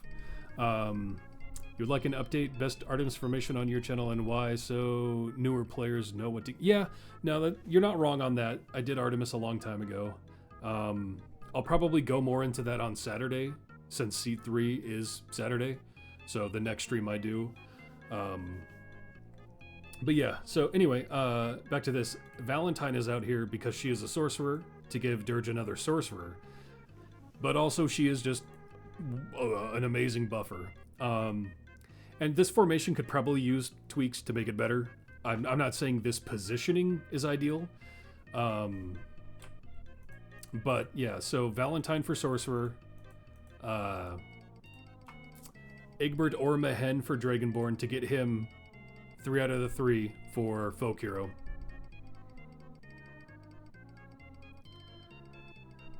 Caught you online, listen to YouTube vids you done so. Hey, thanks for checking in and watching those YouTube vids. Correckin'. But I would say, as far as just the champions to use, this is what I would recommend if you're looking for raw output. You don't have to try so hard to get 3 out of 3 folk hero, but it is a really good buff. If Valentine doesn't get top rank, I swear to God, she's gonna be up there no matter what, one way or the other. She is really good.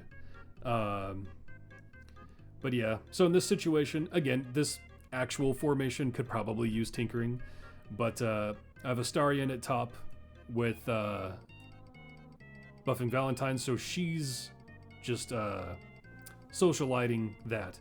But this way, Dirge is adjacent to only DPS, and still is under effective Narak, Karlach, Lae'zel, Gale. Yeah. You were close. You didn't think about Valentine, though. You'll definitely time gate her next. Yeah, Valentine, and it's hard for me to recommend, oh, well, just get her because of the formation, you know, that if it's only you're pushing for... I mean, your pushing formation is important, too. But Valentine is good for so many formations. Valentine is just good. Being able to scale other positionals makes her very, very, very good.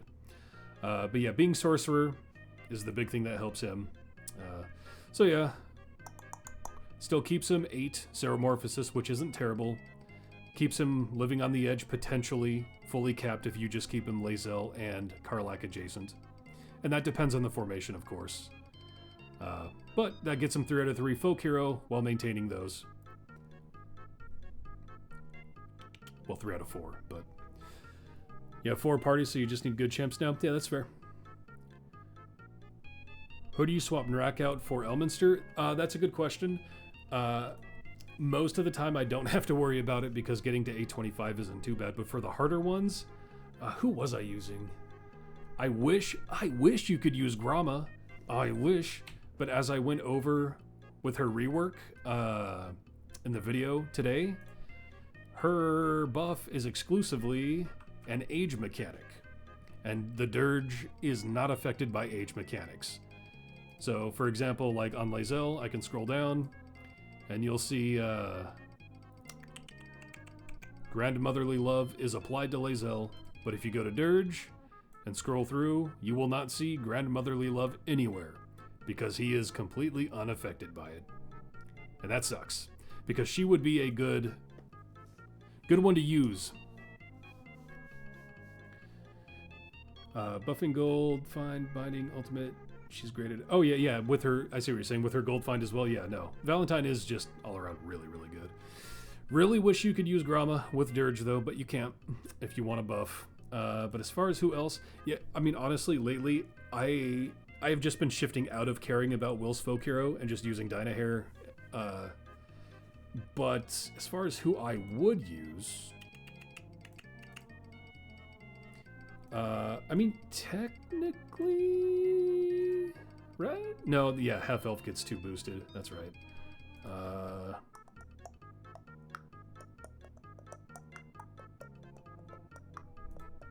Would, yeah, that's too many humans. BBEG, that's true, actually, yeah. Because I would only bring it to 2 wizards, right? And you still have 2 Sorks. Yeah, BBEG would work because Dirge's int is 12. So that is a good option. Doesn't help your speed really if you're using Lae'zel, since you're just going to be skipping anyway, but his buff is still pretty good. Not in this case right now, but but it can scale pretty good. Tensoromorphosis is close to... Yeah, with equal scaling, Folk Hero is better than fully capping his Seromorphosis, but his Seromorphosis is very important, yeah. Do Spurt and Grama share seats? Yes, they are both C3.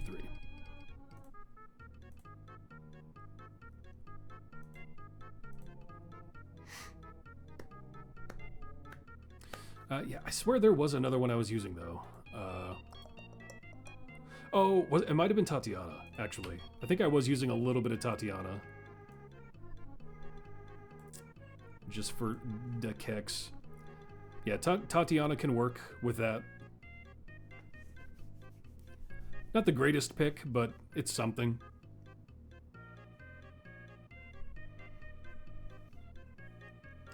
You don't know how you got to Hani, but she has been good so far for you, and you don't know why.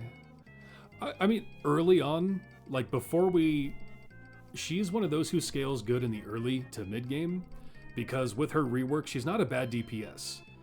Her item level investment won't make her scale crazy, but she's still decent. She's not bad. She's especially good at your wall when she can attack multiple times, bosses and normal enemies. She scales decent. Not the best, but yeah.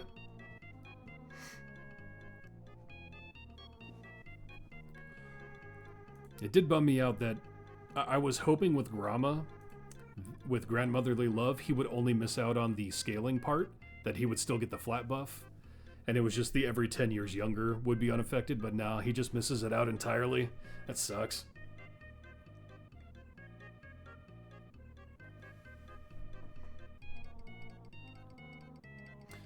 Would have been good input. You were looking for early to mid-range players. I mean, I think I mentioned it in the seasonal video. I might not have, though. I mentioned it yesterday. Or not yesterday, 2 days ago. First stream. What item level is you at on the absolute allies? Oh, I've got Dirge up to, yeah, roughly 8,000, and all the rest are about 8,000. But Valentine is 10k, because I got her up to 10k for Artemis. So, normals at 1k, Dirge at 8k, Valentine at 10k.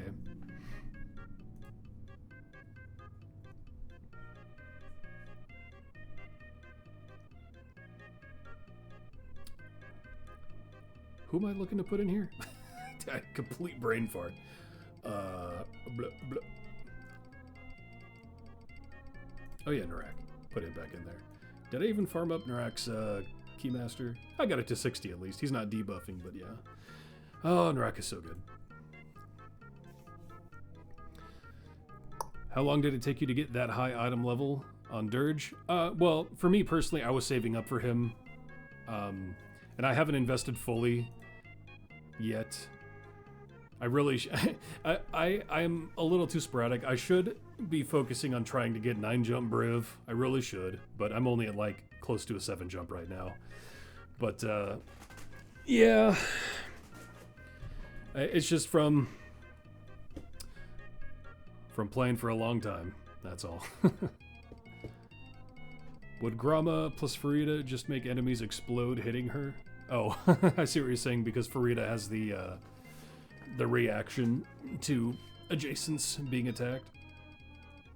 Yeah, it is funny to have mechanics like that. I think they're fun. It just sucks that they get outscaled at late game, because you can't really take that hit when you push really hard, really deep. But yeah, that would be kind of funny.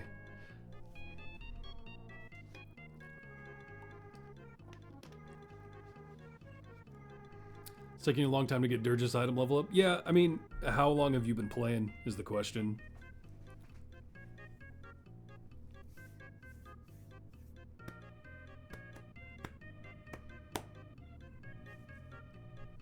It really just comes down to how long have you been gem farming, how many chests have you opened, you know?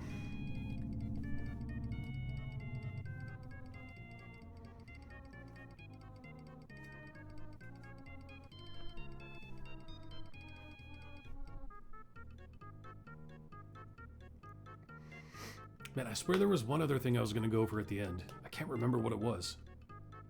I'm trying to think on that. Oh well. I'm sure I'll remember when I'm trying to sleep tonight and go, oh man, and then not be able to sleep. Beginning of this year? Oh yeah, I mean, that's the thing. You're pretty early, all things considered. Oh, excuse me. All things considered, I mean, you're doing fine, I'm sure. I mean, I've been playing this game for a long time, and that's why I've built up a speed team to build up the gem farm, to farm chests, to then get a lot of blacksmithing contracts. Yeah. Almost a variant I've probably struggled with was the Spelljammer at 1350. Is that a reach unless I can get DM decent pull for slot? That's fully barred. Which Spelljammer?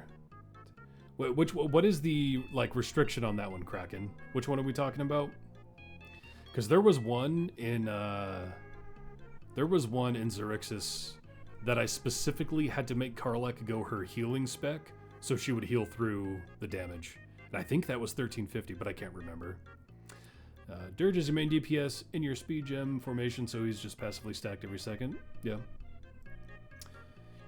Oh yeah, I think you're making good progress. Beginning of the year, like in the grand scheme of this game is a time investment, and you're doing good.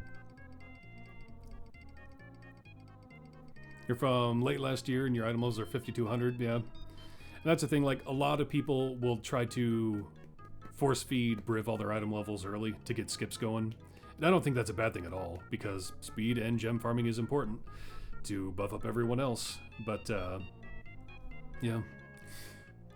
Adversaries helped immensely. Yeah, I think they've been a great addition to the game overall.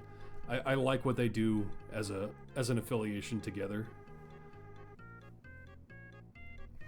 Would be nice if core champs could be used for Elminster, so you could use Minsk. Well, okay, so if you have Diana Hare, you can use Minsk in Elminster.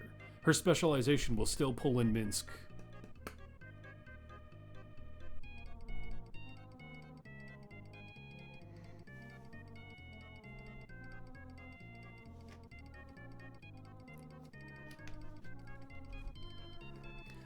You started at Dungeon Master or Nordom. You're happy with your progress? Yeah.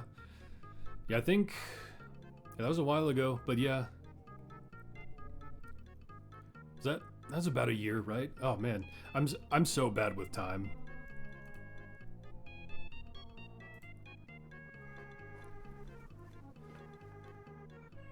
That's rather doing that with Dynahair. Yeah. That specialization with Dynahair will make her pull in Minsk for anything, and Elminster's a good one.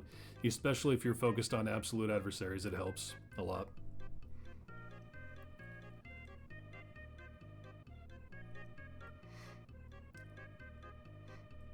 Man, I am just racking my brain. I swear there was a specific question I was going to answer at the end.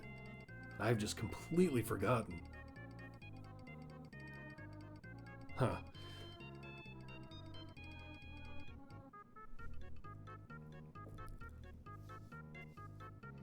What I do need to do is get to...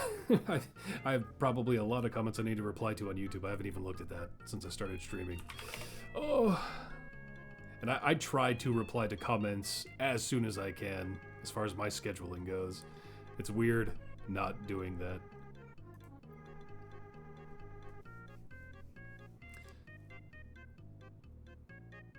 Was it Artemis from... Oh, that might have been it. Actually, that might have been it. Someone was asking about Ideal Artemis, right? Who was that? I forget. Was it how much wood could a woodchuck chuck if a woodchuck could chuck wood? No, that's 10. We already know that. Oh, that was you, Dark Warrior? Okay. So yeah, this one is definitely... Yeah, we'll go into that a little bit. That is definitely opinionated based. I have my opinions, other people have theirs. But I'll show you what I use. I'm not necessarily saying this is the best possible formation, but this is what I use for Artemis. Because I know there's people out there who disagree with me. I know there is. And there's some reasons I use some champions over others. But...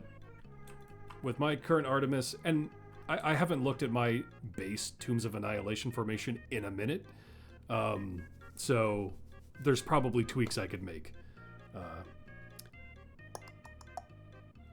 Chaotic good only, almost original, I'm not sure, it was limited to 9 slots. DM gave you random from, checking on the other 2.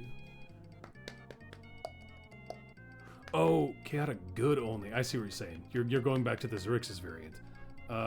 Okay. Okay, yeah.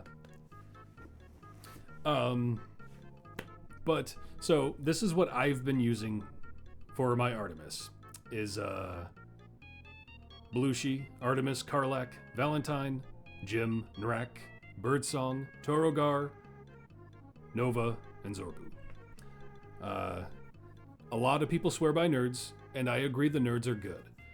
But at a certain point when you're pushing... Again, I briefly went over this, but for Orange to give their buff, they need to take a hit. At a certain point, where you're pushing like up to 2,000, you're either never getting hit, so that's pointless, or you get hit and you die. So the nerds, for me, in my opinion, at that late of pushing, phases out. As far as Seed 4, that is highly debatable. I have gone for Karlach specifically because I knew I was also going to do absolute adversaries. Antri is an amazing pick. Kent used to be an amazing pick. He's still good, but Kent has been outclassed by Antrius. And Crux is even probably slightly better than Karlach. But Karlach and Crux are very close together, though. But yeah.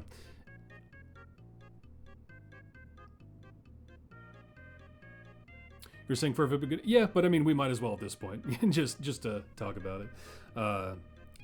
Nova's also debatable at this point. She's still a great positional buffer with great reach. So, yeah. Oh, yeah, and we'll definitely go more into this on Saturday as well. And maybe I'll clip some of Saturday's stream to just even showcase an new Artemis formation or something.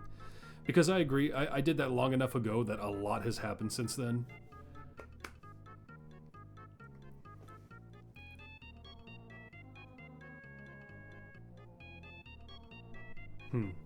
But yeah, who are you using out of curiosity, Dark Warrior?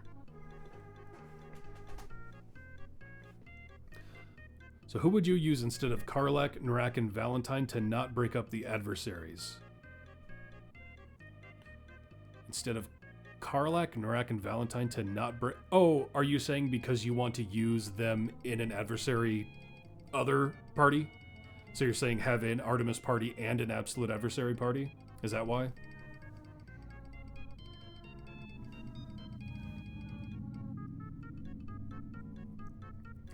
Wouldn't Strix be better than Nova? Yes and no. Strix is good because she's a DPS. That will count as more observes.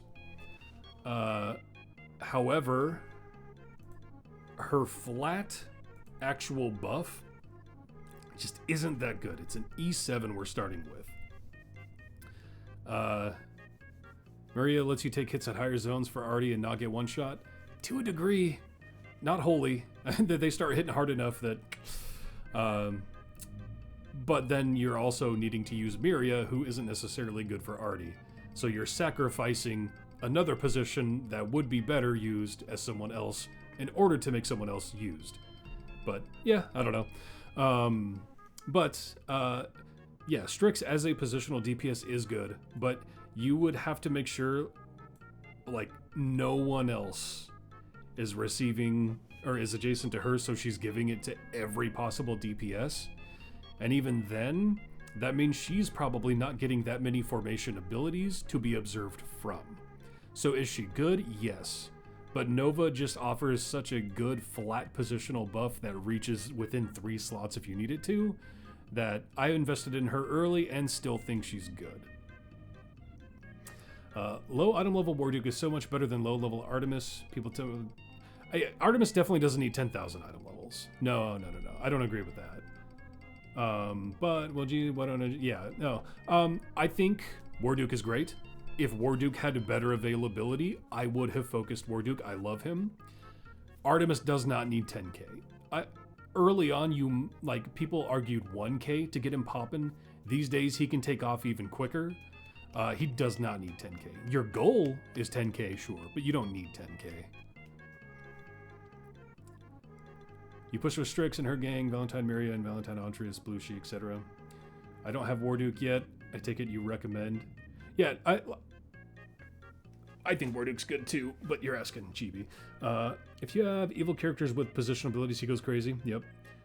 She somehow added BCS my high gear gem. So checking one spell gem, monster locks out 2, 5, DM can pull in only one. And Artie isn't one of them.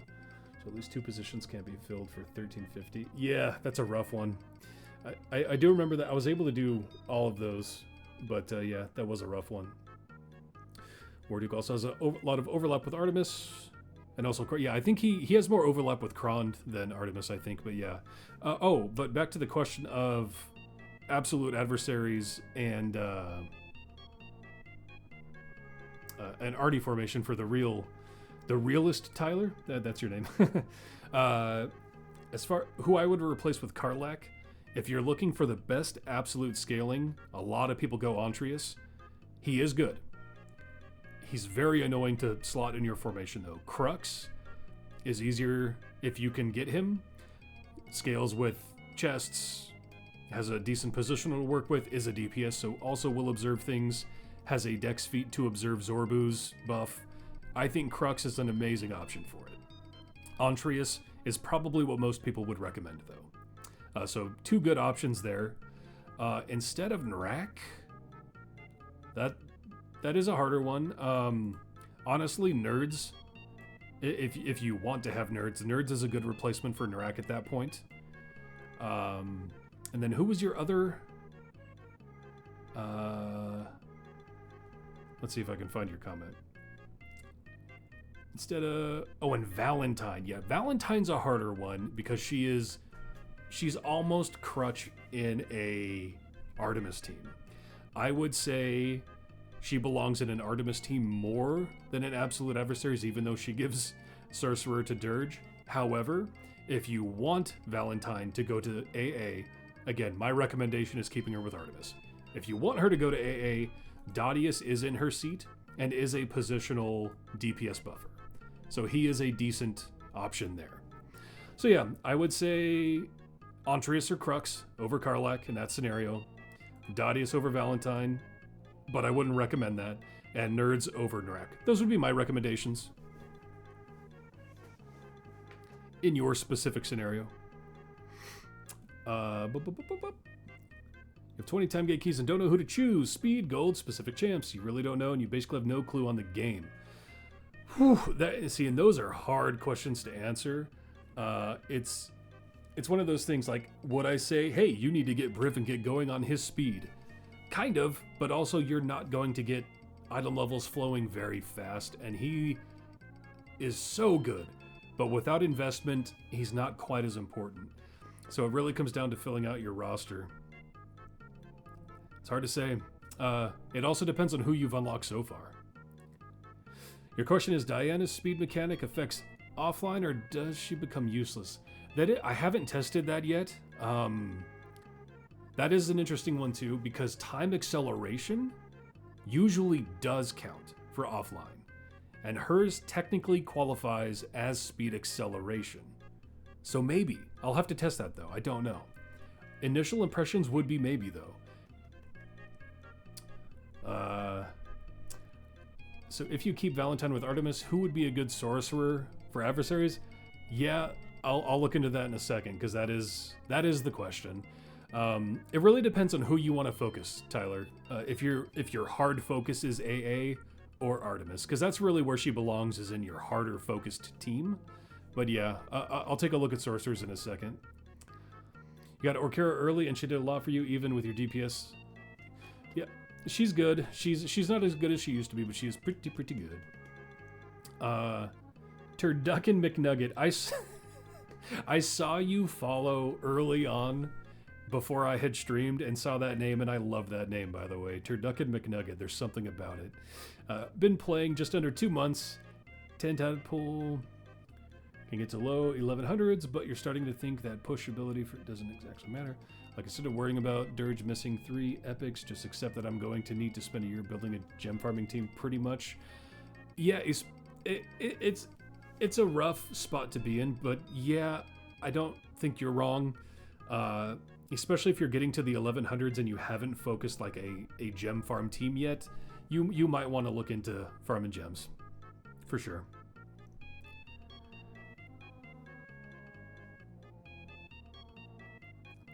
Gypsy Spike Lowe's just swapping in and out. Yeah. Debuff swapping is definitely a thing. I don't like that playstyle personally, but it's definitely a thing. I still love that name though. Turducken McNugget. Man. Sorcerers. Yeah, let me look at an actual just raw list of sorcerers real quick.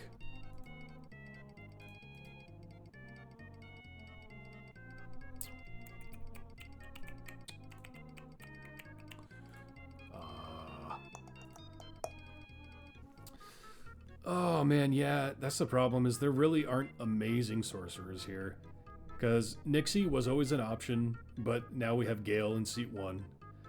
Baloth could be an option, but shares a seat with Karlach. Valentine Lucius doesn't offer any buffing. Delena doesn't offer any buffing. And then the Dark Urge is seat 11, so that knocks out Strix and Averin, and then you're left with Virgil. So, Virgil, but then he shares a seat with Astarion. Yeah, there are not good sorcerer options. You gotta go. Thanks for the stream. Hey, thanks for checking it in, Chibi. Glad to have you here. And we're in the wind down anyway. We'll be calling it pretty soon here, but we'll squeeze in a couple more questions. Slim pickings, yeah, really slim pickings. So again, it really comes down to, or you just say your Ceramorphosis team is the Ceramorphosis team, right? You forego Will's folk hero 3 of 3 or 3 of 4 and double down on just Ceramorphosis for him. But that's your call. But it's just that Valentine works so well with Artemis, just based on what his kit is on boosting positionals. There are other options, though. Again, you could use Dadius. He won't perform like Valentine can for Artemis once you invest. But Dadius isn't terrible. He's not bad with his rework. I mean, his skill empowerment's buffing out. Not terribly.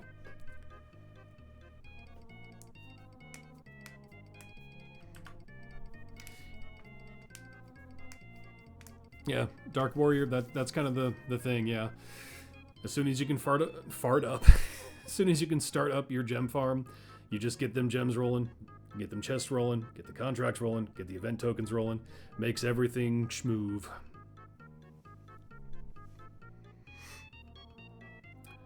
Use her mostly for adversaries since you still don't have a lot of Artemis champs, yeah.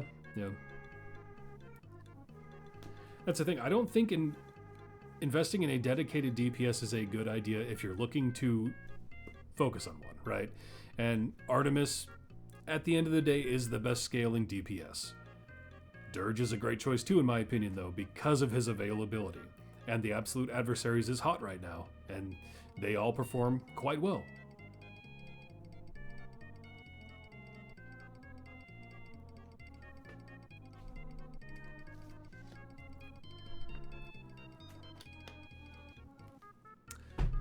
Oh, but at any rate, man,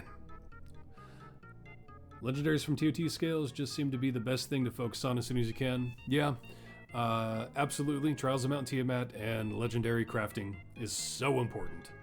That's where a lot of your damage is going to come from, no matter what you choose to focus on, is legendaries. Absolutely.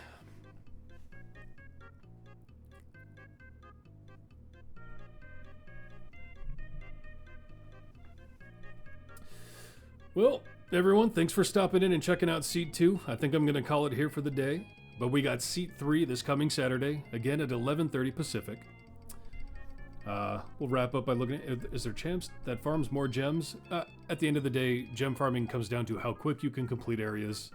Briv is huge for skipping over areas. And the other speed champs that are important, Diana is good now with speed transitions. Shandy is good for just flat increasing your speed. Human is great for, and BBEG and Sentry, all three of them together are great for just progression. But if you already have an absolute adversaries, you can just rely on Lae'zel and get to skipping with Briv would be more important then. Focus on new remade champions. You made the RD jump, well, and you don't regret the investment. Still works, yeah. I don't know if... Yeah, I mean, they will always be focusing more on the new and reworked champions a bit, but, I mean, we've even had recent reworks to champions that have been great for Artemis, you know? Jim's rework was great for Artemis. Birdsong's rework made her just better for Artemis. Thanks for the info. Hey, thanks for stopping in. Thanks, now you go back and rewatch recording of DI has stayed here rather than Switch. Hey. I'm glad you caught live. Crack with the VODs. We'll be watching them again. Yeah, I'll be posting this VOD pretty soon after I stop. It might be an hour or two. I need to go eat. But yeah, the VOD should be up before too long this evening for this stream. Thanks for the follow, Jiaofu. Quick question: 115% Briv. Which map should I be farming? Mad where's it still? Does his jumping even matter until I get 200%? You would like 30. Man, I haven't been at that range of my Briv in such a long time. I forget where I was doing at that range. Yeah, Tall Tales is still decent as long as you're guaranteeing you jump over the bosses with the 100%. So make sure you either script that or are watching it yourself. Because as long as you're skipping bosses, Tall Tales will still be good, but Tall Tales is the best out of 4 jump. I don't remember what the bests are at that range. I do believe Emote has a guide to tell you what the best quick transitions are at most ranges of percents. So I would look at, was it? I think it was Emote. So I would look at any speed guide they have on the Discord or that you know of. I think she has one that tells you what good areas are at for percents. But yeah, as long as you're skipping over bosses and you're finding good quick transitions, that's important. And yeah, highly recommend slotting Diana in your speed team if you haven't yet. Her speeding up transitions helps. But at any rate, thanks for dropping in. Hopefully you come check out Saturday. And I'm tired and hungry. I'm gonna go eat. VOD will be up soon. Thanks for coming in.